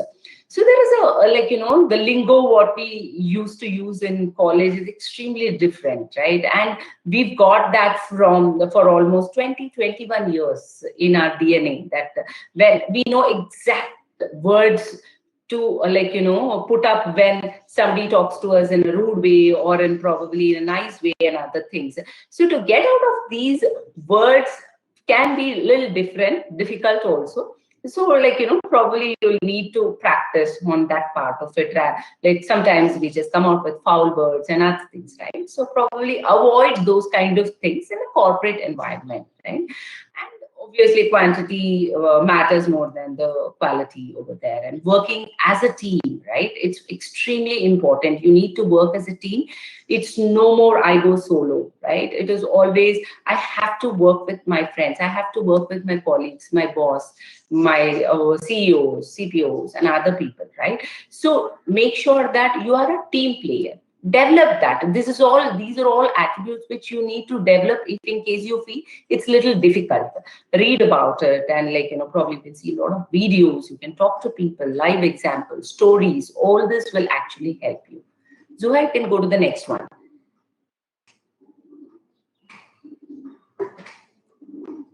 So, okay, guys, bringing you to the corporate life truth, right? So more efficiency, I'm sure each one of you are extremely efficient, and with more efficiency, there's a lot more responsibility. And guys, here is the good and bad news. There's more work for you. Yes, you're soon going to pay for being the most efficient employee of the organization, right? The more you work, the better it is for the organization, right? And they feel that this guy is reliable, this girl is amazing, she really is responsible, and she does such an awesome work. Let's give her more work. And no one will ever bother to ask if you need help, right? So rather they'll expect more from you gradually. So make sure that if you don't perform, your boss will hate you. But if you perform exceedingly, you'll be hated by your colleagues. But that doesn't matter. Please make sure that you are efficient, and you are more responsible, and you're good at your work, right? And company's growth is top priority over your personal growth. Until now, in your college days, it always used to be I have to do well. It's all about me. I have to score marks. I have to do well and other things. But now all this comes as a gift to the company, that you are only looking forward for company's growth, because when company grows, that's where you are going to grow, right? Think you're creative, really. So what I feel is like, probably all of us think we're very creative, right? And like we all think a lot of innovation, what we bring into the system and other thing. But probably you're doing a desk job. People who are on sales and marketing, it's a different story altogether. But if the work is making you dull, then do not hesitate to talk to your manager, because you're always sitting on your desk and you're working day and night. So your manager might help you by revision, making a different work responsibility, making sure that like you have something to avoid your boredom at work. So don't think that like it is not going to be boring. So you'll have to probably start reinventing things, right? And accountability. So this is a very big word and very important word in corporate, that like you have to be accountable for what work you are doing. And why you there comes the next thing, blame game, is because it is not you are a student, you are working, you are studying and you're getting your marks, and tomorrow I can't tell Zuha did not help me, so that's why I did not get my marks, because I'm responsible for my own thing. But in a corporate world, what happens? There is 10 more people who are attached to your work. So if they perform well, you are going to perform well. So stepping up, making sure you're also helping others rather than doing a blame game helps you a lot, right? And KRA, the key result areas or the goals which has been set by your managers may not sometimes match your job description also, and you are easily replaceable. Each one of us should always know this, that I'm replaceable. So how do I work to make sure that how I am not going to be replaceable? Whatever it is, you will be replaceable, but taking up additional jobs, making sure that you are doing your job very well, can make that stint little longer, right? But that has to be there on your mind, that every single person in a corporate world is replaceable, right? And office politics, please do not get into it. It's no rumor, it is actually, it happens. And people do blame all these blame games and other things. Try to stay out of office politics always. Somebody is talking, probably you can exit from there or do not speak in between. That's it. And you probably, another, what I was telling, right? So there was this guy who came and never was listening and other things. So stop telling you know it all. Be calm and understand what the other person is telling. And also maybe there is lot many things what you can actually learn from that. Zuha, we can go to the next one.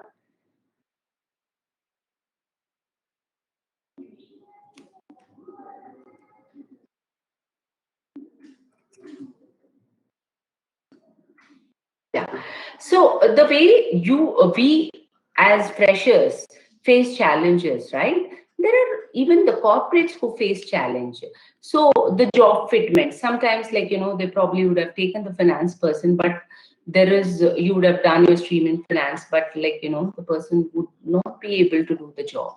At that point, what would they be doing, right? There are lot many challenges, retention. So there are these people who come in, and about 6 months, suddenly they start feeling that they're either extremely intelligent for that company, or they're not getting paid well, or they probably get a better brand or better salary or better work. So the retention becomes a big challenge, because the corporate would have invested so much of time, people, energy, money, everything into a fresher. They would have gone for a campus interview and got them and trained them, and they would have got them ready within 2 months, right, to the work. But within 6 months, somebody wants to leave. So that becomes a big challenge for corporates. And the monetary satisfaction. The market is amazing. Probably one company is paying 10 lakh, the next company is paying 100% more. So it is like that. So the corporate face a lot of issues over there, and unrealistic expectation from the job. So a fresher, at one point, there was a fresher who asked me, do I get somebody who would report into me? So I was startled. So I just gave a small this one to the fresher, telling that I got my first reportee after 6 years of me joining a company. So there are a lot of expectations which you, or I mean, the freshers also come, and a lot of expectation the corporates also come with, right? And engaging the freshers, it's not a small thing, because you would have had very beautiful life, and like, you know, the college and the culture and lot of fairs, that is all of it, right? And a free bill. So holding these kind of people, but extremely intelligent and who are doing well, so engaging them becomes another big issue for us actually, and like, you know, making the job interesting and other things. So these are few things which corporates are also facing challenges. The next one, Suha.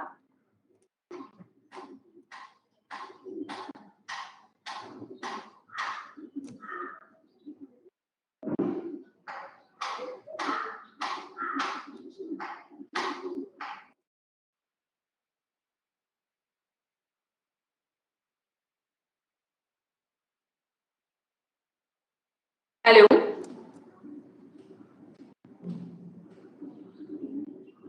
Yeah. The next one. Sorry. Yeah, we are doing that. Perfect.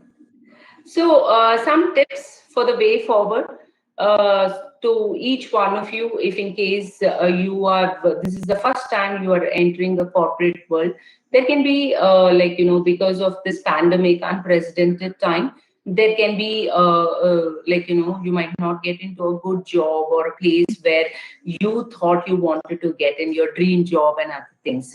But never be positive about it, and you can probably follow these few tips which I feel are useful.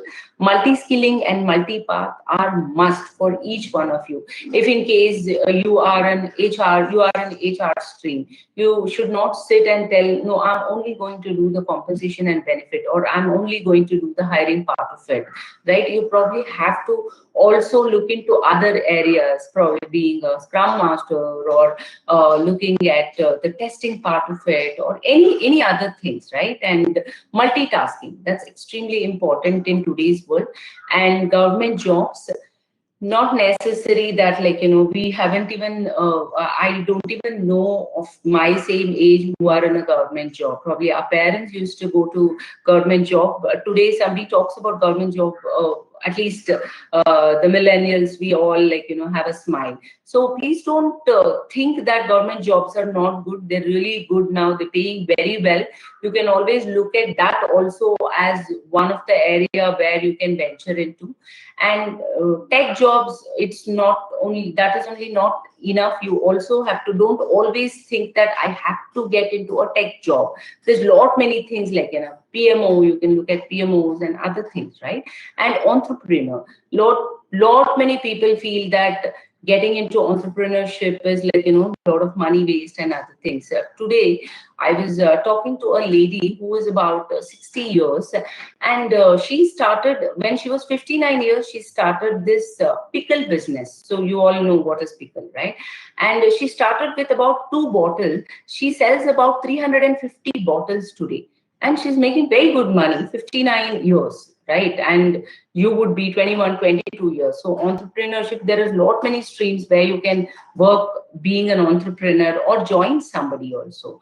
And also keep a close eye on supply chain traction, like, you know, due to the China sentiments, you can probably, like, look at those also. There's a huge jobs coming up over there. And somebody who, folks with tech background, should look at career option in area that are technology focused. That's what I always feel, that, like, you know, don't waver around. Please make sure that you are in technology based only, because that's the area which has got future, and, like, you know, lot many people are looking forward for technology folks, right? So look at that. And you can look at healthcare, pharmaceutical, insurance. This is something which is blooming, and, like, you know, you should look at that very seriously. And don't be like, you know, very rigid, that I only want this industry, I only want this job, I only want this designation. Be a bit flexible initially, right? And money can surely come later. Initially, you need a job which you feel is worth for the kind of study what you have done, right? And embrace the change finally. Next one.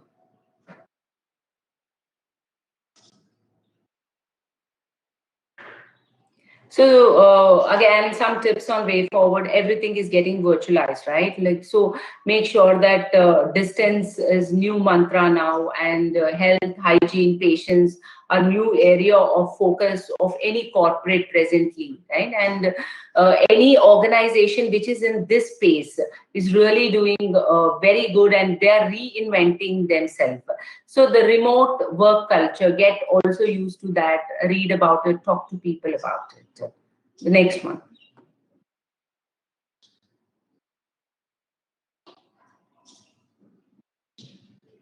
Again, get used to Zoom, Slack, Trello, Microsoft, whatever, whatever the virtual ones are there. Make sure that you are used to that, and that's where is the future. Probably a lot of corporates are also embracing the work from home culture and distant culture, different location. They're taking people where initially they used to not do that, but now this 8 to 9 months has taught people a different learning altogether. So get acquainted to these remote tools.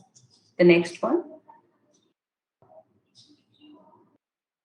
So the final thought would be yourself, be natural, be hardworking, do your homework well, get inspired. There are a lot of people, when you look around, there are a lot of people who can inspire you actually. It's just that sometimes the ego becomes very big, but make sure that you get inspired by these people, and be quite strong team player, and don't get into politics at all, guys. My very strong point over here is, do not get into any office politics. Just stay away from it. And strong resilience is extremely important for each one of you. Be a company's culture, part of company's culture, and failures, right? We all have a very, very serious issue to deal with failures. But in corporate, failures are it comes and goes, but not that it's always failure. There's always success also which follows the failure. So make sure that you take a good learning from failures, right? You should not get negative about it or disappointed. Yeah, you do get into all those things, but the final result should be that you get good learning from it, right? Be ready for the real world and real challenges. And surely syllabus won't help you over here much as what it used to help you in the college. You might have been the smartest person in the college, but understand that you would definitely face someone smarter than you in the organization. So final word is, be humble. All the best to each one of you. And future surely belongs to those who believe in beauty of their dreams, right? So all the best for all of you. Thank you, guys. Thank you so much, Ms. Asha Subramaniam. I love this last quote, by the way. Thank you. Thank you. I really loved how you also emphasize on passion. Like, just leave it, don't worry about anything, just stay passionate. So, thank you. You are so detailed also throughout your entire session. There's only one question that I would actually like to put forward to you. Yeah. You spoke about having a role model, having a mentor, but can you actually elaborate on what you should look for a mentor, like when you're looking for someone? So as I had also told you, that how do you find that out?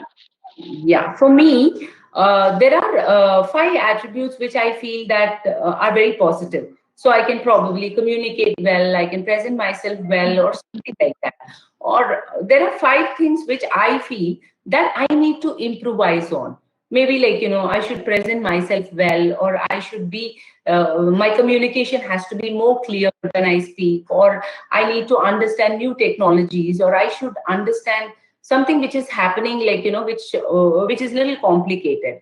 So depending on these kind of skills, you will find a mentor over there. In the corporate world, there is thousands of people, not necessary who's sitting next to you, or not necessary it is always your boss or your super boss, right? It can be from some other company, or probably some other college, your professor or your very close friend, right? So whom you think can bring that in, and not necessarily you have one mentor. There is, like, literally, I feel that there is thousands of mentors who come into our life in the entire course of, by the time we finish our life, right? So it depends on what is that you're looking at that point.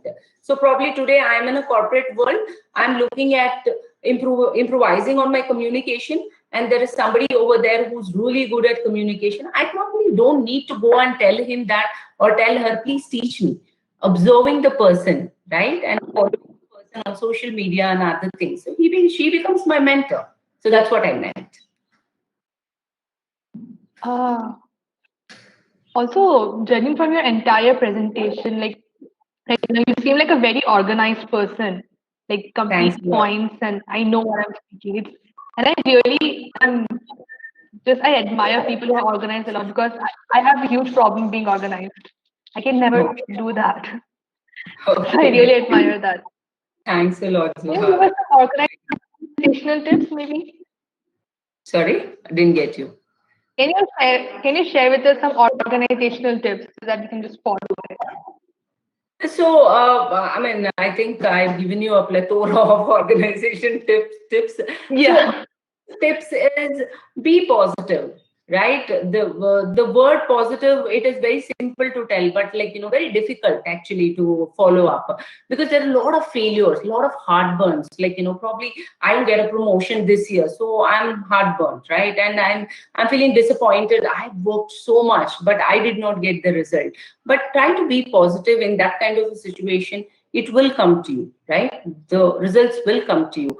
And work. The second thing is work really hard, so that, like, whatever your goals are, you want to reach there. So the hard work is, like, it's a gateway for you. And third is the energy, the execution mode, right? Because in college, what happens is, it's all mainly 80% to 90% is theory. You sit, you listen to the professor, whatever they tell. The professors are all experienced, so they can so beautifully explain it. But as a student, I probably just know, like, what they are telling. But in a corporate world, you're exposed to execution.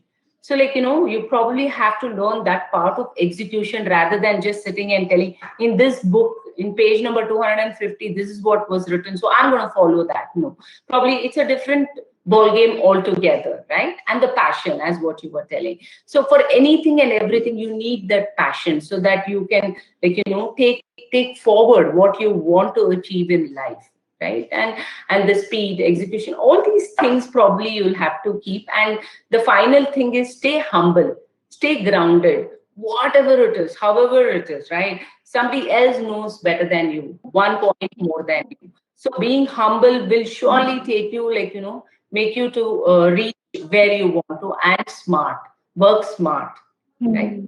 Two things which I feel, like, will surely work in the corporate world. Right.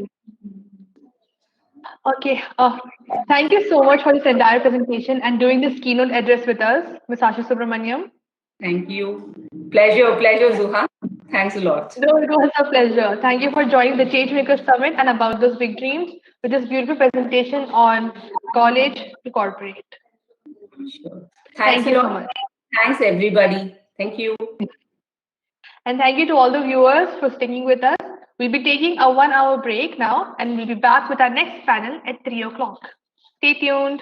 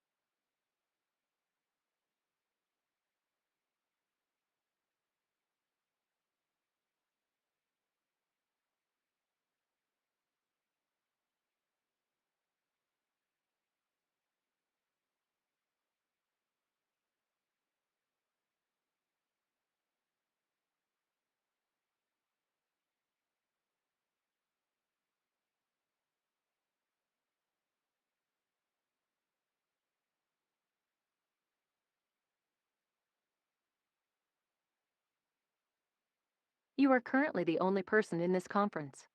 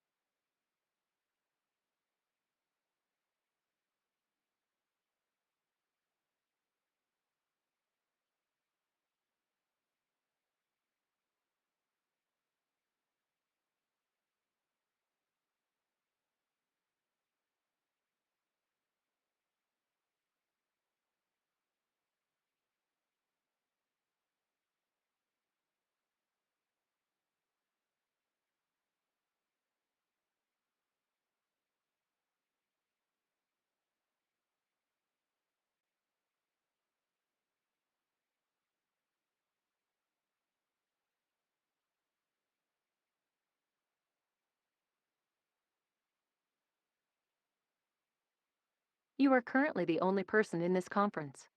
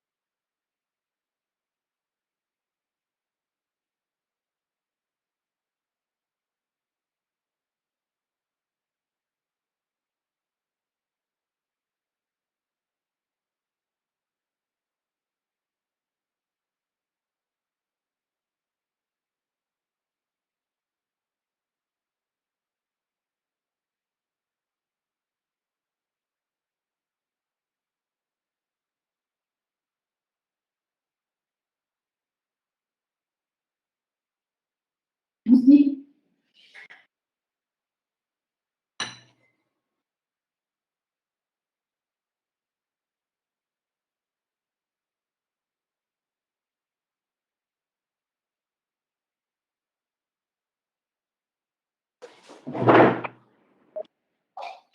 Hello.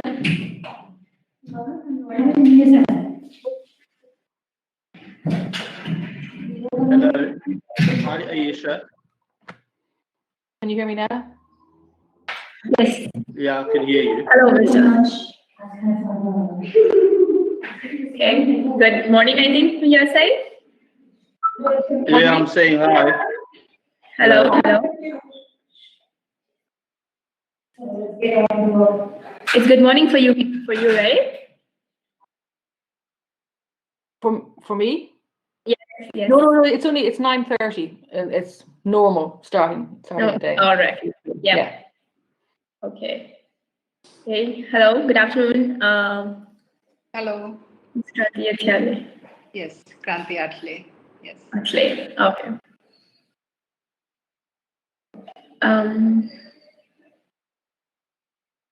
I'm from IBM. Where are you based? I'm based in Pune, India. Oh, okay. A good friend of mine lives there. Sudan Barakaban. No, Barakaban. Oh, I can never pronounce his surname. I get it mixed up with Barack Obama. He's very big into blockchain. Yes. Sudan, you'd know if you've ever seen he speaks. He has this very elaborate sideburns, and he wears bright Aztecs on stage. He's like the Elvis of blockchain. Okay, I haven't met him. If you met him, you'd know. Yes. He's a good character. Lovely man.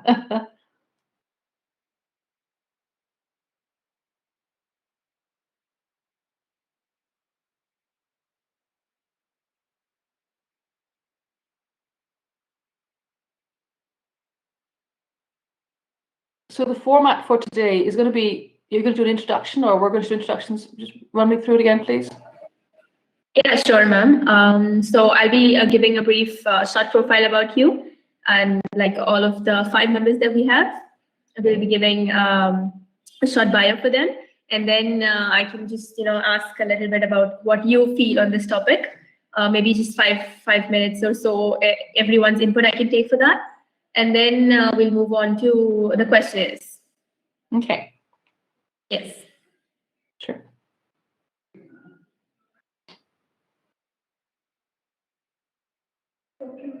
So, Kranti, you're in Pune, and then Becky, where are you based? I'm based in South Africa, in Durban. Oh, Durban. Oh, okay. Yeah, I'm in Ireland. It's snowing here. It's a very tropical area. Sun all year round. It's summer all year round. Yeah. Yeah. I haven't been to India yet, but I've been to India 2 years ago. Oh, okay. I've been to Africa, South Africa a couple of times. That's nice. Yeah, I went on a safari once, and then a blockchain conference as well. Oh yeah, the blockchain that's not happening in Johannesburg. It's happening in March this year. Oh, okay, the one I went to. I don't know if it's the same one. No, I think it was the one in Cape Town. Yeah, actually, Cape Town was all about payments, and it was all sort of banker types, very keen banker types, and there was this huddle of blockchain people in the corner, and the banker types were all saying, "Oh, we've got to bank the unbanked." And you got to the blockchain, you got to unbank the world. We had a very different perspective. It was very funny. Yeah, it is. Yeah. I wouldn't mind a bit of tropical weather now. It's just freezing and snowing. Oh, it's. I wish I could show you outside. It's been sun for the past couple of weeks. So we have received some rain, but it's only at night, and by the morning it's back up again. It's sunny and shiny. That sounds like a perfect climate to me. I'm moving out there. I'm leaving Ireland. And how's Durban for the virus? Are you good or bad? Oh, Durban has become the epicenter of the virus. So we've seen some level of restrictions brought up, which were relaxed, but we've moved on to level 3, which we've got a curfew from 9 p.m. to 6 a.m. Can't be out, and they've closed the total sales of alcohol. So people are not pleased with that. No consumption of alcohol. You can't buy it from the bottle store. You can't consume it in a restaurant. So yeah, it has been bad. The rate of death on a daily basis has increased to over something like 6,000. So wow, it's traumatic. We're on our third for wave. the past 2 weeks, every Sunday I receive news of somebody I know, somebody that I know dying from this virus. We've hit our wave. It's very bad here again. We were the best in Europe, and now it's very bad. And our problem is that our hospital capacity, we're like up to 900 in hospital, and I think 100 in intensive care. We're obviously a small population, only 4 million, but it's we're stretching point, and very, very bad. And I know because my sister is a nurse in a Dublin hospital, and it's frightening. You know, I'm in the countryside, so I'm okay. You know, I'm protected. And also, we didn't close the bottle shops. That was good. We closed everything else, but we. No. How can you get through this? Except that I'm on a health kick for the new year, and I'm on the dry, so it doesn't matter. Me too. Beginning the first, I quit. I stopped drinking. I'm gonna do it for about 3 months, and then see. Me too. Yeah, I'm gonna do it for about 3 months and see after that if I'm still keen or what. But yeah, I'm on a health drive as well. I have to try and lose some of this. We should keep in contact afterwards. How are you doing? Definitely, sure. Oh, that's funny. Yeah, I'm doing it for health reasons as well. I have high blood pressure, so I thought I want to lose some weight and just be healthy. So I thought I'll do this. So I'm on we're on day 7, Becky. We're doing well. Oh, we've lost him. Hello. Hi, Aisha. Hello, Mr. Shadrach. Hello. How are you? How are you? I'm good, sir. Thank you. I'm excellent, thank you. Yeah, so we have our speakers ready. Do we have a problem? Glad to see everyone. So has Becky's stream frozen? Indeed. I can still hear you guys. Am I frozen? I can hear you guys. Just momentarily, I seem to have lost a visual of myself. Yes, you can just reload the page. It'll be fine, sir. All right. Hi, Becky. Hi, Shedrick. How are you, brother? Brilliant. I just missed out about your New Year's resolutions there. Yes, New Year's resolution. Hey, I quit writing time when our president shut down everything. So I'm all right.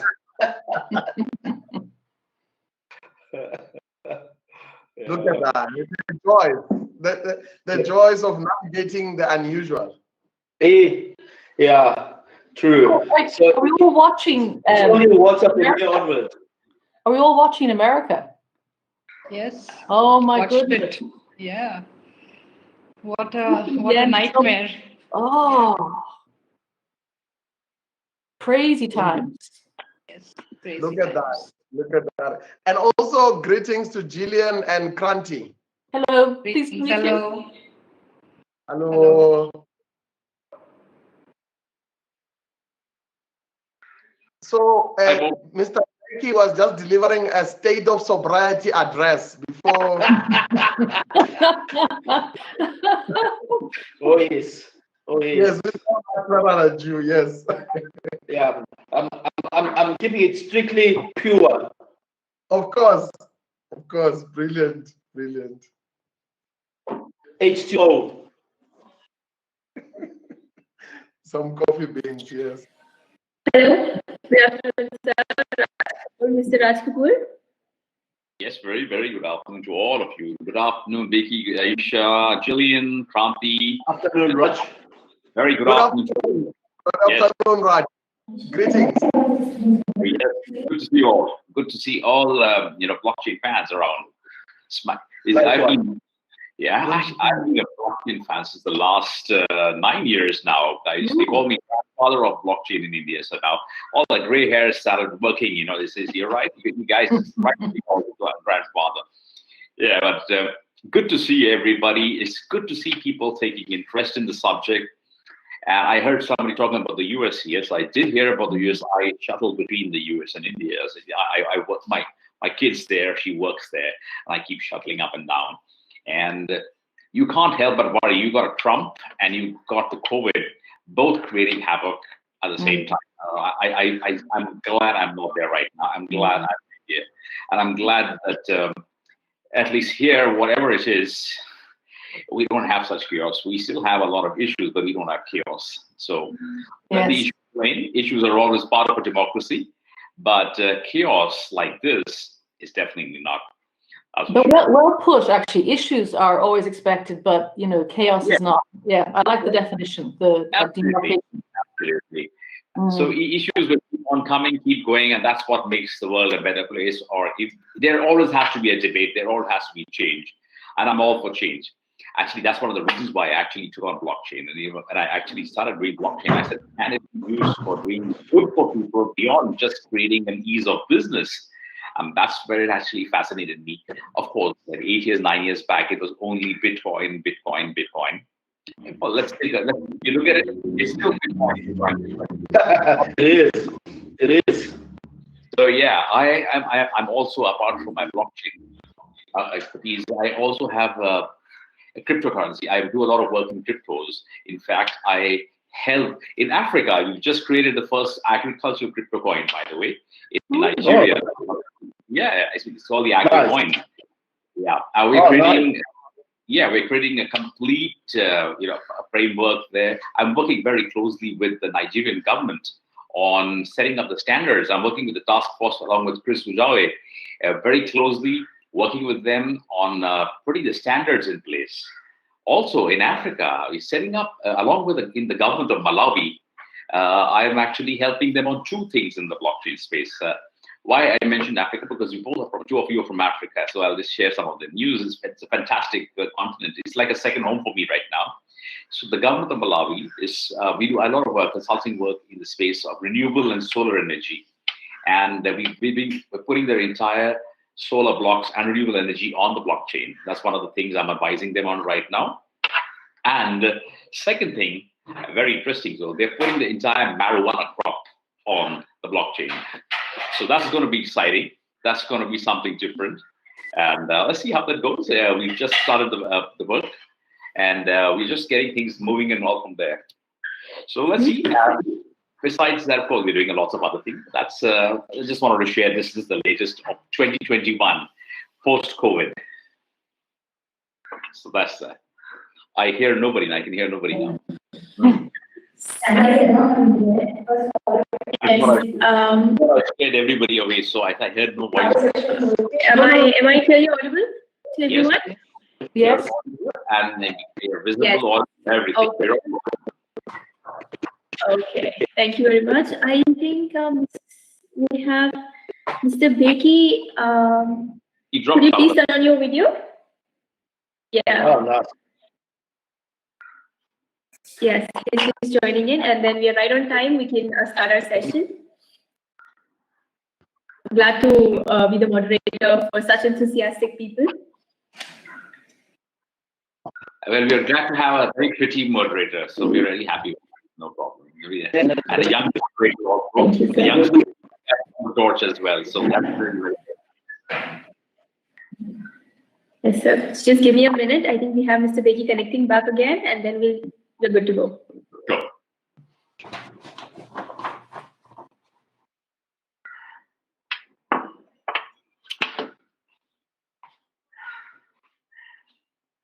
I was saying, Raj, can you hear me? Oh, yes, Julian, I can hear you. I was saying, are we starting now, right? Yes, we'll be starting now. Okay. Yeah. Just add, Mr. Becky is facing some issue, I guess. That's the reason he was out of it. He'll be reconnecting, and we can start as soon as he's back. Okay. No yes, I can see him back.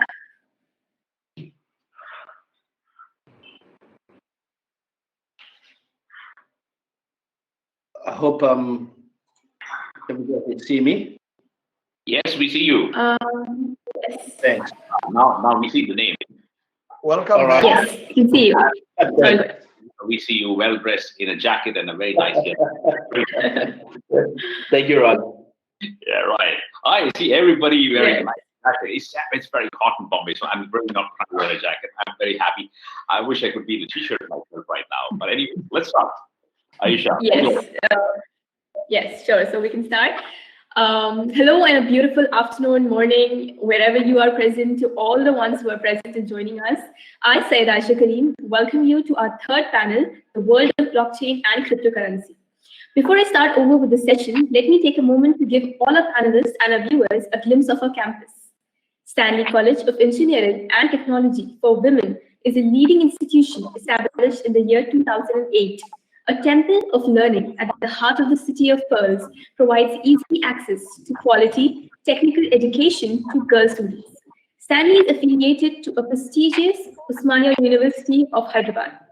It provides all eligible engineering courses which are accredited by both NBA and NAC with grade A.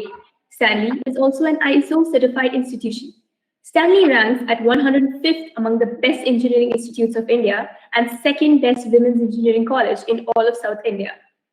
Stanley has a strong belief: empower women, impact the world. It aims to empower girl students through professional education integrated with values and character to make them an impact in the world. A strong commitment to continue personal growth and ethical development of their chosen disciplines. Moving ahead with the panel, let me just brief out blockchain and cryptocurrency for our audience here, and I'm sure our experts over here, very well enthusiastic about speaking here, will take it forward in a great way. So, giving a small introduction or a brief idea, it is based on peer-to-peer topology. Blockchain is like a distributed ledger technology that allows data to be stored globally on thousands of servers while letting anyone on the network see everyone else's entries in real time. That makes it difficult for one user to gain control of the network. A cryptocurrency is a medium of exchange, such as the US dollar, but is digital and uses encryption techniques to control the creation of monetary units and to verify the transfer of funds. Let me now introduce our panel members who have taken their time to share a part of their valuable information they hold. We have with us Mr. Beti Kumere, Head of Operations, SA, Yellow Card, South Africa. He believes in freedom and liberty that cryptocurrency and blockchain technology brings to the world. He aims to spread this freedom across South Africa and the rest of the African continent, one city at a time. He is the head of South Africa's partnership, MetaVest and Blockchain Guru. We welcome you, sir. We also have with us Ms. Jillian Gotzel. She is a co-founder and journalist in the Block Leaders IO. She freelances for Irish Tech News, Irish Central, Irish Independent, Voice, and the Irish Times. She's passionate about getting women into blockchain, democratizing opportunity for all women. She was awarded the Order of Merit by the President of Liberland. Glad to have you with us, ma'am. Thank you. We also have with us Ms. Kranti Athalye. She's a senior manager with IBM University Relations. She is currently working on employer branding and technology evangelism at universities and colleges in India. She has 20 plus years of industry experience after getting a master's degree in computer science and mathematics from the University of Illinois at Chicago. Welcome you, ma'am. Glad to have you here. We have with us Mr. Raj A. Kapoor, founder of India Blockchain Alliance and the India STEM Alliance. He is working to position blockchain and works with government entities, international bodies, and large-scale enterprises. Managing the daily pulse of the cutting-edge initiatives, he is leading the team focused on defining, launching, and scaling the academic and institutional ecosystems globally, and thus imparting his passion for societal impact through digital transformation initiatives. It's a great thought, sir. We welcome you, and we are glad to have you over here with us. We have with us Shatra Kuplani, co-founder of Coronut Blockchain, a supply infrastructure leveraging blockchain technology capabilities to evolve the salon sector. His transition into blockchain is from a management consulting focus across a decade in emerging markets, where solutioning for business growth and expansion has always been his core focus. His full immersion approach to innovation, strategic rollouts, and impact-oriented route to markets makes him ideal in Cornet's C-suite cabin. Welcome you, sir. Thank you kindly. Yes, so I did introduce all of you, but it would be best to hear from the person themselves. Could you share your journey or how exactly blockchain and cryptocurrency has got you interested? So we can start. Mr. Beki Kumere, could you please take this initiative? Yes.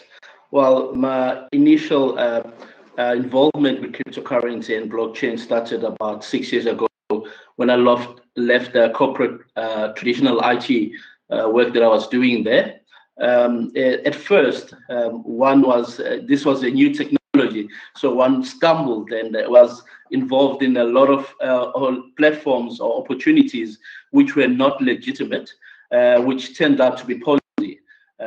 But it was a learning curve, and I'm glad for that because it has brought me to where it was. It also made me realize that I needed to involve myself in depth in trying to get to know knowledge and in what blockchain is and what it represents and what it could do for the people, because that's what I'm all about, in transforming the people's life using this technology.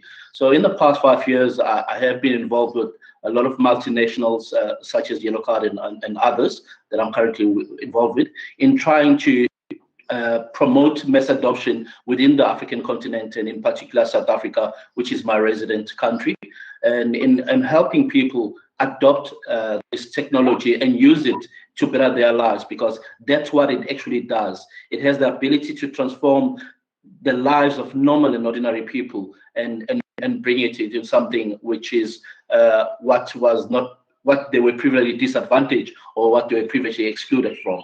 So that's my nutshell involvement in the blockchain and cryptocurrency space thus far. Good going. That was great. Thank you. Yes, Mr. Raj Kapoor, could you please continue and let us know about your share? Well, for 9 years back, what fascinated me was, like many people, was the Bitcoin actually, and that's what the initial fascination was. But as the fascination faded and information grew, I understood that the underpinning technology of blockchain is what really matters.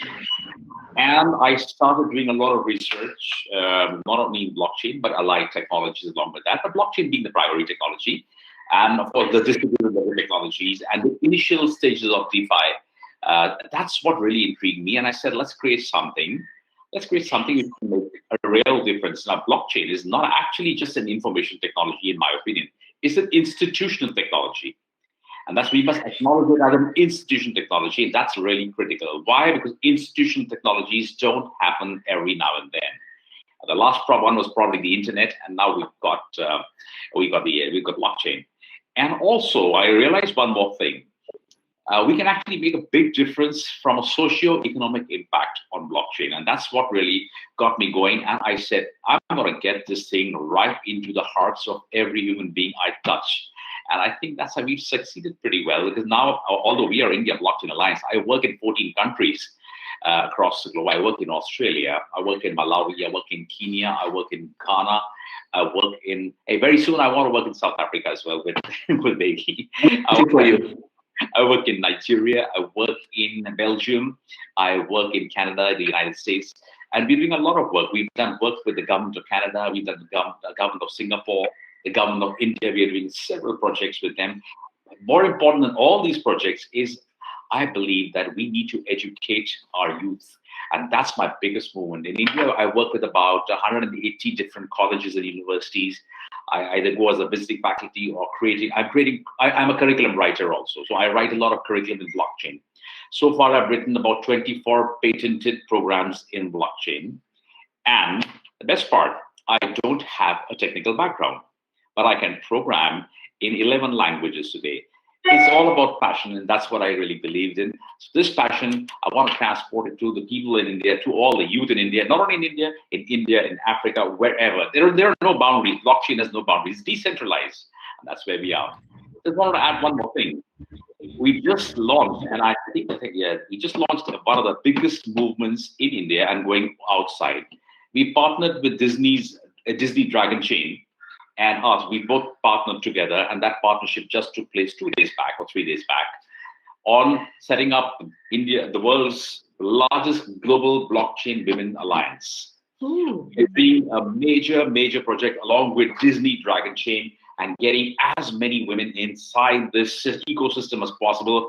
I personally think they are a major asset. I work with a lot of them. In fact, in my organization, we have more women in technology than there are guys. So I wanted to share this with you because we have a lot of lovely women in the panel. And I said, hey, this is great. And do you know something? What makes it even better now? This whole bunch of fantastic talent around me, we created an app for women, which makes women most secure. Secure from patriarchy. Patriarchy is a very big global issue. So we created a complete decentralized platform where women can air their grievances, they can file their complaints. We got an ecosystem of lawyers, not-for-profits, allies, everything on the same platform. And we have a link of all the police stations they can go to if they have any sexual harassment or anybody's troubling them. We've got that going. Plus, all the complaints can now be uploaded on the blockchain, so nobody can make changes with those complaints anymore. And that's a big issue we face in India. We can backdate, tear, delete, whatever. Blockchain really has come and done something good. With all these happening, I said, great, projects are fine. We make money, fine, but let's do something good. So what we've done is we've created this entire fund where 75% of all what we earn is put into this platform, where we encourage girls who do not have the wherewithal, the money, etc., and get them into the system of blockchain. We don't charge them anything. We pay ourselves. And so far, we haven't taken any funds from anywhere. It's been self-funded. And it's been 5 to 6 years. And you'll be happy to know that we have about, right now, even before it was informal, now it's formal, we have about 180 girls studying under this program, all studying blockchain. That's for me. That's it from me. That is an amazing step, sir. I'm glad, and I can say I'm proud to be a part of such a country and such a panel right now, where I share the panels with such amazing people. Thank you very much, sir. That was a great introduction. And I'd like to ask Ms. Jillian Gotzel, as you are keen in getting more into women in this blockchain and all. How do you relate to Mr. Raj Kapoor's planning and his ideology? Oh, I'm delighted. But first of all, I want to say, you know that your college is called Stanley College? My grandmother's maiden name was Stanley, so I feel great affinity with your college, for starters.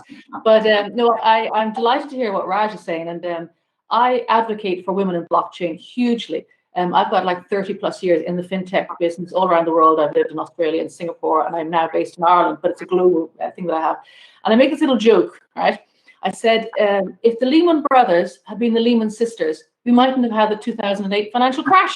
And the point that I'm making there is so important, as Raj pointed, to have women involved in this. It's too important just for men alone. And I see my role because people think, and Raj pointed out, like Bitcoin is, people hear about Bitcoin, and again, of course, it's in the news, and that's good. It's good to have a flag waving thing, but it's not the important bit. The blockchain is the important bit, and I see my role as a journalist, and broadcaster, and author is to be that voice. And I think why I can be an effective voice is that look at me. I'm a middle-aged, middle-class lady. There's nothing scary about me, and if I'm so enthused about the blockchain, I'm hoping it'll take away. People say, well, if Jill likes it, well, it can't be that scary, can it?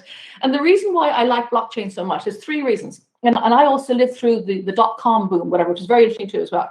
But what I love about blockchain, it's technology. The technology is innovative and new and amazing and powerful. And it does, we all know, it does so many things in terms of, payments, in terms of identity, supply chain. It's just a fantastic technology to use in this modern world.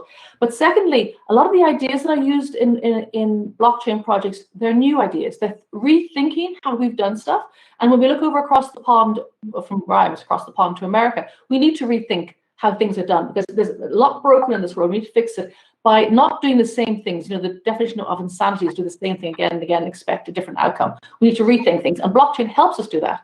And the third point that I really love about blockchain and this whole sector, and again, that's been exemplified by the panel here, I'm sure, by those who have spoken, those who will speak, it's the thinking behind it too. It's not just new thinking, it's not just new technology. It's wanting to make the world a better place. And this is not some hippy dippy, let's wear some sunflowers on our hair, whatever. This is real thinking. And Raj mentioned about protecting women. I say the supply chain, there's payments, there's all these things that are going on. And blockchain is a huge enabler. So that's why I love it. I mean, we need women, we need diversity. And we actually have a very nice diverse panel here today. I start on women, but I end on diversity. And it's not just women. We need, LGBTQ. It doesn't matter whether your sexual orientation, your creed, your color, your age, your gender. The more the merrier, as far as I'm concerned, and makes a really nice world to live in, apart from anything else. But it's just that whole, the can do, we can do it. And that is very powerful, especially when we look across, for me, I look across the pond at America, I'm going, we've got to do something, folks. This is not working. Right.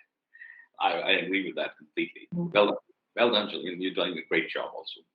Thank you. I'll share that presentation with you one day on what we are doing here for women. I will. Share that. It's always nice to have a lot of it. And the best part is we got people from all over the world who are part of it, from Spain, from Australia, we got from UK, Canada, Australia, wherever you name this, a lot from Africa as well. I got a lot of girls, women from Africa.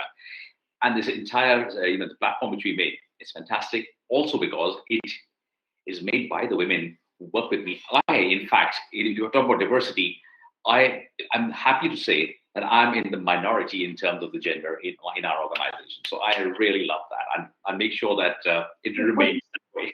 And you know the other thing too as well, I mean, I'm talking about where I'm coming from, and you are as well, from an inspirational and an aspirational perspective. But also we know that big data studies, and I'll stop and let the other guests talk, but there's big data from McKinsey, Credit Suisse and Nordea have done big data examinations of public companies. And in every company that has a woman in a decision-making role, their profits go up between 20 and 30%. So this is like a no-brainer. Put a woman on the board, your profits go up. And it's all the diversity thing. But so it's not just like it's nice to have a woman on the board. Right. For business as well. 37% is the actual percentage. And yes, you're absolutely right. It does. So let's have the other speak as well. So we'll shut up. Yes. I think that is really a very good ideology moving forward like that, Ms. Jillian. I really admire you for it, for being that, that strength in women. Thank you very much. And now I'd like to ask Ms. Kranti to please share your views in how blockchain and your journey. Hi, I've been with IBM for 11 years now, and I was in the cloud domain earlier. And then I decided to move to university relations because I wanted to work with students and try to see how we can get technology to the faculty and students across India. So as part of my role in university relations, I work with various colleges, different types of programs that we have. We have guest lectures, faculty development, and workshops, and different types of projects that students can do. So while doing all this, there was always one request. Everyone is asking about doing blockchain sessions because it's the new latest technology which is up and coming. It's a disruptive technology which is going to be, like Raj said, something similar to what the internet is today. We can't live without it. So in a few years, that's where we are headed. And we all need to learn about it. And the students who are getting educated and who are going to be the future for tomorrow need to be very much in sync with what's happening with blockchain and cryptocurrency. And so this is one of the reasons why I started studying a little bit about it, because when I do go to colleges, at least the initial sessions I have to do with them, just give them an overview and things like that. And then they are always interested in doing more. So since IBM, I work for IBM Research Labs, we have a lot of different projects that are going on with different technologies, and blockchain is one of them too. So Hyperledger being very much in the forefront, doing a lot in terms of projects for blockchain. We have got projects that are aligned for students to start, doing remotely. We also have sessions for faculty to get them up to speed on what is blockchain and what they can do with it, as well as workshops so that the students can do short projects on them as well. So this is my introduction into blockchain and why I got involved. And there are a number of projects IBM is doing, and I just would like to name a few of them. One of them is working with the pharmaceutical supply chain. So they want to be able to take the data and be able to process it in such a way that it can help distribution of medicine, tracing, and also documenting reactions if there are any. And this is one of the pilot projects that IBM is doing. Others are in the supply chain, like, I think in the US, everybody knows about Home Depot and Walmart.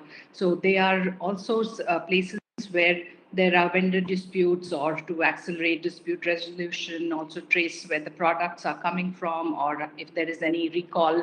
It's easy to identify these things and pull back or identify what the products are and where they are. So these are a few things that are very exciting. There are new, it is all very new, so there's a lot of learning as well. So I found it very exciting to be in this area and bring all this information to the students that I come across in my day-to-day job.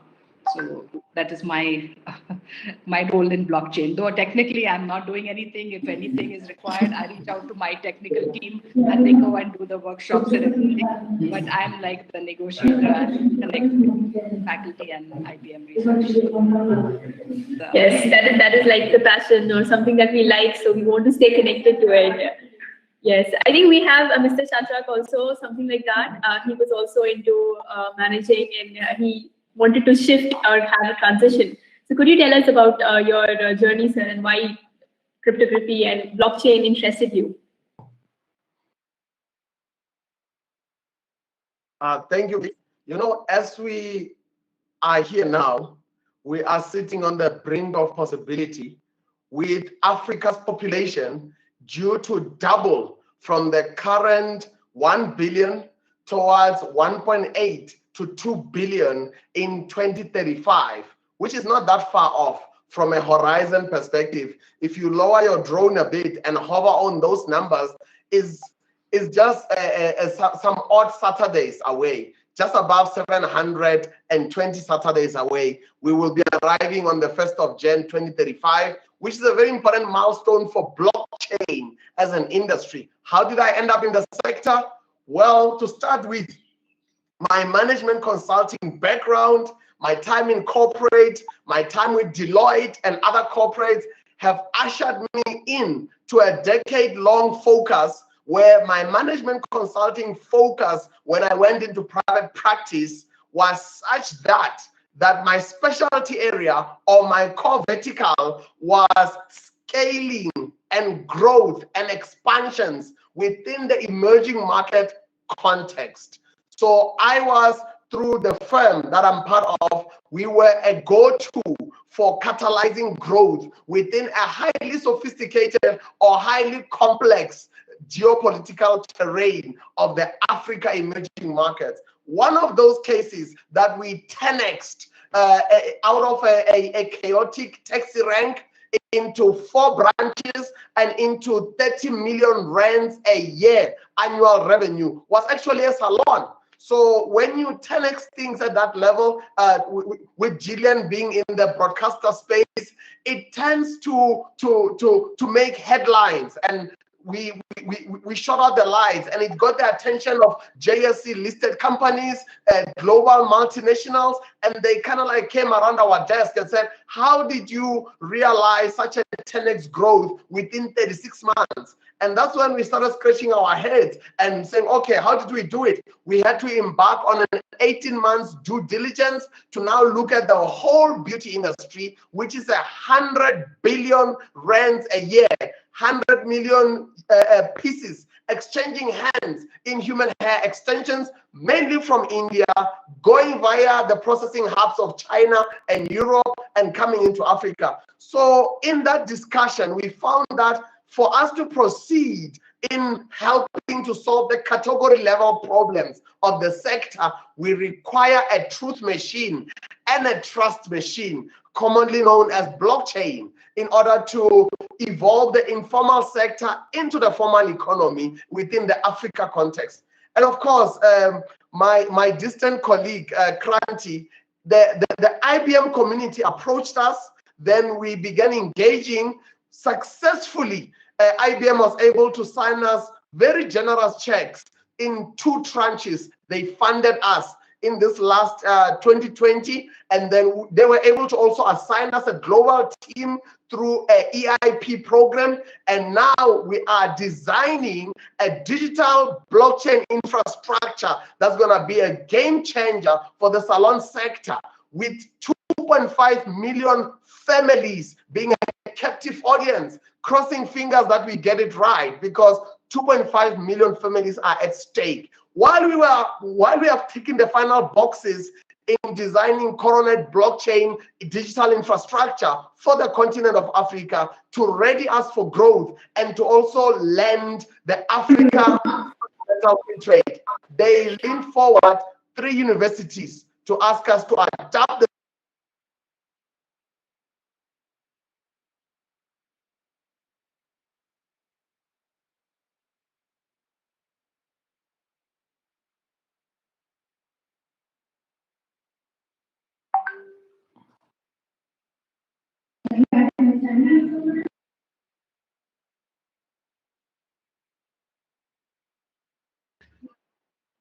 It seems like we've lost my esteemed colleague Shadrach for a minute. I wasn't too sure if it was me or everybody else.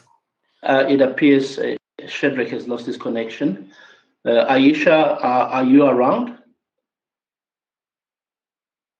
He stopped us at the very exciting. Yes, I'm here. Am I audible? Yes, you are audible, Aisha.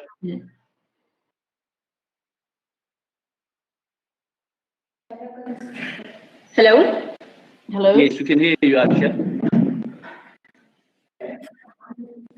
Yes. I'm sorry, I think there are some network issues going on. Yes, am I back? Yes, we have him back. Thank you kindly. Much appreciated. Thank you, sir. I think now it's clear.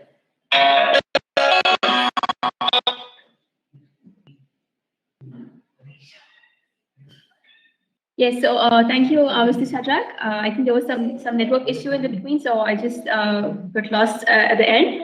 But yes, truly, I've heard your story about how you got inspired and you moved into blockchain. So now, seeing that we have a few of us over here who are like into blockchain for some purpose.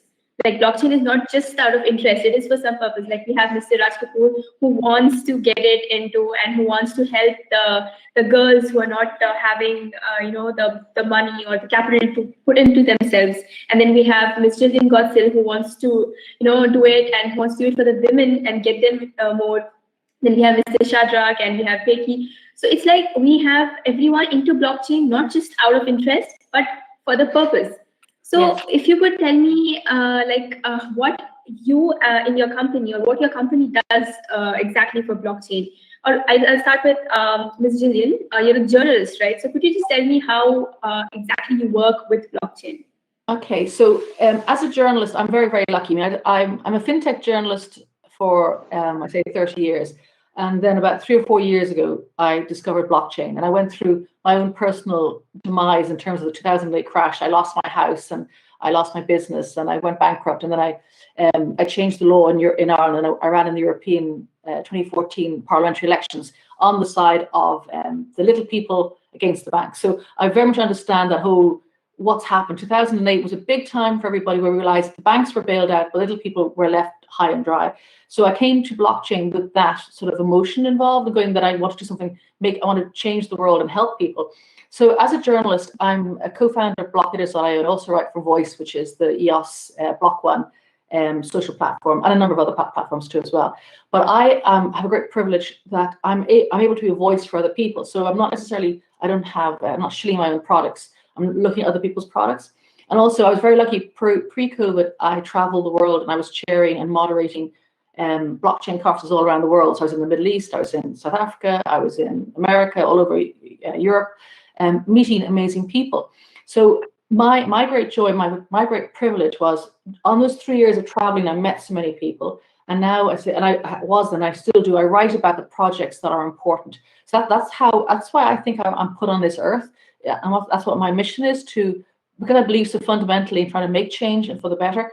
I have a voice. And I say I have this non-threatening voice too as well. I don't wish to harp upon my age and my middle classes and whatever, I've been a woman, but I'm not a scary person. I'm not a hacker. I'm not, I used to be a programmer. I was a very bad programmer once upon a time, but I'm not scary. So, but I love these projects. So I write every week. I do interviews. I just published a book called Persons of Interest, which I've got 41 different interviews. People from John McAfee talking about poetry of all things, through to Andreas and Antonopoulos and lots of people in between. There's top people in the space, and it's a privilege for me to be able to communicate these stories. And one of them I'd like to just mention that I interviewed a chap recently. It's Suku is a project. It's a supply chain project. But what's interesting, most supply chain projects on the blockchain are used to cut costs, and to prove provenance. And that's very important. That's a really good thing to do.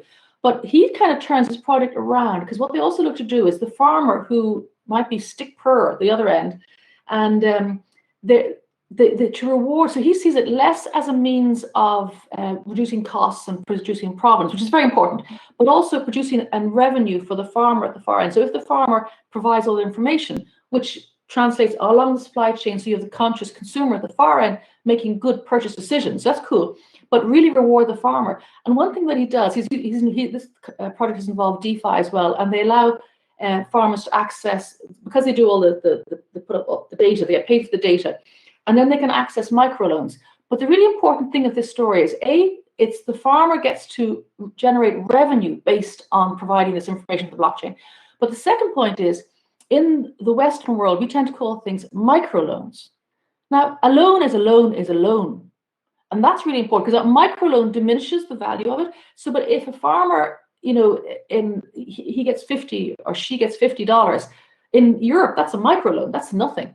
But to that farmer, that could be his next year's crop. So I think we need to, again, rethink what we're saying. And that's what I love. So going back to the thing, I love being able to pinpoint these and talk about these different projects. So it's not necessarily what I'm doing, it's what other people are doing. And I have a great privilege to meet these people and get very excited about all these projects. That's what I do.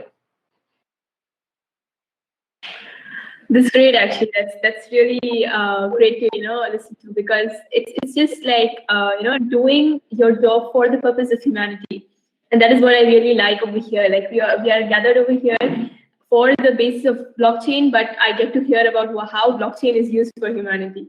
Could I add one thing? Can I just add one thing? Yes, sure. And it's not that I'm trying to be. I have two sisters who are nurses, right? And especially in this COVID days, nurses, frontline workers, they are unsung heroes. They're absolutely, I could cry now. Could actually. What an amazing job. I'm actually very emotional, so I can so bad here. What an amazing job they do. And it is fantastic. And there's people who stock shelves and drive trucks and do all these things that are very important.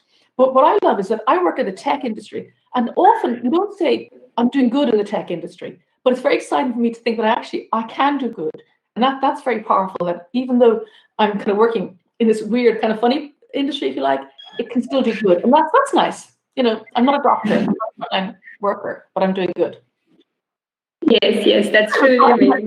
You might be a proud sister, but I can see that you will be a proud worker too, because you're doing something that is like, yes, they are unsung heroes, but then you yourself are playing a part. So definitely going to be proud of yourself one day. So yes, that would definitely be a very good thing. Thank you very much. And we have Mr. Beki. Mr. Beki, you said that you have like the freedom and liberty that the cryptocurrency and blockchain technology brings. You want to spread it, and your aim is to spread this freedom across South Africa. So could you tell me, or could you share your thoughts on the rise of crypto adoption in Africa? Like, how does your company manage to grow and expand to different countries? Yes. Well, I must say that we've had a booming crypto adoption across Africa. And it's interesting to know that as a continent, Africa, we are ranked second in the world in peer-to-peer trading, which is a huge feat if you think that Africa is a third world country. But when it comes to the adoption of cryptocurrency, we are way ahead of other nations, which are first world countries. And we at YellowCard have done this in a very focused way, because the focus has always been the people. As a cryptocurrency exchange at YellowCard, we are a crypto exchange for the people, by the people. And what I mean about that is our main focus has always been what can we do for the people? How can we make their lives, common, ordinary people on the ground, how can we make their lives more better? And how can we improve the way or their standard of living? And how we tackled this was this. We went to where the communities are. A lot of cryptocurrency exchange, traditional or mainstream exchange, they are situated in urban areas. But when we decided to come into Africa, our first pilot was in Nigeria. That's where we started. We decided we need to go to where the people are, in their communities, where they work, where they live. So they must have easy access into our platform and into our services. That's the thing about blockchain technology is this: we do not need to buy a huge rising structures to start our business and have this offering for the people. Because the technology is online, it can be, people can access it via cell phones, they can access it via laptops. Anybody can have access into this wonderful cryptocurrency economy, as long as they have smartphones. And in Africa, we one of the top leading nations when it comes to smartphones. So we went to where the people are, and we offer them an access into a cryptocurrency economy, which they were previously excluded from, because previously they will have to go into town, take taxis, and go into areas which are urban areas to get access into remittance services. Besides that, remittance services are economically very high and charges people quite number of high amounts in interest that the people get short change in the very little that they are earning. Somebody mentioned that Gillian mentioned that somebody who's earning $50 could be a change. In the Western world, that is not much, but in the African context, that $50 could be something. And for somebody who wants to send that, a pure example is somebody who was in the US who wanted to send about $200 to his family in Nigeria. That man was charged about $90 to send $200 to Africa using a remittance service. And when we saw that, one of our founders said, why don't you use Bitcoin? Obviously, to him, he didn't know what Bitcoin is and he didn't know what Bitcoin could do. But on top of that, if he was able to send Bitcoin back home to Nigeria, how would his family receive it in Nigeria and be able to use it in their everyday life? You can send it to Nigeria, but if there are no platforms in Nigeria for them to cash them out, that will be a problem. So one way we at YellowCard attack this was in every single country that we have gone into. Right now, we are in about 10 African countries. And we are expanding in more. I think in 2021, we'll be expanding another 5 or 10 more. What we've done is, which is not like a traditional exchange, we have gone into these countries and communities and said, we will take your local fiat currency and allow you to have access into this new economy. Most exchanges use the medium of a US dollar as the national currency. Which is something that, yes, that's fine. But in most of these communities, people are stuck with their fiat currency. In Nigeria, be it Nairas or Pulas or South African rands, they need to get access into the same access as other countries that they would have in such platforms where they could have access into cryptocurrency. So that is how we've managed to bring about blockchain solutions or blockchain technology and use it in these communities by allowing people in those communities, one, by bringing this platform right in their doorstep, but furthermore, by allowing them to use what they earn on a daily basis to be able to hedge against inflation, to exchange it for cryptocurrency, to be able to use it in matter of sending it across borders or across continent to their loved ones, to their families, so that they could buy goods with it, because that's what most Africans use cryptocurrency for. They don't use it for as a store of value as most Western countries do.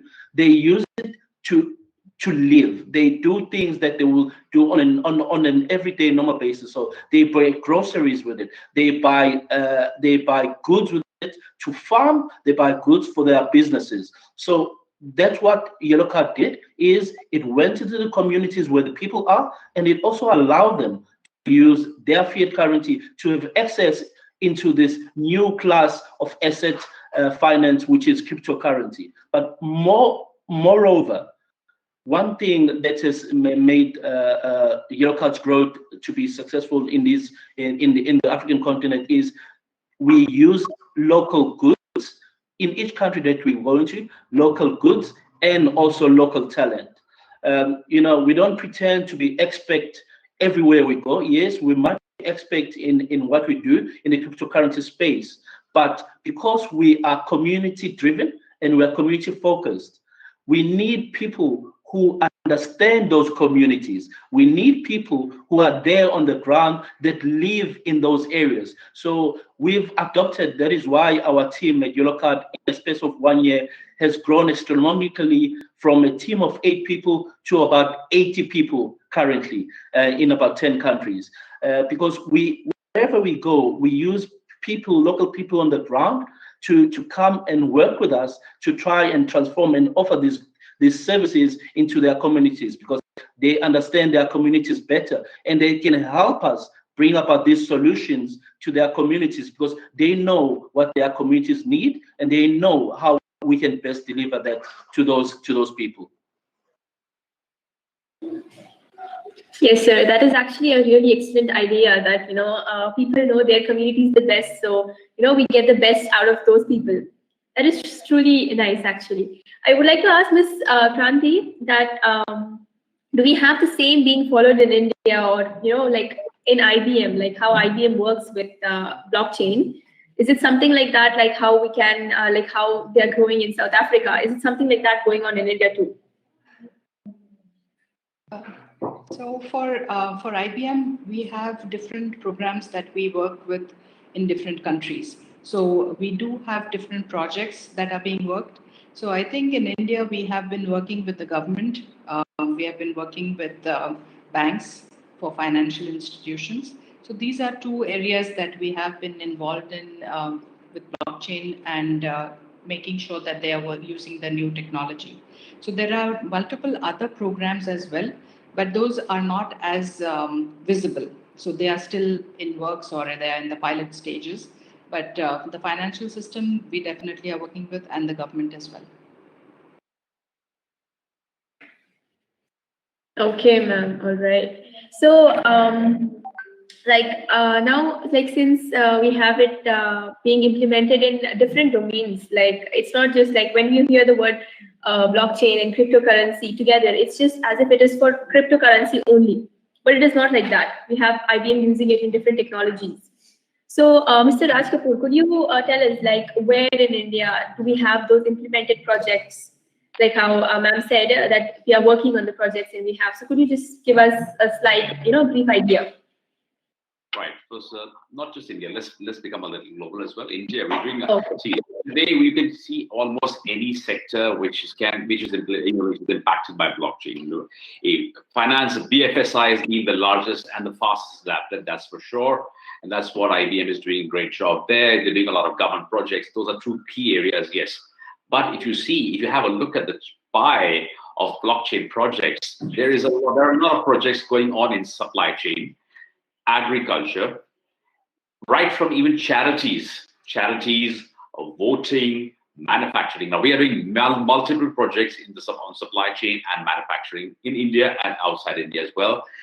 In solar and renewable energy. Now that's something which I love, because one of the things which we just did recently, and that's something very exciting, we used the entire, we created, we used other technologies also, solar technology, and we created the first solar paver blocks with an IoT device inside. Now these paver blocks we are doing a project in Egypt right now. We are laying them right next to the runways. Okay, so They're going to be using the same solar energy to power the airports. And each of these blocks have got an IoT device inside, and it sends all the information right up. It's stored on the blockchain, so people also have access to how much energy is stored where, and then we can distribute the energy wherever we want it. And that's great, not only for the economy of the nation where we're doing it, it can also impact other nations around it. We're doing this in 3 countries now, and the entire process is on the blockchain. Now that's a big thing. Solar energy is a big space where we can do a lot of work. Apart from that, we are doing a lot of work in the media, for example. We have royalties on the blockchain. People can be paid royalties on the blockchain. In journalism, catch on the fake news, a lot of things really. So it's a small world, yes, but there are multiple applications. BFSI has been the first adapter, and therefore it has the largest chunk of the Indian pie. Around almost 30% of the blockchain implementations in India is in the BFSI sector. But with things coming, the smart contracts being very nicely adopted and adapted in India, there's going to be a big change. In India right now, as a consortium, what we are as an alliance, we are doing something close to about 79 different projects at the private and the government level. So there's a lot of projects, not only we're doing in Malaysia as well, also. In Africa, we are doing quite a few projects in collaboration with local African partners.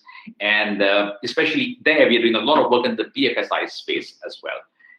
It's not going to stop anywhere. You just name it, it's going to be there. Right from charities, right to BFSI, you take it's just right across. Of course, the government of India has a roadmap. It has a national roadmap on blockchain, and that's been a good document for people to see where blockchain implementations are going to be over the next few years. We are creating a similar one for Nigeria. Part of the task force, there are quite a few people involved. I'm one of them, and doing also a lot of work with the national and with Nigeria as well on actually implementing a lot of blockchain projects for socio-economic reform. So blockchain is not, as I told you, it's not just the information technology, it's an institutional technology and a frontier technology, lots of applications. And I just want to add one more thing. When I talked about Becky taking it to the community, we are also doing our bit by taking it to the community in a different way. Well, while we have the cryptos and all the bitcoins and a lot of platforms, etc., but the core still remains education. You have to educate the people before either they burn the fingers or they don't know what they're doing. More important, that's crypto. But otherwise, also, what else is blockchain beyond crypto? That's the biggest thing. Now, we have excellent resources, but they're all in rural India, for example. How do you go to rural India? How do you don't have the access, they don't have internet access, they don't have electricity at times. In Africa also, we make a couple of projects, and this is something which I'd love to share with you guys. We actually created a device which works and creates its own internet and is solar powered. So we take this right to the last denominator, to the places where they don't have the electricity and the internet, and have the same type of programs running for them as you would have sitting in, say, Bangalore, India, Chennai, Bombay, Delhi, wherever, Lagos, Juba, wherever, London, New York. I wanted to bring in the same quality of education accessible to all. We are privileged. We sit in cities and switch on the light, and there's light, and there's an air conditioner, there's everything. But most of the world is not privileged. I wanted to bring this to the masses, and that's what we've been very successful. We have about 16,000 children studying in villages that nobody thought they will even look at blockchain or any other technology. So we've taken it over the last 6 to 8 months. We prototyped this machine, and it's a projector. We can put in all the content, what we will like. We have fantastic content. We roll it out to them. That's been big. And to encourage communities to study, not just blockchain, anything else. A lot in India and Africa, there are a lot of youngsters. The young kids, their families don't even send them to school sometimes. Why? They want extra pairs of hands who can probably earn some money for them. Either they'll go and beg or do some small menial work, etc., etc. We want to put an end to that as well as we can. So for that, we created a Bitcoin-based system, basically, where we encourage the parents to say, listen, guys, you're worried about the future of their studies. So, well, you send them to school, and we put some tokens for you here. And every time they pass the examination, they get a couple of tokens, which we then get sponsored for higher education. We put the entire thing on the blockchain, so it's transparent to everybody. We want everybody, the last common denominator, to understand blockchain, because it's going to be all pervading over the next few years, not just internationally, it's going to be in India as well. We've got a policy, we've got a lot of projects, but let's make a difference at the grassroots level, because once your base is powerful and strong, everything else can stand up strong on that.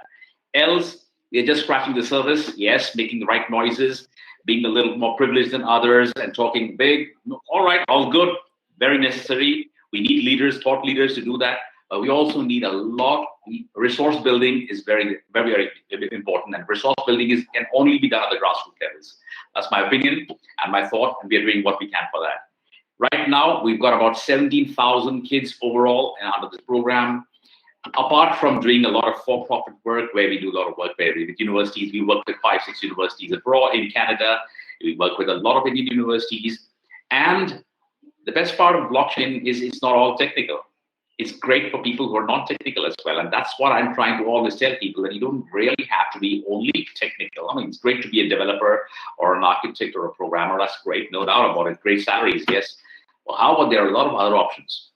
So recently, I'm doing a lot of counseling. I've counseled people to become crypto journalists. I've told them how to use data analytics to become analytics. I'm training them to become ICO advisors. These are unheard of. These were unheard of about a year back.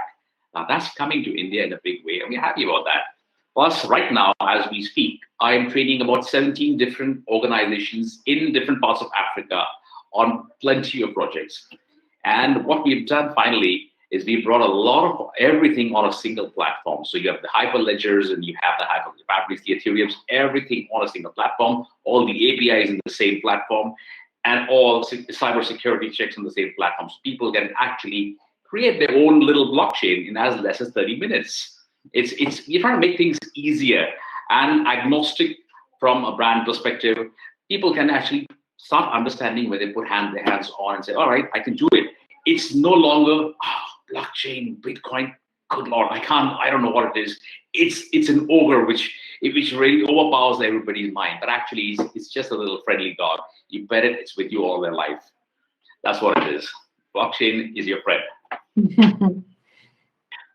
Yes, sir. Firstly, I'd like to congratulate on your success. That indeed is a success for you as well as for us as humans. That is a great initiative. And yes, sir, I do agree with this. That yes, that you said that the base has to be strong. The base has to be strong. It goes with, of course, education and all. But I found that Mr. Shadrach, he also goes to the base of the thing, like farmers are an important part and everything. And he's taking blockchain to help the farmers. Like that could give them a level up or something. How you've been working for students, girl child or students in general. He's trying to do that for us. So, Mr. Shadra, could you please let us know a little bit about how you've got blockchain for social good? Thank you kindly. So, from a social good, tech for social good perspective, our coronet blockchain infrastructure is being calibrated to solve 3 key problems that ordinary people are facing in 2 sectors. Initially, it was a salon sector, but that's being adapted now to solve those same challenges, the 3, in the agricultural sector. What are they? Firstly, as a supply chain, blockchain use case and infrastructure, we found in our dealings with the sector, the salon sector, that the product problem, there are quality issues, there's counterfeits. Let me give you some numbers.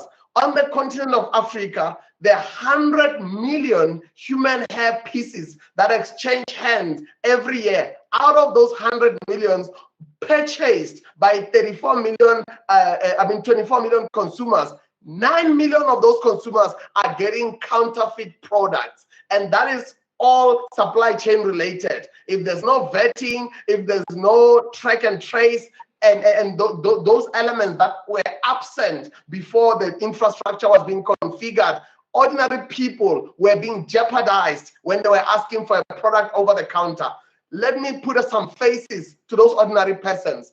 Some women, some women will save a 6-month salary as a domestic worker, as a cashier, as a retail point of sale worker, as a waiter, as a waitress or service staff. They'll save up to 6 months worth of a salary just to afford that crown on their head, because it does something to their self-esteem, their beauty goals, and just their needs as a woman, that I may personally not understand, but I do understand that social justice is critical, that when a consumer buys a product and goes to an extent of saving for 6 months to afford that product, they need to get what's stated on the box must be what's inside the box. We owe it to our consumers to use the truth machine, the trust machine, to ensure that the product quality and the product origin and traceability,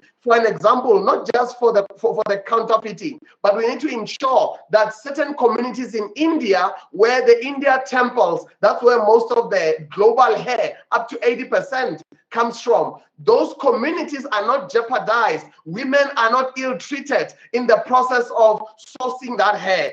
Everything is voluntary. For a global level ledger, with all roads leading to Africa and a secondary market being the US, we need to ensure that human rights are not violated. We need to make sure that villages in India are not displaced by the global conglomerates in hair and the big time manufacturers that may want to outmaneuver those communities in India that for generations have been relying on hair as an income to prepare it during the auctions and those things. So there is that strong component of tech for social good in blockchain. And the second challenge that we saw in the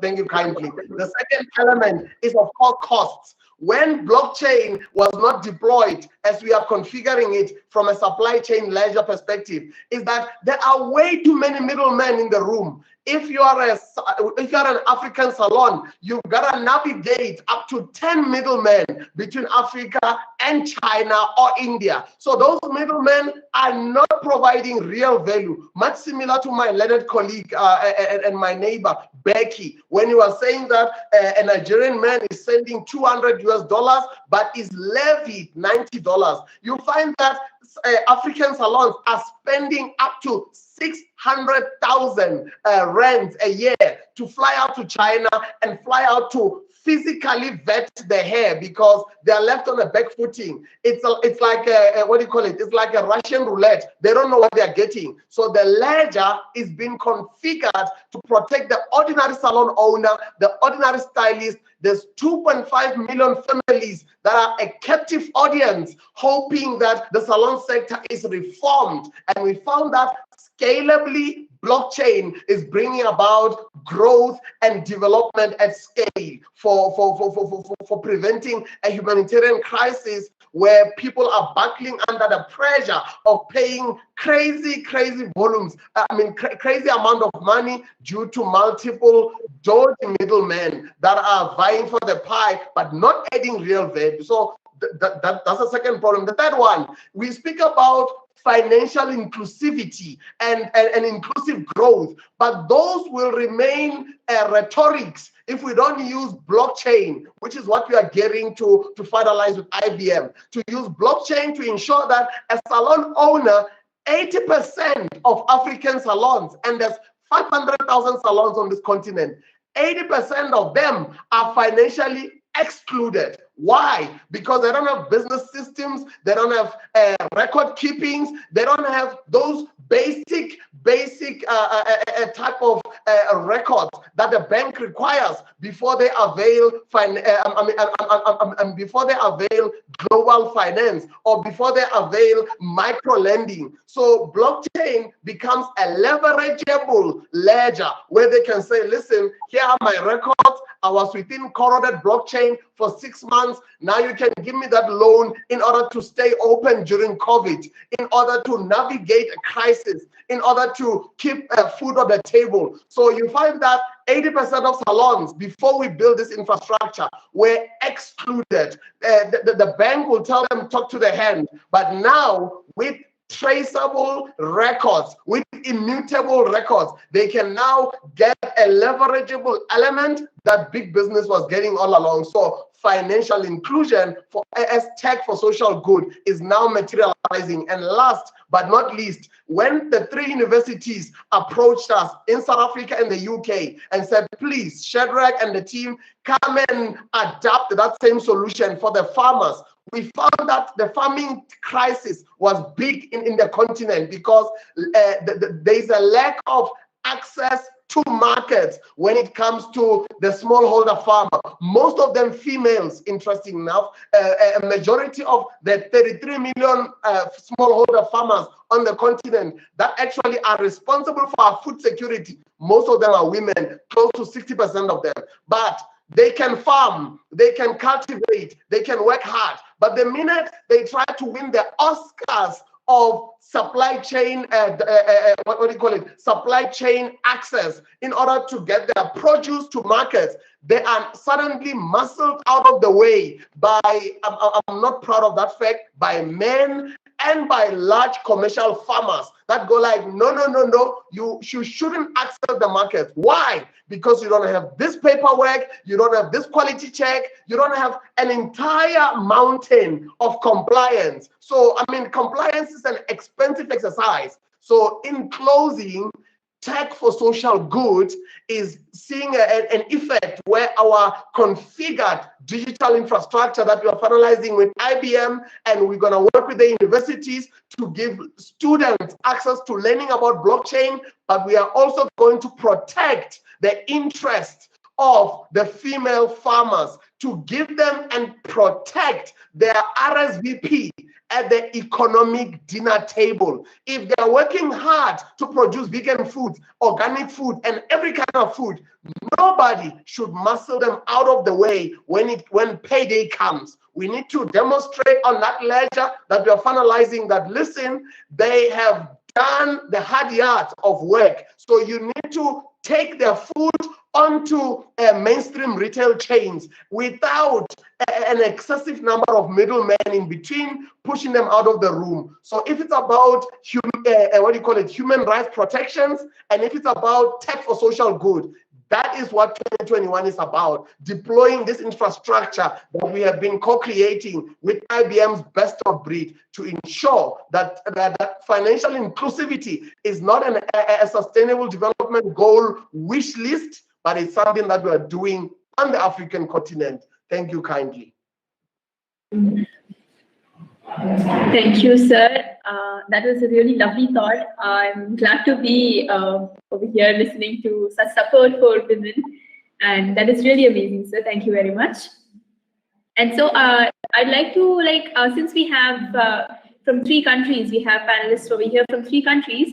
My question would be a general question that how much do you think that blockchain is being employed, to the real world problems, and how much is it giving a solution to the current problems? Could you one-on-one, we can have the thoughts, especially regarding the country that you live in. I can start with Ms. Jillian. You can tell me how blockchain is being applied and to solve the problems in Ireland.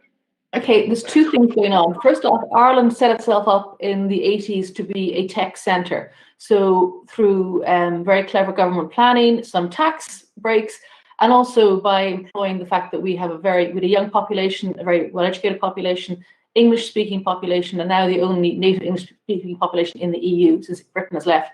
So we attracted a lot of the tech giants to Ireland. So all the big 9 of the top 10 tech giants have their headquarters in Dublin. So people like Twitter, Facebook, Google, Airbnb, you name it, they're all here, right?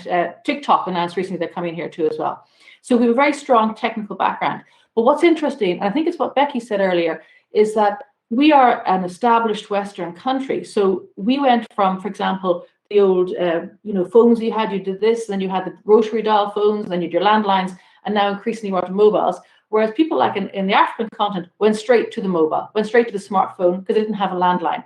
So I would suspect that the use of blockchain to solve problems is far advanced in emerging countries than it is in places like Ireland. I mean, there is a lot of stuff happening. We're a very tech-savvy country, As I say, we do have a lot of, I'm involved with Blockchain Ireland Group. There's a lot of projects happening, but I suspect with less enthusiasm and energy than projects being explored in countries where they need solutions and fast. And actually, one thing I'd say, I actually do some advocacy for a company called Electronium, which you may be familiar with. It's based out of the UK, but they're very big in the African countries, because what they do is they help people earn ETN, because it's very hard to earn. How do you earn cryptocurrencies? It's very difficult. They have a site called anytask.com, like a gig. It's like Fiverr.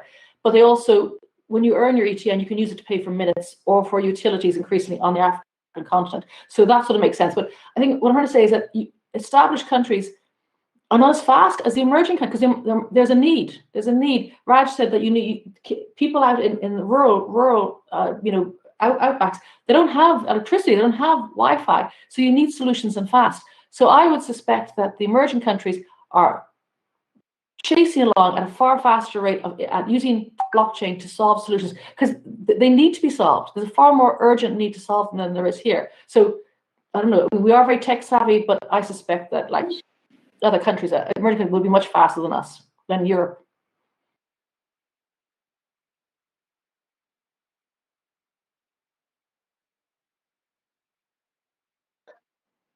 Have we lost? Hi, Aisha. Yes. Go back again. Thanks. Yes, sir. Yeah, so you can take it from now, sir. Yeah, no, and also I should point out, we did things like Deloitte. I think Shamrock worked for Deloitte. Their labs are here in Dublin as well. So we have a lot of work going on here, but it lacks the urgency of the emerging countries, because there's a real need. I think that's the difference. We'll get there. We have all the tech guys, but the need, necessity is the mother of invention. So I think the emerging countries will leapfrog us, and happy days if it solves problems. Yes, necessity is indeed the mother of invention, and we just wait for the right opportunity, and then it comes out strikes all of us. That's true, right? Mr. Theki, could you tell us a little bit about how it is in South Africa? Well, in South Africa, I must say we are very privileged. Amongst the African countries, we seem to be leading when it comes to technology startups that are emerging out of South Africa. In fact, one of our cities, which is in Cape Town, is seen as a Silicon Valley of Africa. We've got a lot of companies which are coming up with blockchain solutions, which we as people of Africa are really needing or really need to use. As Gillian have said, emerging countries such as the African continent, such as South Africa and the rest of the other African countries, have the need to use this technology and have the need to really transform people's lives. And as a result, we have seen mass adoption and growth in this space. As we know, in Africa alone, we are ranked one of the top 10 cryptocurrency trading countries in the world. I believe between Nigeria, South Africa, and Kenya, I believe Nigeria is ranked second overall globally in cryptocurrency trading, and South Africa and Kenya respectively are ranked 4th and 5th. So that speaks to something that we are doing right, and how we are using this technology and solutions to try and come up with things that can transform everyday life of the people. Just like my brother Shadrach was saying here, looking into the agricultural space. In the African continent, we have a lot of natural resources, and these natural resources are manned and worked by normal everyday people. Yes, they are owned by multinational firms, but the people that actually work them are normal, ordinary people, and some of them, they are working it for themselves. So the people who are farmers, we've got farmers who are farming just to survive, not actually to sell, but to survive. And to utilize such technology is bettering and making their lives better. So we are seeing a usability study or feasibility study in the case of using blockchain solutions and technology become quite a bonus for our people in South Africa. And I must say, we've plugged in as a company, Yellow Card, we've plugged into that, and we are seeing potential growth because of that. One thing I wanted to touch on that I believe Raj spoke about, education. Yes, education is very important. These tools or this technology is new to the people. It's even more newer to people who are on the ground. So when you speak about cryptocurrency, when you speak about bitcoins and everything else, as good as it is in terms of the technology and what it can do for the people, if the people do not understand it and they don't know how useful it is in their lives, it's not going to really matter. So the first thing that we as Yellow Card did was, let's break away from the norm, from the traditional standards of cryptocurrency exchange. Cryptocurrency exchange were established for people to exchange cryptocurrency for fiat currency. So you have traders, but people, to give that access, we give that platform to the people. If they don't know what cryptocurrency or Bitcoin is or how they could better their life, it's not going to change their life much. So what we've done, we've got an academy at Yellow Card that we've established to teach the people for free. So we have been unfortunately impacted by the pandemic, by the coronavirus. Last year we had a rollout to go into communities where people are and educate people for free of charge what cryptocurrency is, how they could best benefit from using cryptocurrency and the blockchain solution, what it means, the technology behind it, and how it could best serve them in communities, in rural areas, wherever they are, because that's what really matters, is impacting the lives of people on the ground. Yes, on the long term, people will make money, they will flourish, but what matters most is the impact that as a company or as a people we have into our communities. Right, so that's like a very good way that you've explained to us. And I'd like Ms. Kranti to also throw some light on this topic, like how like cryptocurrency in India, and your opinion and your views on it. Ma'am, you're mute actually. Yeah. Yeah. Okay. Thank you for reminding me of that. So I think in India we have a population that is very many. Education is a big deal in India. So people want to learn, and they are always encouraging their children to learn better things. So adopting technology, learning about the different changes in technology is something that is taught in colleges. But there is always the lag between the syllabus and what is being taught. But I think what the pandemic has taught us in the last 1 year is that suddenly everybody had to go online. So the medium of giving out information or sharing information, educating the masses was brought much closer to us. And now, as part of university relations, we used to go to different colleges and share what the new technologies are all about. But now with the pandemic, the colleges themselves have gotten themselves to a platform where they can do online classes, where you can have sessions. And so now it has widened our scope. So I think in that perspective, it is a great opportunity for us to invest in different areas. And some of the areas that in India, I feel that we could implement blockchain technology, which will help, is that there is a lot of the documentation of maybe real estate or where all the land and property has not been very well documented so far. They used to be all in ledgers, but now with this everything going online, and if the blockchain can handle all of this, this would be a great opportunity to get everything online. The industry is moving in that direction, but I think that has got a large scope in India where we could benefit from that. And also there are other areas as well.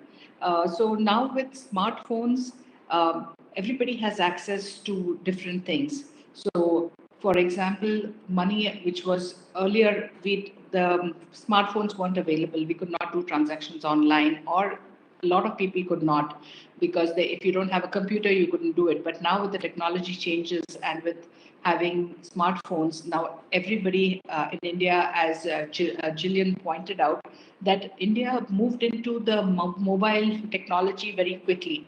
So we may not have a landline, or many people may not have a landline, but they will definitely have multiple mobile phones within a family. So this is opened up a whole new phase for India, where now people who are even from a lower income bracket, they can do transactions on their phones. So they have started doing transactions which earlier they would have all done in cash, but now things have become such that they can trust the system and do financial transactions. So that is another huge area where the blockchain technology is going to be very impactful. So these are two areas which I wanted to talk about. And the third one is, of course, education. So education is something that we all need to make sure that as technology changes, that everybody is brought up to speed as well. And if we can interlock in that space, that would be great. Thank you, Mel. Thank you. Yes, those three points are actually something that post-COVID will definitely, increase, because everything in this COVID situation, the pandemic situation, has become like digitalized and all. So now this will definitely be, increase, and we can apply blockchain in these areas, which will be there. Next question, actually, since Mr. Raj Kapoor has said that you've worked with different companies in different countries that so could you since we have many entrepreneurs over here, willing to be entrepreneurs over here, and then we'll be having new companies, small startups and all. So what are the challenges for those small companies who are wanting to test blockchain? What would be the challenges that they face and how to overcome them? It'd be great if you would. Well, Kranti, very fair also put it, and I agree completely that without education, it all starts with education, and then all circles back to education. That's the first challenge. A lot of people also believe that they know blockchain, maybe they know an aspect of blockchain, because there is no proper cohesive curriculum in blockchain, and that's been the biggest problem for adoption and adaptation within any country. Of course, there have been now a lot of changes in the West, but now in developing countries, it is all in silos. Education is in silos. It's not cohesive. It defeats the purpose. It just serves one singular purpose, but misses the big picture. That's one of our biggest problems. Either people say, oh, I'm talking about crypto. Somebody says, I'm talking about being a developer. Somebody says, all right, I'm specializing in Hyperledger, some say Ethereum, whatever somebody's trading. But nobody's really actually looking at blockchain from a holistic perspective. I think that's the biggest challenge. That's one. And for that, to pick up on the thread from what Kranti says, we've actually set up a whole curriculum right from grade 10th and 11th onwards, where we actually need to align it with curriculum and actually roll it out for actually people to understand it. And we've actually created one for Australia right now, and I'm adapting it for India. It's a 3,000-hour program on applied blockchain, and that's important. Applied blockchain. How are you going to use blockchain? I mean, everything what we've all said, it's like a cup of coffee, a tea. You have the water, which is in itself fantastic. You have the tea leaves, you have the milk, and then you have the sugar. So you need to put them all together and make and then put that little ginger and spice and make it fantastic. That's what you really need. You can have all of these. They're all available in silos, yes, but we're going to put it all together. So the biggest challenge is actually understanding blockchain. That's the first thing. Second is the belief that they understand blockchain when they actually don't understand blockchain. That's the second challenge. And the biggest challenge, I mentor something close to about 24 different startups right across everywhere. And everybody comes up with brilliant ideas, but they don't really realize that, all right, the ideas may be brilliant. The second thing is whether blockchain is the right technology, which needs to be paired with it, or we just have to say something else. That's another thing is, because it's a good buzzword to have, people say, oh, we are putting it on the blockchain, stuff like that, right? But they're actually not doing all that. There is, again, a huge gap there in terms, at least from the countries where I'm working mostly. Third is the government support. We don't get government support. Emerging technologies always threaten the government. I'm very honest in that. I may not be very popular in the government circles all the time because I tell them, I call a spade a spade. And I tell them, guys, you guys, even we have a policy, yet we sleep on the policy. We use it, we put a paperweight on it. Fine. That's it. It's a nice document lying on your table. What's the use? Put it to use, guys. If nothing else, bang somebody in the head with it and wake them up, but do something. That's why I really believe in it. We don't use the talent we have. Also, we make committees to study blockchain in India, for example. Those committees have no clue what blockchain is. This is common in most developing countries, and even some developed countries also. Let's not be too kind to everybody. So I am a very strong advocate of actually putting it in practice, and that's why I've written a complete program. It's a 3,000-hour program spread over the last 2 years. I've been doing that on applied blockchain, not just crypto, not just Hyperledger. It's an applied blockchain program. And now that's actually now being rolled out in Australia in this year, 2021, by 3 of the RTOs or the Registered Training Organization in the vet education part. Now, another challenge, and which I see that is also because the government has absolutely they don't know what the hell blockchain is all about sometimes. The next problem is, will we get funding? Now, of late, I'm seeing of course, there's been the last 1 year, I've seen a lot of growth in companies that fund blockchain projects, but a lot of the funding is towards crypto. It's got to be also towards other blockchain applications. And as Shanti also said, we are ourselves doing a project, and she really mentioned that, in land registry. Land registry is a big space. We're doing a lot of work in that. The government actually should say, yes, we should do a lot of it. We should put the whole country on that. They won't do it for obvious reasons. But because blockchain eliminates the middleman. And our economies are middleman economies. Most of our economies, you take the agricultural sector, you take a financial sector, you take any sector, there are the middlemen. To eliminate that, it's going to be a humongous task always. But we made a start. And there are lots of projects rolling out in India. It's great. There are a lot of them in land registry, etc. If I tell the government, let's put voting on the blockchain, I'm going to be kicked out of the room first. I know that. So we got to have, if a top-down approach, it's not the other way around. We need to have the government buy into blockchain. We need to have the startups. We have a program called Atmanirbhar India. We have Self-Made India, for example. We have a program in India. Yeah, but if you ask 95% to 99% of the people I've spoken to, they have no clue how they can actually use blockchain. And actually, blockchain can make their products, their ideas 100 times better, but they don't have an idea. I think what's really required is evangelism of this, and that's what we're trying to do is at India Blockchain Alliance, is to evangelize the technology, to take it to the masses. A mass adoption is going to be the only key to success of this technology. It started. We're on the ground floor. The only way is up, but we all have to say the same. We have to say, actually walk our talk now. We've got the proof of concepts in place, and now we really need to take it from the ground upwards. Awareness is the key. Education is the key. These two things, and that makes empowerment, which actually makes the change. We need to change. Mindsets need to change. Yes, sir. That's actually those two keys are like very important keys in any domain that you take. Actually, that will definitely help us to move forward and grow. Basically, yes, that is indeed a very ideal perspective that you have. I'd like to ask Mr. Shadrach that how in South Africa is are these the challenges that in the same country, obviously, like it's like all over the world, but are the challenges that the new companies in South Africa face? Thank you kindly. I actually just took out my Saturday counter that I would like to share with the audiences and my colleagues here. If you were to look, let me see if this is visible. That's 729. That's my Saturday counter.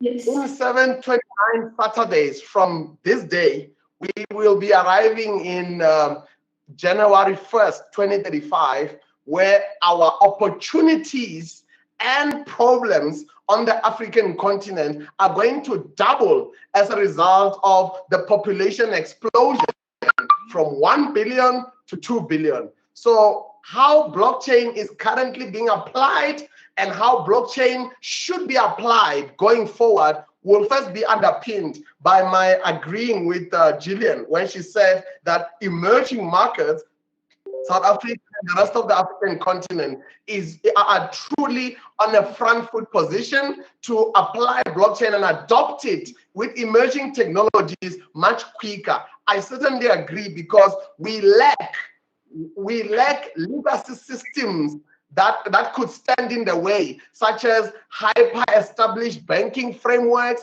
financial services frameworks. So the absence of those pillars of the economy are giving us an advantage rather than a disadvantage. So here in South Africa, we find that, social justice in the marketplace, where the little person or the ordinary person can be given a fighting chance through either supply chain use case, either through remittances, or either through cryptocurrency, or either through navigating multiple currencies, as Becky has mentioned it. It has made Africa and South Africa ripe, not just for disruption, but for mass adoption. Hence, we are on an agile trajectory to adopt this kind of intervention, be it from cryptocurrencies, DeFi's, or even from central bank digital currencies, or be it in supply chain, in which way I come in. You know, supply chain is more like a referee.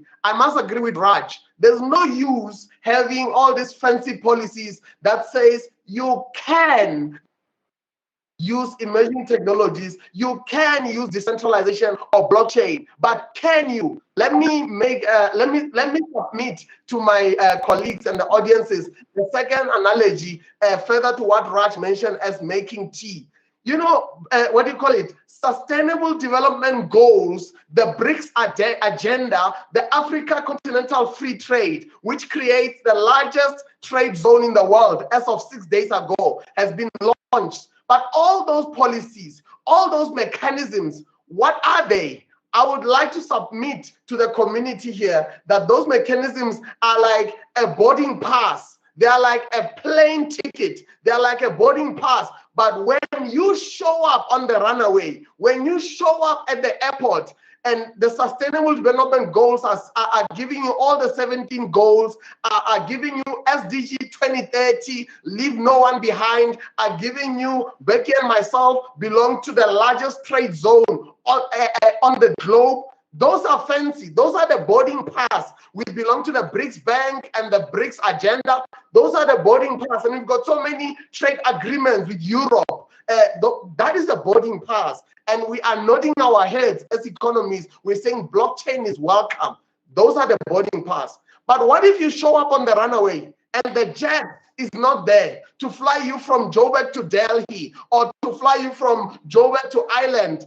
If the jet is not there, then Houston, we have a big problem. We need to ensure in this room, as creators, as innovators, as leaders, that we create these blockchain vehicles that are the jet that will evolve the informal sector to the formal economy, the excluded communities into the included inclusive growth. So that's what we are seeing in South Africa. Further to our supply chain use case, that is busy referring all these divisions across silos and minimizing, as Raj said, the middleman economy effect. That's what we are doing. So we are seeing a latching on to blockchain as the much awaited referee to referee the game and remind people that you can't have instances where the big guy muscles out the little person, or there's too many middlemen in the room that are adding no intrinsic value. My last example on this point, 2 days ago, news arrived on my desk that one of the two black-owned listed companies in property are actually in the doldrums, or they are on the ropes fighting for their lives. Why? Because they have got a 10 billion rand debt on their books that makes them technically insolvent. Why does that matter? What is it? 10 years ago, when this multi-billion rand black-owned company that is owned by a previously disadvantaged individual came on the stock market, there was a project that needed, guess what, supply chain in order to bring resources to build that mall. So because the gatekeepers of the construction industry did not like a previously excluded individual coming into the room, they told him he's not deserving to play at this level, so he should step out of the way and allow the big boys to run the show. He said, no, I can't do that. And they told him, we are gonna lock you out. We're gonna push you out. He thought they were kidding. But that construction property known as a mall in the Eastern Cape of the project, that property by Rebosses, it ended up costing 5 times more in construction materials, because in the entire South Africa,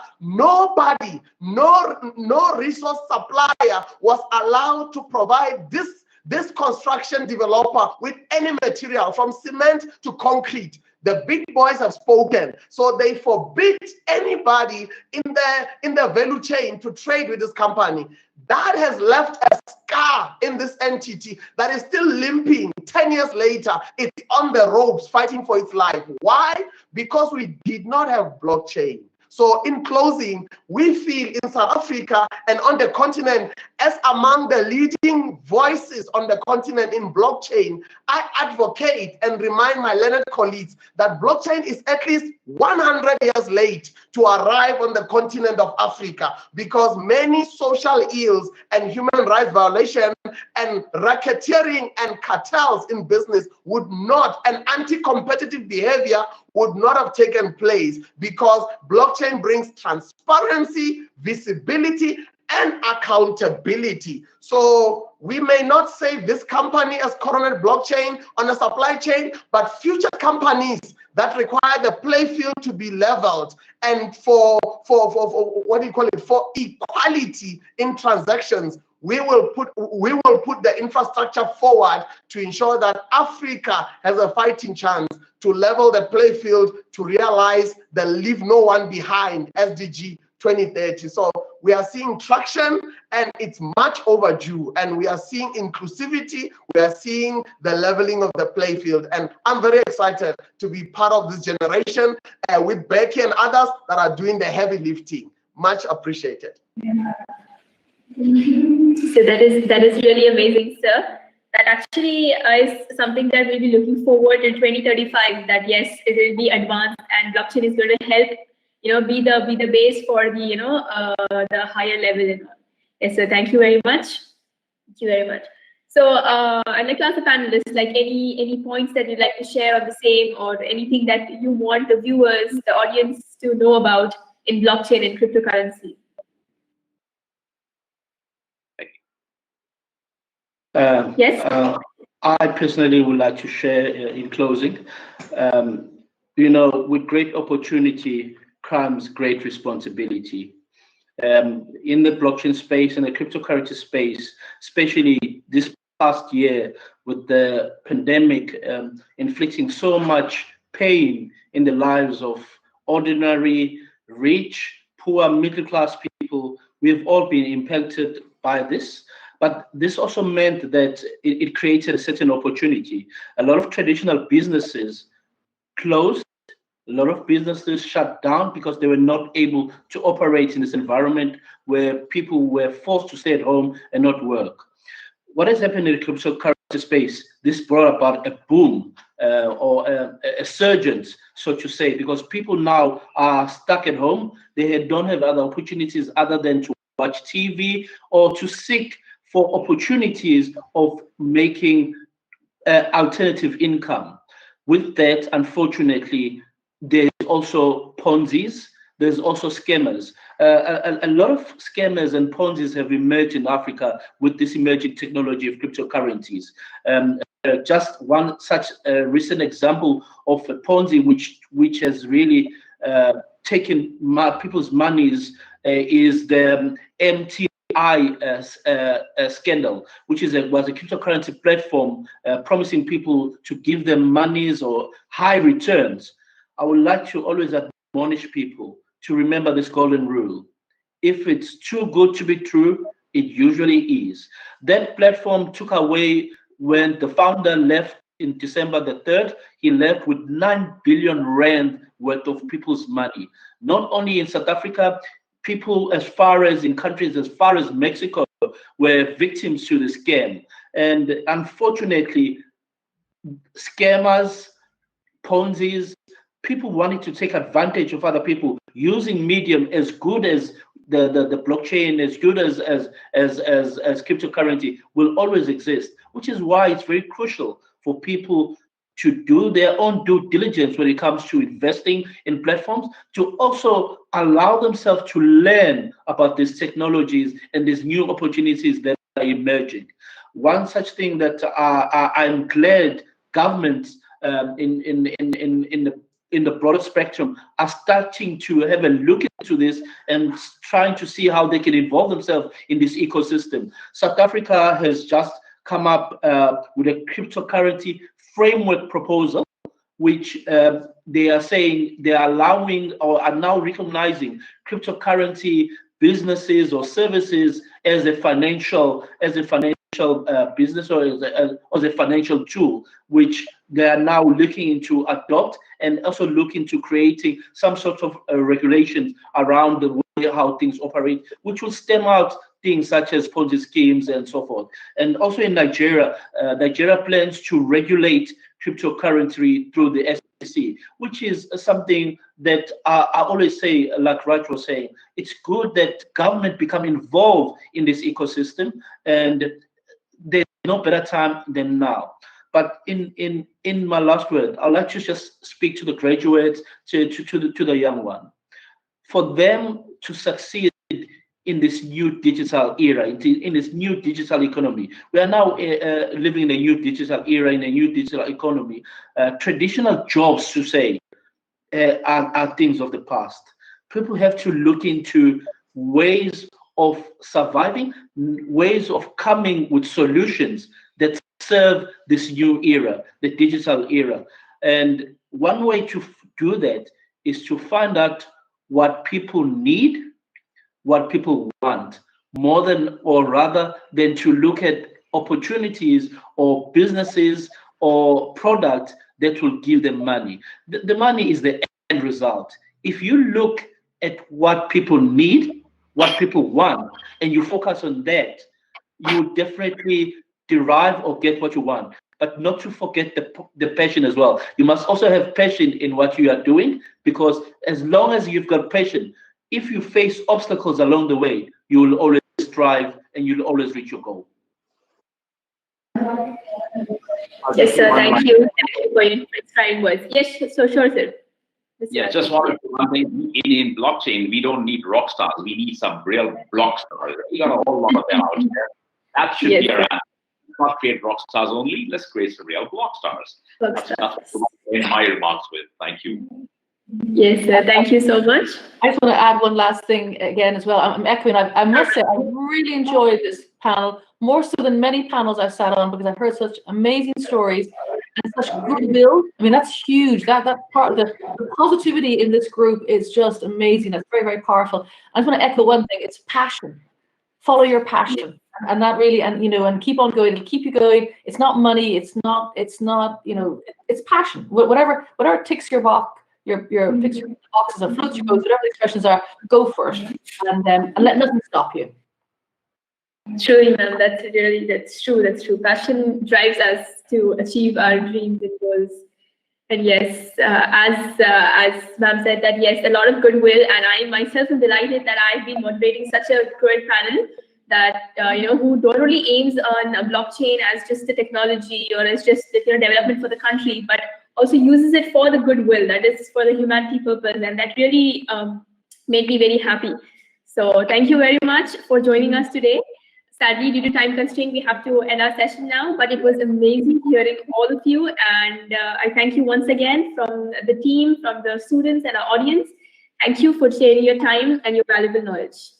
Aisha, thank you kindly for your hospitality and your great moderation.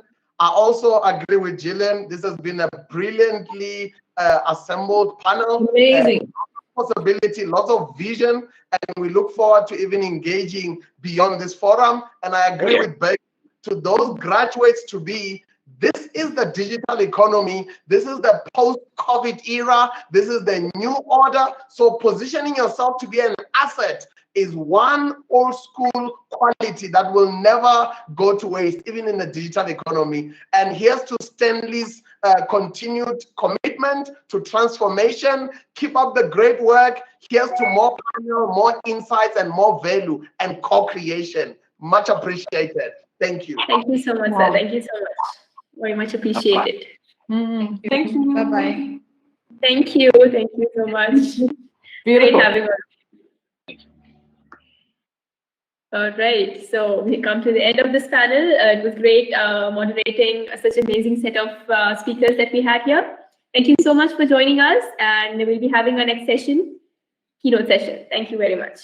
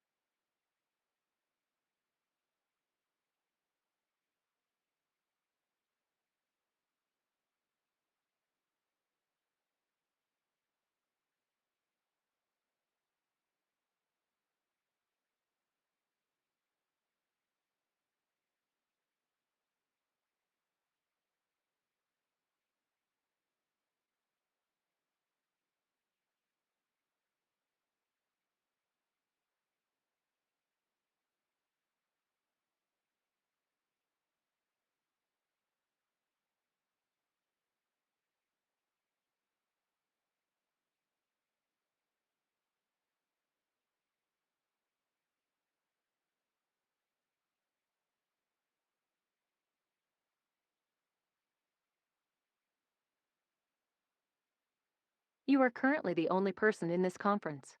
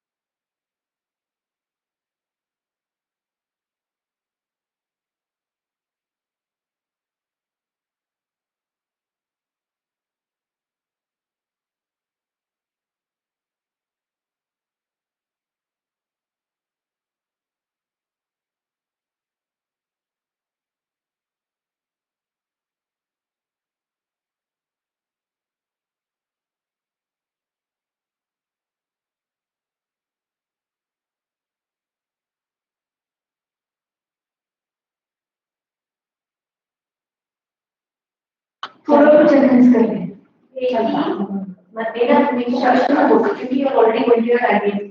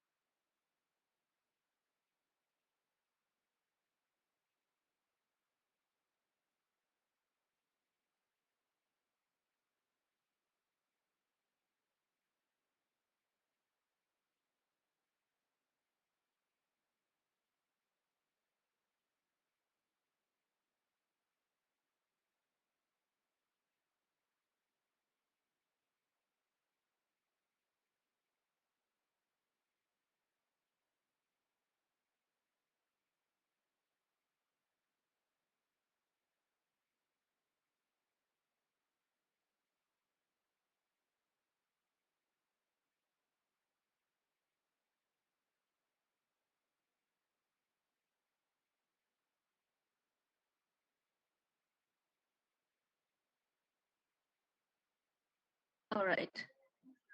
So, yeah, I guess we go from here, right? Yeah. Okay. Okay. And then somebody will operate my presentation, isn't it? Yes, ma'am. Yes, ma'am. So I'll have to keep on giving instruction about the next slide. Yes. Yes, ma'am. Okay, I'll do that. And the moderator is already available, ma'am. Juha Ansari. She will take the call now. Juha is the moderator. All right. Yes, ma'am. Juha. Okay, sure. Thank you. Thanks a lot. Yeah, bye.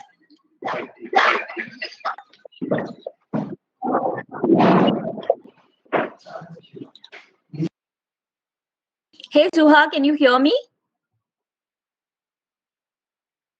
Juha, you there?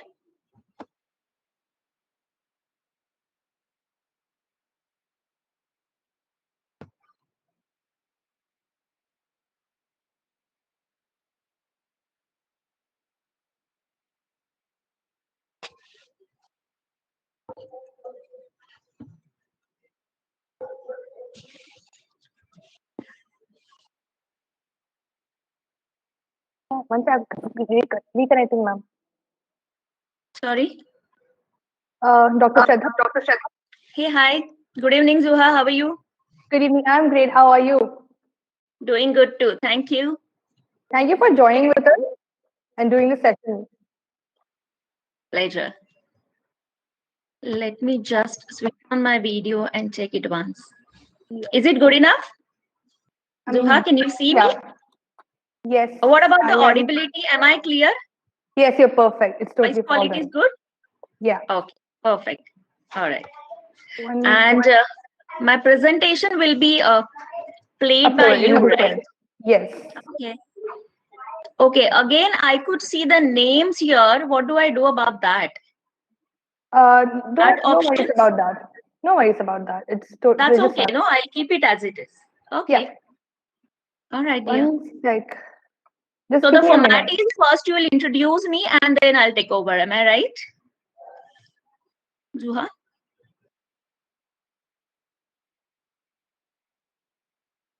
Zuha? You there?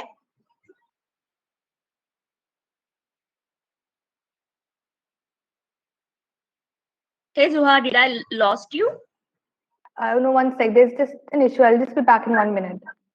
Sure.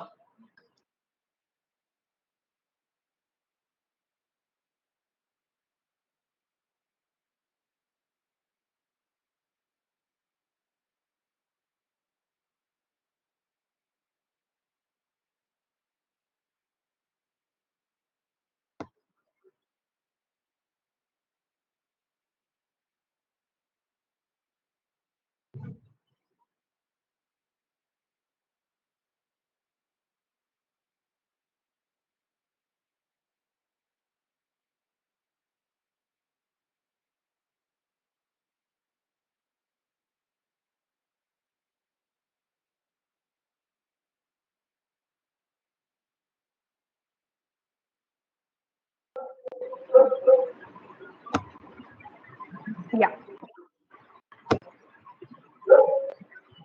Dr. Shraddha, you're good to go now. Everyone, so please welcome. I'm not able to. Can you see my video? Is it visible? Yes, it is. We found you now. Okay. All right. So viewers, we have our keynote session with Dr. Shraddha Kulkarni. She is a seasoned and versatile academician, international faculty trainer coach, and image consultant with 12 years of experience in corporate training and teaching. She is currently working on adjunct role as director MDP with a premium B school in Pune. She specializes in organizational behavior, HRM learning and development, and talent management also. Dr. Shraddha passionately carries additional qualification as coach to transformation and powerful image and certified image consultant, working with several corporate companies at organizational as well as individual level and fashion industry parallelly as grooming experts for aspiring models. She is also a sought-after coach, trainer, and consultant for corporate clients in the area of image consulting, HR process effectiveness, team building, soft skills, personal grooming, and business etiquette. Continuous self-development is Shraddha's motto. Also, let me add that she is Superwoman Award 2020 as a motivational speaker by FSIA. She has also given 26 research papers, including case studies, to her credit published in reputed international and national journals with impact factor and credible listing. 2 of her papers have been listed in Scopus Index too. It is such an honor, Dr. Shraddha, to have you with us. And the keynote address that she is giving us today is on the topic, the key to become unbeatable women leaders. Can't wait to hear you, ma'am. All right. So thank you so much, Juha, for that wonderful introduction. And you have made my job easy by, telling everything about me. So I'm glad and I'm thankful to you for doing that. And if you could just help me with my presentation so that I can begin. Yeah. Yes, it's being uploaded now. Sure. Will I be able to see that? Yes. It's done. It's uploaded now. I can't see it yet. It's uploaded and can you check your full screen once, please? There must be a small screen up over there. That's right, but it's just blank screen. I can't see the presentation over. You can increase the size of the presentation for yourself. Presentation. Sorry. You can increase the size of the presentation. Okay, so how do you do that? Just. I have open. Yeah, I could see it right now. Thank you so much. Yeah. Okay, everyone. So good evening, my dear students, and I'm sure you're having a wonderful day right from the morning, and you have a lot of discussions and insights and experiences since morning. And I believe this is the end of the day. I have the last session as far as today's day is concerned. That's what I think so, right? Zuha, am I right? Okay, I believe so. So I would like you all to begin. You've already begun with a very beautiful note, I'm sure. But I would like you all to conclude this day with a lot of insights to remember. And let me promise you one thing. If at all you would go through this presentation and if you'll pay attention to the entire 1 hour, which I'm going to talk to you for, I'm sure there will be something that you will be able to take ahead with you and that will remain for the rest of your life. So that's a promise from my end to all of you. So first of all, let me tell you, everybody, every one of us, every woman, I believe is an iron lady. You just have to recognize that factor in you. You have to realize that you are an iron lady. Just try and recall maybe your own life or maybe a life of your parents, your mom, and see how much she has been through, how much she keeps on doing. And, she's unstoppable. She actually does so many things in her life, right? And she is the one who actually raises you. And that's why you too are an iron lady. So when we say iron lady, what do I mean? I mean to say the one who's extremely confident about herself, the one who recognizes her potential, the one who knows that, yes, I'm the one and I can achieve anything and everything in my life. Okay. So that's the concept of an iron lady. You need to have that burning desire. You need to have that fire in your belly to do something different. Okay. So let me give you my example itself. I am a daughter of an IFS officer, civil officer. So you would be knowing that, always surrounded by 4-5 people at once. And then, everybody is taking care of you. And then you are not supposed to do anything on your own because. And then the second reason was I was a lone child, the only child of my parents. So that was also one of the reasons I was completely pampered. So you know what? Of course, the glass ceiling effect is always there. Everyone was thinking that, I don't know how to do cleaning and washing and cooking, and I may not be very good in studies because, I'm too pampered and all. So I decided to break this, ceiling effect every time when I've done something. I'm a good cook, and I know that right from my childhood. I have done excellent in my academics. I was a merit holder, and everybody was thinking that I may opt for science as a stream and then I'll go into the corporate world. become a corporate officer or a professional. Again, I broke that particular ceiling. I became a teacher. I have pursued MBA, and then I have done PhD as well. Okay, so I believe that every one of us, we have to be motivated by our own selves, and we have to decide what exactly do we want to do. Okay, don't get into that stereotype, because the second belief that I have is you become what you think you are. Okay, so if at all you feel that I want to become the best business woman in the world, you should start behaving like that right from today itself. And that is the key to become unbeatable women leader. And I'm going to tell you about each and every factor that it takes you to become an unbeatable women leader. And I'm telling you that every one of you do have it in yourself.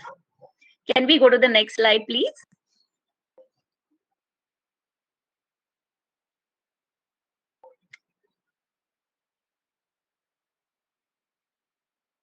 Can we have the next slide?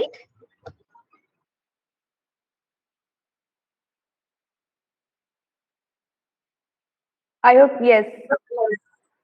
I can't see it. It takes time to load a bit sometimes. Yeah, no worries. Okay, so, every one of us do write stories, right? So we have been raised by stories, and right from our childhood, we are so inspired by stories. So let me, take you through a wonderful ride, and let me make it a little interesting for all of you by sharing different stories, so that, you are connected with me and you find it interesting, and you won't lose attention even for a second, even for a minute in between this 1 hour that I'm going to talk to all of you, right? So this story is about a girl called Grace. Beautiful name, isn't it? So Grace is as beautiful as her name. She is curious, because that actually, wonderful factor that each one of us should have. We should always be curious about everything that we do in our lives, right? And then she's also talkative. She keeps on talking and talking and talking all the while, okay? And she has one interesting facet. She likes to read different stories, various stories, and she also likes to share those stories with everyone that she comes around. Okay, so here it goes. Let's see how Grace takes us throughout a journey right from here. So can I have the next slide, please? Okay, until then, let me ask you, I'm not, Grace want to ask you this question, okay? And I'm waiting for an answer from all my participants. I'm looking at the chat box here. Tell me how many of you are good in working when you are pressurized. Like, for example, you have to make a presentation. So you feel that, okay, today is the last day of my presentation and I have to do it. So you do it very well. Or maybe, when you know that, let's say you have an examination. So you are actually studying a lot when you have an examination. Or for example, this event, you're conducting this event, and you know that today you have to present yourself throughout this event. So how many of you are good in working that when you're in pressure, you do the best, you perform the best when you know that this is the last thing that I have to do, and this is the last chance that I have to do these things? Just listening to that makes me feel stressed. Yeah, I'm sure. So I'm sure many of you would be good in working in pressure, right? As in, when you know that iske baad to mere paas koi time hi nahi hai, I don't have any more time, so you actually get to that thing and you start doing that thing. Am I right? Yeah. Yes. When you feel that you have to I'm do sure. something, you just do. When you Yes, that's right. Yeah, so we actually generally are, waiting for certain timeline. Ki, "Arey, abhi to time hai, we still have time," but then we know that it is a closed deadline, and then that is the end. Like, if I don't do this right now, if I don't study for my examination today, I won't be able to write my paper tomorrow. So we always have that pressure in our mind when we are performing, right? Many of us do have that pressure in our mind, and we are very good in working when we are pressurized, or when we are in a difficult situation, or when we are in a critical, crucial situation. But then that is not the right way. Let me give you an example. Again, Grace would like to share a story with you here. So this story is of the elephant and the rope. I'm sure many of you would have heard about this story, right? So what happens, there was a herd of elephant, and they were tied with a very small thin rope, and those big giant elephants tied with a simple rope. So one man was passing across, and then he had just seen that it is such a small rope, and then the elephant are tied with that, and they're not moving, they're not going, they're not breaking that rope. So he was amazed by this fact, and then he went to the trainer and he asked the trainer, how is it possible that rope is so small and thin? The elephant can easily break that rope and move ahead, but why are they not doing it? So the trainer tells him, when the elephants are too small, when they are baby elephant, from that time we start tying them with the same rope. Okay, and that time it is difficult for them to break that rope and move ahead because they are too tiny at that time, right?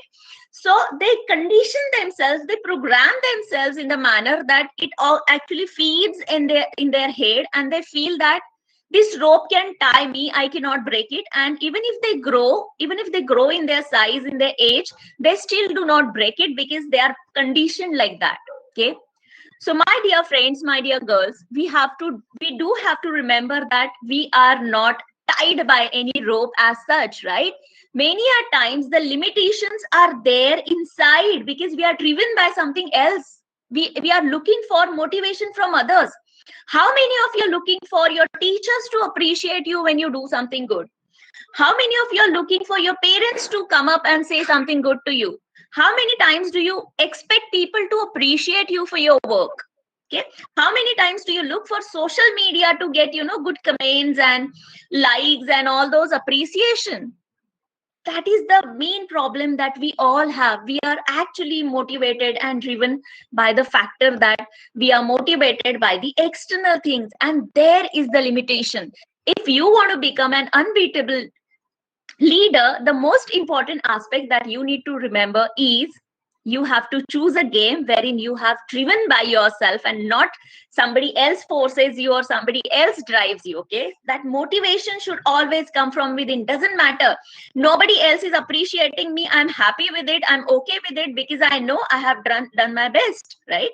So that kind of an approach has to be there always, right? Next slide, please. Of course. This is the first. Dr. Shraddha, I'm so sorry that I have to interrupt you. Can you switch your video off and then join again? Just there's some issue. You want me to leave and join again? No, just your webcam. If you can switch it off. Just your webcam? Sure. Just, yes. I did. Yeah. Just. So you want me to keep it? Just give it. Give us 10 you want seconds. me to on it or not? Sorry?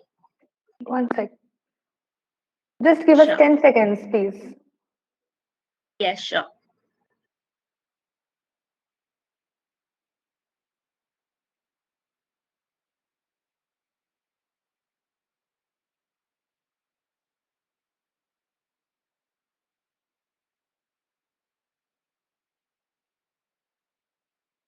Can you please continue this way? There's an issue that the PDF is not being seen properly. No worries. I have no problem with this. Okay. Okay. All right.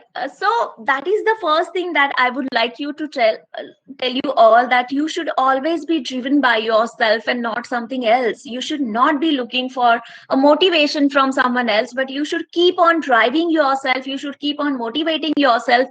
You should know that where I am doing good and where I have to improvise. So that is something which is completely your own personality. Own it. Own yourself. Accept yourself. And drive yourself ahead in the life. Wherever you want to go, it is possible for you to go there only and only if you are self-driven. Second thing Grace would like to ask and tell all of us is, your mind is the only restraining force that you have to deal with. Okay, the only entity that actually is working against you. So tell me again, how many of you would feel that, I want to get up early in the morning and I want to start a fitness regime. I may want to go for running, or I may want to go for walking or something like that. How many of you are actually doing it? Every time you put up an alarm, right? and then alarm rings. Somewhere in your mind, something in your mind says ki are yaar chodo, put it back, I want to sleep. So jao, doesn't matter, sleep for more time, right? Isn't that happens? Isn't that a very particular thing that happens with every one of us, Duha? That truly. That's right. So many at times we feel like doing something, we want to do something, but then we don't take any action towards it. We know that, okay, maybe I have to improvise my communication skills, or I have to be very good in public speaking. I want to learn public speaking. I want to go ahead and speak in public. Okay, you want to do that, but do you do that? You don't, right? So there's a huge gap between what you want to do and what you are actually doing.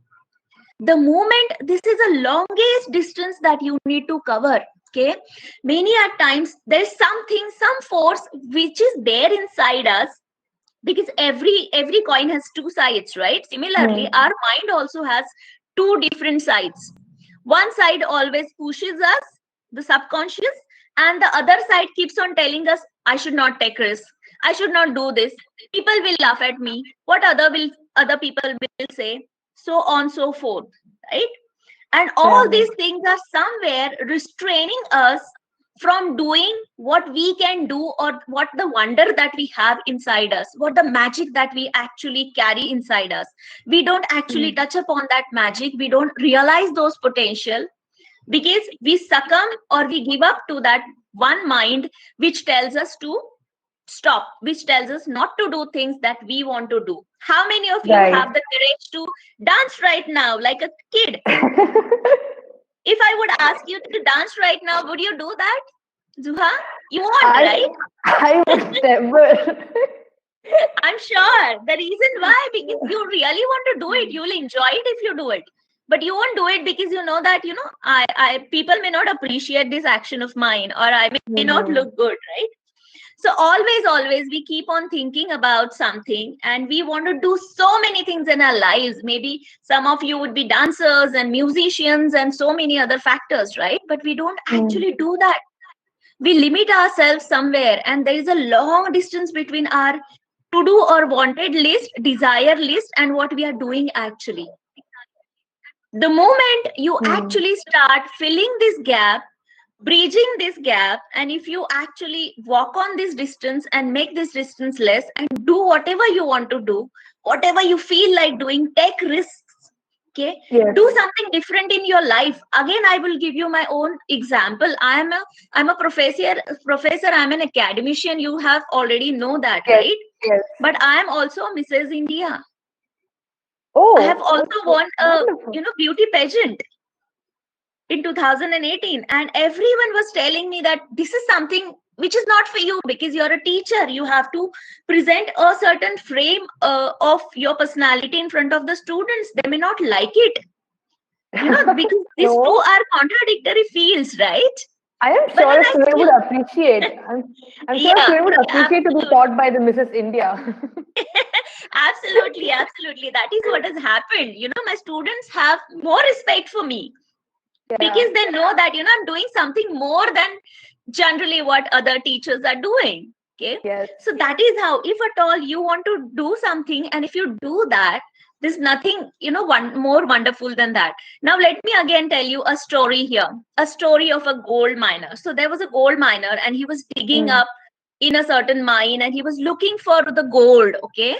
And he was doing it tirelessly for so many days, and after a while he was frustrated because he couldn't get that gold anymore there, and he stopped digging.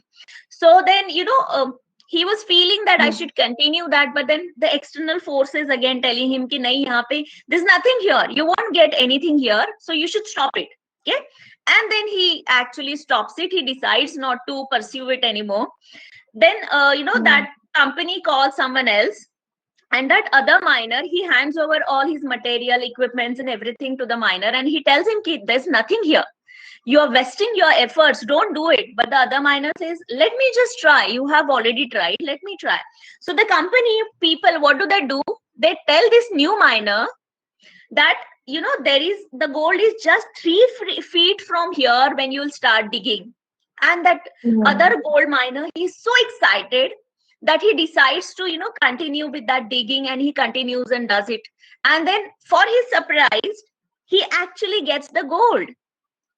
So the gold was just 3 feet down than the earlier miner. Just imagine, the miner would have had so much of fortune if he would have continued his efforts and he would not have quit, right? So that's the reason why when you want to do something, you must do it, because you never know what is the best thing that you may get, right? So what if it does not happen? But what if it does happen, right? If So you're that enjoying kind of it, an approach you should always have. Yes.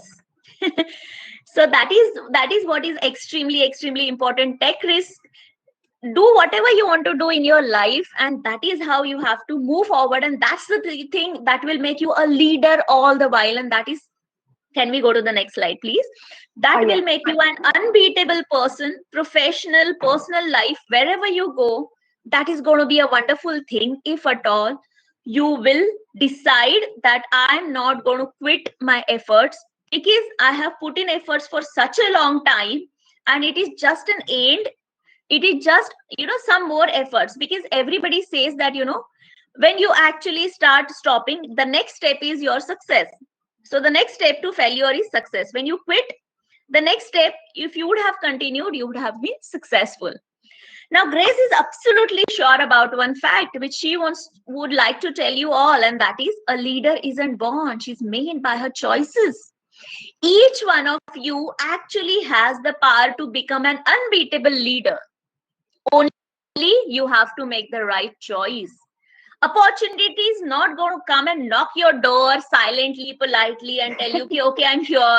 I have, you have enough time. You decide, take your time, and then let me know if you are really interested in grabbing me. Okay, so that's obviously actually not such going a to happen. misconception.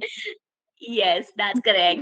So that is not going to happen. Opportunity will come like a bang, and you have to grab it, and you have to realize and understand, recognize the opportunity.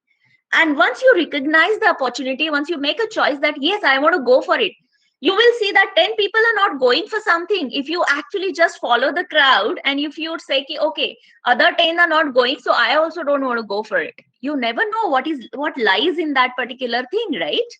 So you must make best choices in your life. You must actually decide exactly how do you want to lead your life, how do you want to make your choices, what are the different choices that are available, what are the choices which are taking you out of your comfort zone, what are the choices that are pushing your boundaries and not making you an average person. Those are the choices which are actually taking you a lot long way. Okay, so again, let me tell you a story, a gold dog story. Okay, so there used to be a king, and he was a very pleasant king. His subject was very happy with the kind of judgment that he used to have, and the subject was very happy with him. They used to come with problems to him, and he used to help them out.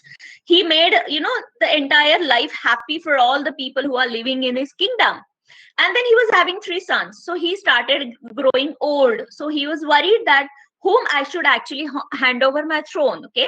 So he was thinking about his heir. So at that time, he decided to do one thing. So all his 3 kids, all his 3 sons, he called them up and he gave them 100 coins each. Okay. And he told them, go out, do whatever you want to do within 1 year, and come after 1 year, and you have to bring me a golden dog, a gold dog. Okay. Out of you, whoever is able to do that, I will give my kingdom to that person. So the eldest son, what he does is, he actually, he's very happy that he's got 100 coins, and then he actually builds a beautiful palace out of that. He hires people, he sends them out to find out where the golden dog is, and then those people come back after a while, and they tell him, okay, there's no gold dog as such, right? And he loses all his money, and he knew that he's not anymore the contender for that particular throne. So he accepts it somehow. The second son, he's a smarter one. So what he does is, he actually get into broking. He gives those money, he lends that money to some other people, and he start earning interest for them. Okay, so he gets a lot of interest from people by lending those money to him, which his father has given to him. And then when he gets a lot of profit, he actually gives it to the goldsmith and he tells him to make a golden dog for his father. Okay. And then he feels that, okay, my job is done. Okay. The third son, the youngest one, he is, a different kind of a person altogether. So what he does is he buys a very small house from that money for himself, from some of the money. Okay. And he stays in a locality, a common locality. He starts living there. He opens a certain company over there, and then he employs the people who are living around in that area. Okay. And he also builds schools and hospitals for them, and he also serves them, and he gives them employment. Okay. So one year he actually builds that particular town beautifully. He actually encourages all those kids of those people who are working with him to go to school and learn and things like that. Okay. So after 1 year, all these three sons of that king come back, and they tell their father that, okay, now we are back. So he asks them one by one. So the eldest says, no, I'm sorry, I lost all the money and I don't have a golden dog. The second shows him the golden dog and says, hey, it is here, father. So he said, what did you do? He says, I have given money, I lended the money. So he said, then you actually collected interest from people? So he said, yes. But did you see that whether the people were having the capacity to pay you interest or not? He said, no, I'm least bothered about it. Why do I think about it? It's their problem, not mine. Okay. So father realizes about his kind of an approach towards the subject. Okay. And the third one, he presents a small cotton dog to his father, and he says, this is my dog for you. Okay, this is my golden dog for you. So then father asks him, this is not a gold dog, right? So he says, father, I understand it is not a gold dog, but it has the value of a gold dog, because this cotton which is there inside the dog is actually planted by me in my factory, and we have processed it, and there are a number of people who have worked together. We all of us have worked together, and then we have made this cotton out of that factory, and I'm making this dog of that cotton. So the father says, what did you do? So then the third youngest son explains him that I have used that money to build a company, build a town. I have helped people. I have given employment to others, and I've taken care of people. And then people are very happy about, being with me. So that is how he actually uses that particular money. So just imagine, each one of them have got 100 coins, gold coins with them, but only one of them was able to spend that money in the most wisest manner, right? So what did he do? He did not even think about himself, but he thought about all the other people as well. So this is how every one of you, can we have the next slide, please? Every one of you would have to go through certain circumstances, but how do you respond to a certain circumstances is something that will decide whether you become an unbeatable leader or you just become an average person. Okay, so your choices, your response to circumstances are extremely important. Now, how many of you have said कि मुझे तो ये करना था, I wanted to do this, I wanted to do that, but alas, this lockdown has happened, this pandemic has happened, and I couldn't do anything. Okay? So that's what happens, isn't it? Zuha, you agree with me, darling? Totally. I believe almost everybody is in the beginning, especially were Right. like, now it's lockdown. I can't do nothing. Now people are getting restless. That's right. That's absolutely correct. So how do you take it? Like many of us, I'm sure, would have taken it as an opportunity. We've made choices. We have learned so many things. You people have organized this kind of an event, right? You've tried to, give knowledge to all the other people, all the people who are available on these platforms. So isn't this amazing? It depends on what are, the circumstances, the internal environment is something that is not in our control. We don't know what is going to happen. We don't even know what is 2021 is going to bring us. Okay, whether it's going to be a smooth year or whether it's going to be a more difficult kind of an year. But it is us, how we respond to these situations, how do we make the choices is something that's going to actually take us a lot ahead. Now, let me tell you a wonderful fact about Grace. Grace herself is an unbeatable woman leader. Okay, she has different forms and names. Grace is not only Grace, but she is there for so many years and ages and decades, and she shares with you all her secrets about how she has become an unbeatable leader in each and every incarnation of hers. So are you excited to know about this story, about these people, about these incarnations? Please continue, please. Yeah. Can we go to the next slide, please? Okay, so Yes. Grace here would like to present herself as Rani Lakshmi Bai. Okay. Now, the name is known to each one of us, as in I do not even have to give a background to her. Every one of us know Rani Lakshmi Bai, and we are so, fascinated by the kind of courage that she has had, right? Jhansi Ki Rani, how many of you have performed that role in your childhood? Some competition somewhere you have become a Jhansi Ki Rani, and then you must have said that dialogue. That I'm sure many, we can see in the comments. Right, I'm sure. Yeah. So what message does she give? So Grace, when she is Rani Lakshmi Bai, she tells you that be a volunteer, not a slave. Don't do things because you have to, but do it because you want to. Tell me how many times when you are in a college and when you're doing something, when your teachers tell you, okay, do this, do this, do this. How many of you are actually motivated to do it? You are not, right? Because somebody else is asking you to do it. So you feel that it is not for me. It is for somebody else.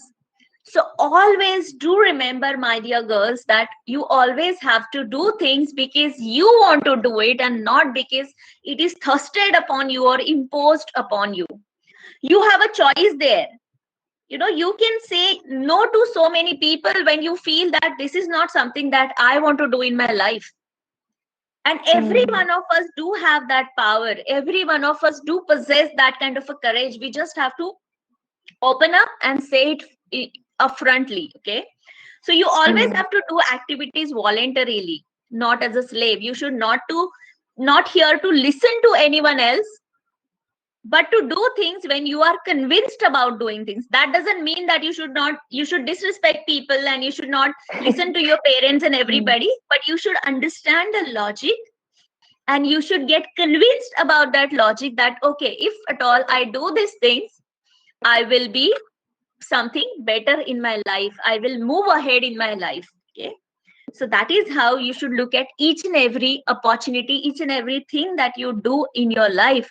Right from, getting up in the morning till the end of the day, if you decide that I'm going to do everything voluntarily and not because somebody else is asking me to, you will be doing it the best. I'm sure in the college function, this event also, all of you who are working, you're working voluntarily, right? Yes, am I we're right, all volunteers.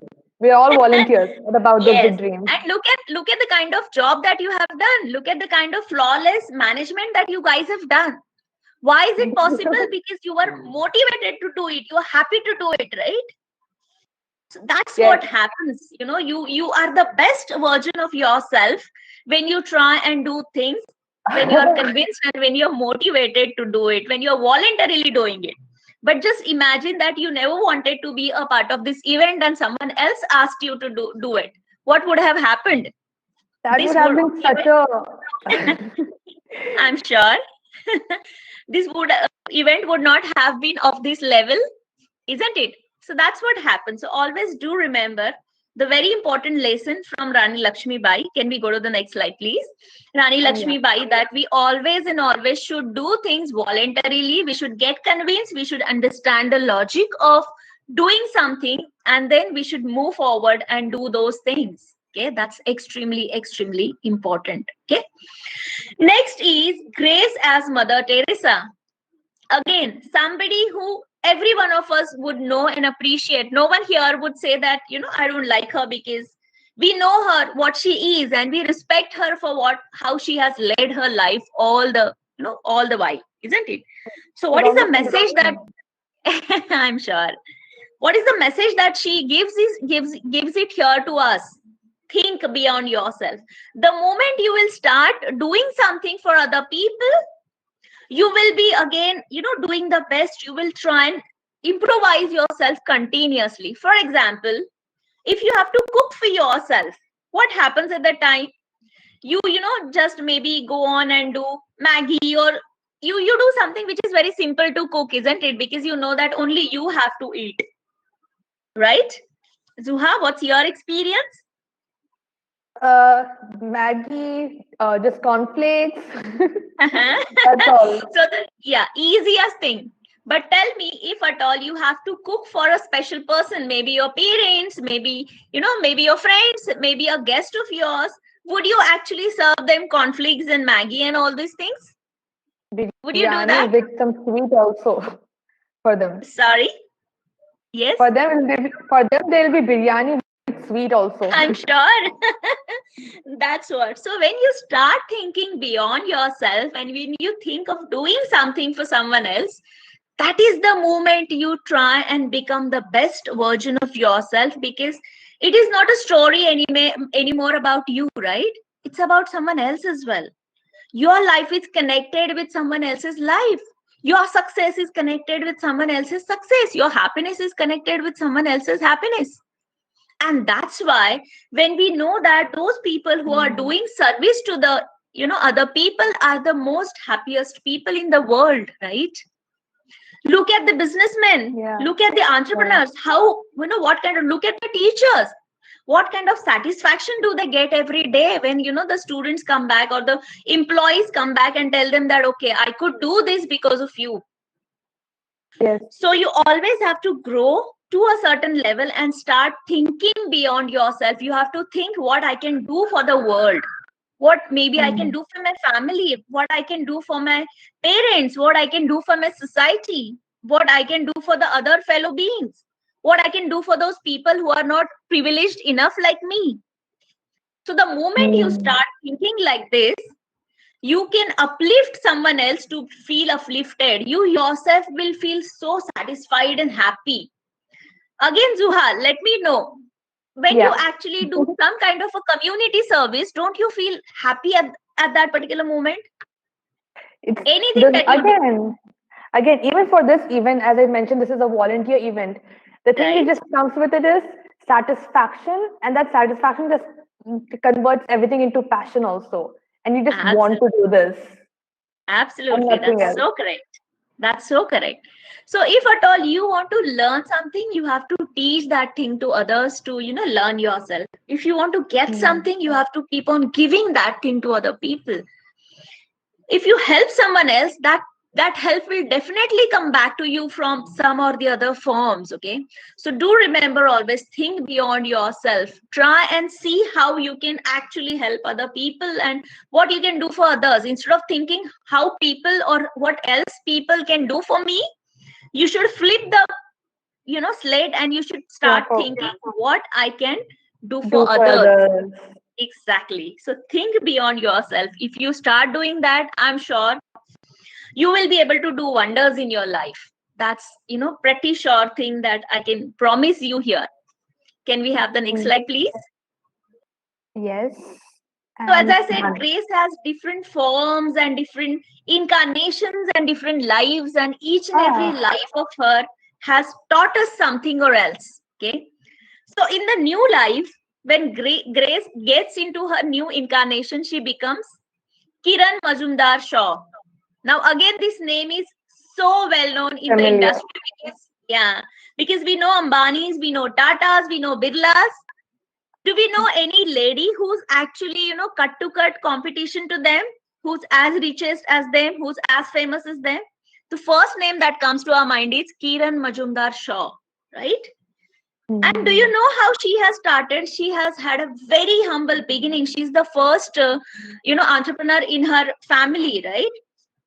She's the first generation entrepreneur. Oh yeah. And she has started her small business in the garage of her house with 10,000 rupees.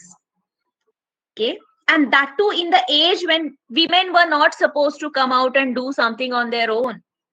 The pharmaceutical industry was considered to be a domain for all the men and not women. And her father asked her 100 times, do you really want to do this? Do you think you can do it? And she said, this is the only thing that I want to do. And I'm sure you would know that, that is one of the companies who actually produces the biggest amount of, drugs for cancer treatment. Oh, Today we okay. know this name. Yeah, yes. Today we know this name in the pharmaceutical industry, right? So just Yeah. imagine, yeah, Kiran Majumdar Shaw at that time would have thought कि मेरे पास तो don't have money, I don't have enough space, I don't have enough knowledge, maybe I'm a woman, I should not do this, right? If she would have made all these excuses, do you think she would have been able to set an example for all the women around here? That would not have been possible, right?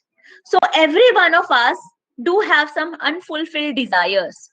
There are so many things that we want but we don't get.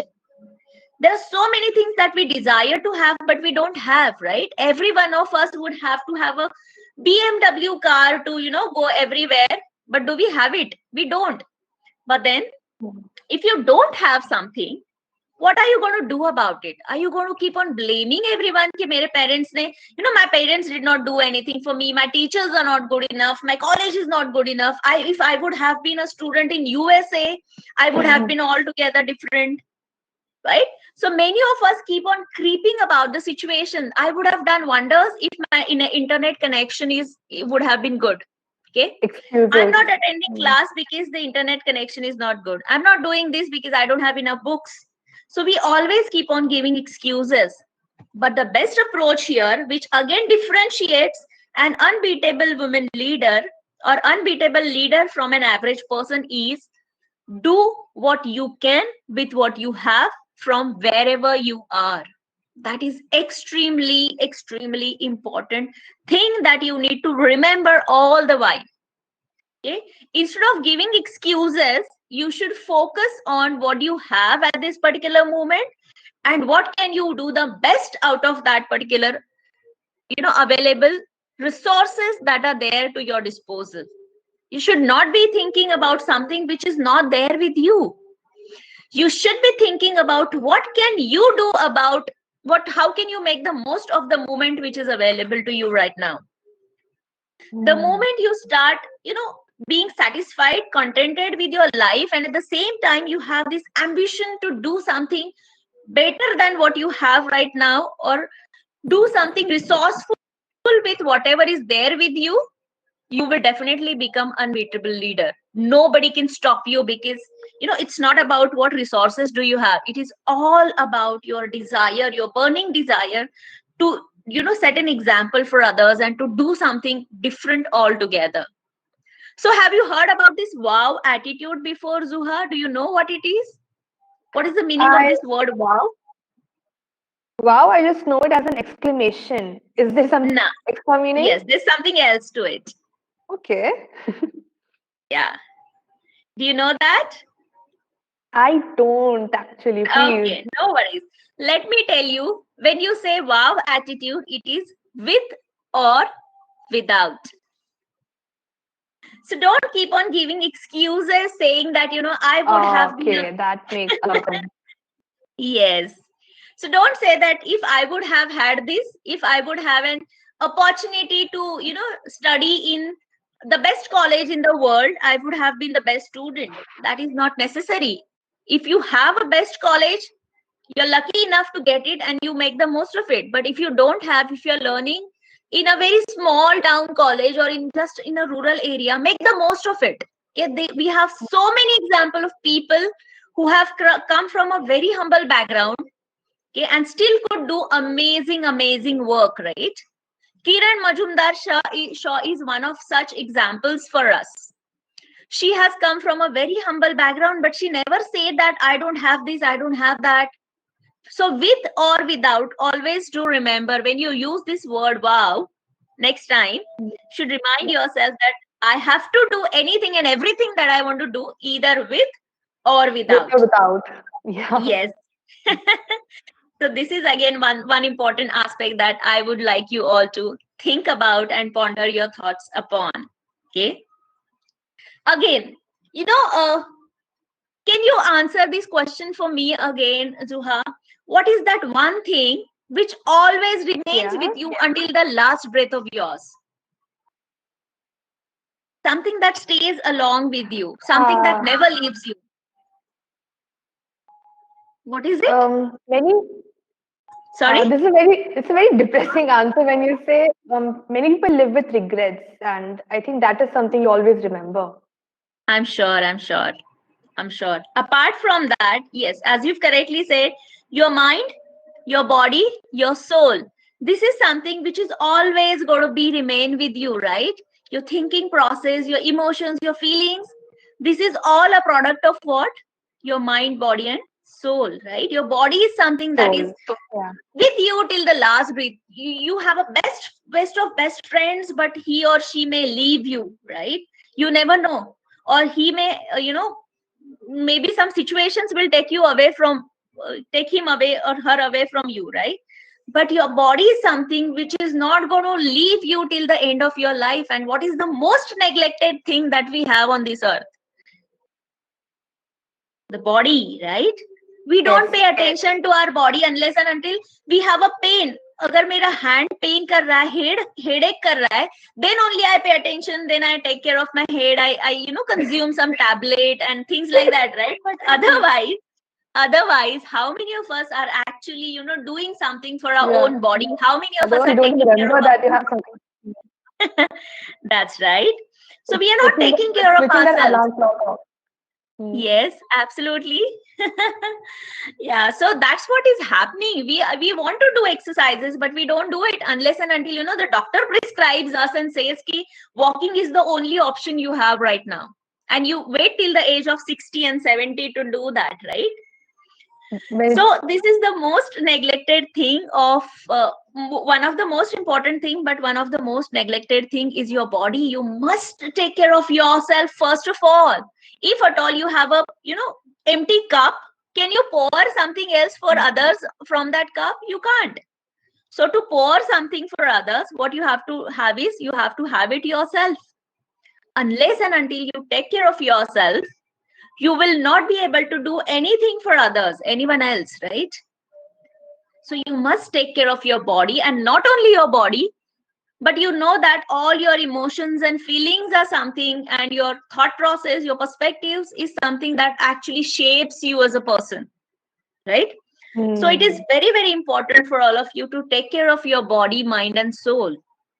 Now, look at this example of Sudha Chandran. At the age of 16, she met with an accident. She had a plaster, and then that gangrene was there. She has to amputate her leg. Okay, she could have just, lie down on the bed and would have said, ki, I don't have a leg. What do I do? But did she do that? She actually fought back that challenge. She did not succumb to the challenge. Yes, and she fought back. So something which is going to always be there with you, your body, mind, and soul, you must actually challenge everything around which is hampering that, which is harming that, and you should come ahead as a person. You should always come back. You should always fight, and you should have that never quit attitude, right? It's all in your head. All your limitations or your limiting beliefs are there in your head. If you feel that I can fly, you can surely fly. But just that you have to have that unshaken belief in that factor, or you have to make yourself, capable enough to fly. And you can definitely do that. You cannot fly with your own, wings, but you can fly. You can become a pilot, and you can fly. Take care of your body. Yes. Yeah. All right. So that's what it is. So again, Sudha Chandran gives us a message that you should never succumb to a challenge, but you should fight back, and you should have a never quit attitude. The moment you actually have it, you will go a long way. And for that, you need to have a strong body, mind, and soul. And you have to take care of yourselves all the while. Should not neglect yourself, and you should not turn out to yourself only when you are very thirsty, then you go and have water, isn't it, generally? But you don't make an attempt in general to have water otherwise. Why? Why are you actually, making that frustration for your body? Why are you making yourself thirsty? You should not be doing that, isn't it? So this is the message that Grace would like to give you as Sudha Chandran. Okay. Can we go to the next slide, please?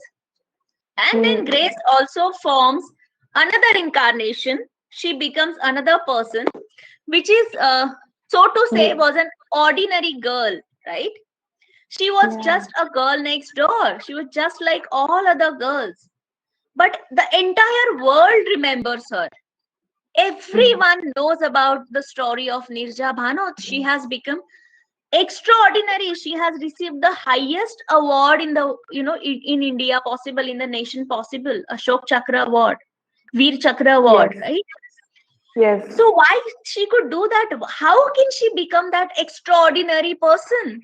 Her heroism and her courage has made her like that. So how many of you have, have the courage to do things which you never want to do? If you have a, fear of climbing height, do you actually do that? You said, no, I'm scared of it. If you have a, scare or phobia of water, do you get into the water? Do you jump in the water? You said, no, I can't do that. I have, I'm scared of water, right? So many of us do limit ourselves in the fears and in the scares, that afraid of something, and then we actually limit ourselves in those fears. Okay. But there's a beautiful line and beautiful advertisement that we have due, right? What it says, Dar ke aage jeet hai. So the moment you will realize that, okay, this is a fear, stage fear, I have a stage fear, I must go on stage and I must start talking on stage. What will happen maximum? I will shiver, I will sweat, I may not be able to make any point, I'll go blank. That's okay, it doesn't matter. Right? How many times it's going to happen? 1 time, twice, thrice, 4 times? Look at Nirja Bhanot. Do you think that she was prepared for such kind of an hijacking and attack and all? Terrorist attack? She wasn't, right? That was a very first situation in a very young age that she faced. She was just 23-year-old, younger than many of us, right? But she still could actually gather that courage, and she decided to fight all her fears in that battle. She lost her own life, but she did not stop there. She continued to save all the people possible, and she was the one, because of her, all the passengers were safe, right? How could she do that? Because she conquered her fears. So the moment you decide that, okay, I want to conquer my fear, I know I cannot do it, and that is the reason why I want to do it. It's very easy to do things which we are very comfortable of, right?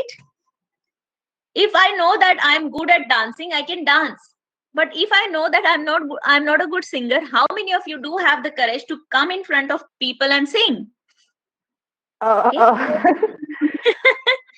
Right?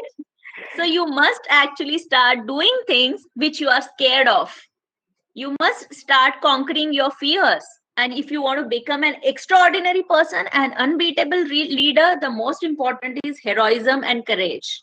And courage and heroism only comes when you take risks and when you actually conquer your fears. Can we have the next slide? So definitely all these ladies right now would have given you a beautiful message, right? And what is that message? You become what you want to, if at all you feel that you can. So at the beginning of this session, I would have said something to you, and that thing was, you become what you are, you think you are, right? Yes, you are the Iron Lady. That Iron Lady is already existing in all of you. She's already there. You just have to realize it. You just have to realize your potential. You just have to grab the right opportunity. You just have to become fierce and fearless. And you just have to start doing anything and everything. Just look around. You will get so many clues and so many motivations and so many learnings from each and everything that is happening around. Okay? So I would like you all to leave with a beautiful message by Margaret Thatcher. She says, watch your thoughts, for they become words. So it's all again, boils down to you yourself as a person. You have to understand what kind of thought process do you carry. Are you envious? Are you jealous? Are you negative? Are you keep on comparing yourself with someone else? Are you not focusing about your own self? Are you gossiping? If at all you have all these qualities, you will never be able to be successful in your life. You'll always remain average. But if you have those thought process which is positive, courageous, focusing on your own self, ambitious, confident about your own self, high self-esteem, you will go a long and long way and nobody can stop you at all. Okay, I told you the only restraining factor that you deal with is you yourself, your own thought process. Okay, so you have to have a great thought process. You have to start thinking like a star to become a star. You have to start thinking like a celebrity to become a celebrity. You have to start thinking like a leader if you want to become an unbeatable leader. So it all starts with your thought process, because when you think about something, the similar things comes out of your mouth as your words, right? This is how you deal with other people. That becomes your interaction with other people, and that develops your interpersonal relationship with other people, professional, personal, both, isn't it? So watch for your words, because they become your actions. When you start thinking about something and when you say that, okay, this is what I want to do, your actions are aligned with what you say, isn't it? And watch your actions, because they become your habits. How many of you are having best good habits every day? How many of you are thankful to God or thankful to the people around you in the night every day? How many of you express that gratitude to your parents frequently? How many times you go and tell them that, we are so lucky to have you as parents, and thank you so much for raising us so well and doing everything possible in the world, because we are your kids. Do we do that? We take things for granted so many times, right? So we must focus on our thoughts, our words, and our actions, because those become our habits. We have to develop good habits in ourselves, because our habits will become our character. Okay? There always has to be an integrity between what we think, what we say, and what we do. If it is not aligned with each other, you will never have a good character. Okay? So you must have a good character. You must watch for a good character, because that will become your destiny. Destiny is what? It is nothing. It is not something that someone else is writing for you. Okay? No astrologer can write your destiny unless and until you are doing something about it, positive or negative. Okay? So that's what you have to do, because what you think, you become. Okay, so this is the message that I would like you all to leave with. And I'm sure, as I told you, as I promised you at the beginning of the session, that I will definitely leave you with some of the thought processes which you will carry along for the rest of your life. I'm sure each one of you would have received one message at least to be remembered and to follow. What about you, Zuha? What is your takeaway from this session? First of all, I would like you to switch your webcam on so that we can see you towards the end now. I actually, since the beginning, especially before this issue that we had with the presentation, I was actually studying your body language a lot. And the way you were speaking, and I was really inspired, maybe also because I am in this seat also doing the same kind of just like showing my face on camera. I was really studying that, and I was really impressed at how you carry yourself. Thank you so much, darling. That's a compliment. Thanks. And I'll remember that actually a lot from this entire session. Oh, nice. Good observation skills, I must say that you have. And that, wow, with or without, just do it. That's also the shock for me. Like, I never knew that. Right. So I'm glad that I could actually leave you with a thought process which you have not thought before, right? Thank you. Yeah, pleasure. And also, I love how organized again this was. This also whenever I see presentations and such beautiful presentations, I love them. Thank you. Thank you so much. Thanks a lot. Yeah, so I just thought that, since it's almost an end of the day, so the participants should not be feeling bored and, tired and all that. So I thought of, a different kind of a presentation altogether. So stories are something which are always close to our hearts, right? So I thought of, sharing stories and sharing messages through those stories. Yeah. And the way you also noted the one-line quotes for each person, for each grace incarnation, you also mentioned one-liner quotes. So you came up with that like really well. Thank you so much. Thanks a lot. I'm sure the audience also noted your efforts for this entire summit and to also actually give out good messages for this entire I hope summit. so. Thank you for your participation. with the Changemakers Summit and also acknowledging us as about those big dreams and help achieve them big dreams. We should just start doing it. All the best and all the success. And I'm sure each one of you, as I said, have a lot of potential and you're going to do wonders in your life. So my best wishes are always with each and every one of you from this beautiful community. Thank you so much for joining with us, Dr. Shraddha Kulkarni. It was a pleasure to have you and such an honor to be the moderator with you over here. Thank you so much. You have done a best job as a moderator. Thanks for that. Okay, so I take your leave. Thank you. And this was the final session. I'm sure still it's so active over here. The participants and the comments that we're getting continuously. I'm sure everyone did love it. And the stories, they never fail. Yes, that's right. That's correct. Okay, so thank you so much, everyone. And thank you, Zuha, for being a wonderful host. And I would like to say thanks to all the entire team of this event, Changemakers Summit. You have done a flawless management. I must appreciate and congratulate you for all of you for this wonderful event. And you're done with the first day wonderfully, and best wishes for the other 2 days. So thank you so much. I'll see you soon. Thank you so much, Dr. Shraddha. Now, to all our viewers, thank you so much for attending the Changemakers Summit 2021. It was a pleasure to host this event for all of you, and your enthusiastic participation throughout is really much appreciated. And I'm sure you all are carrying a lot of great insights from these experts. The Changemakers Summit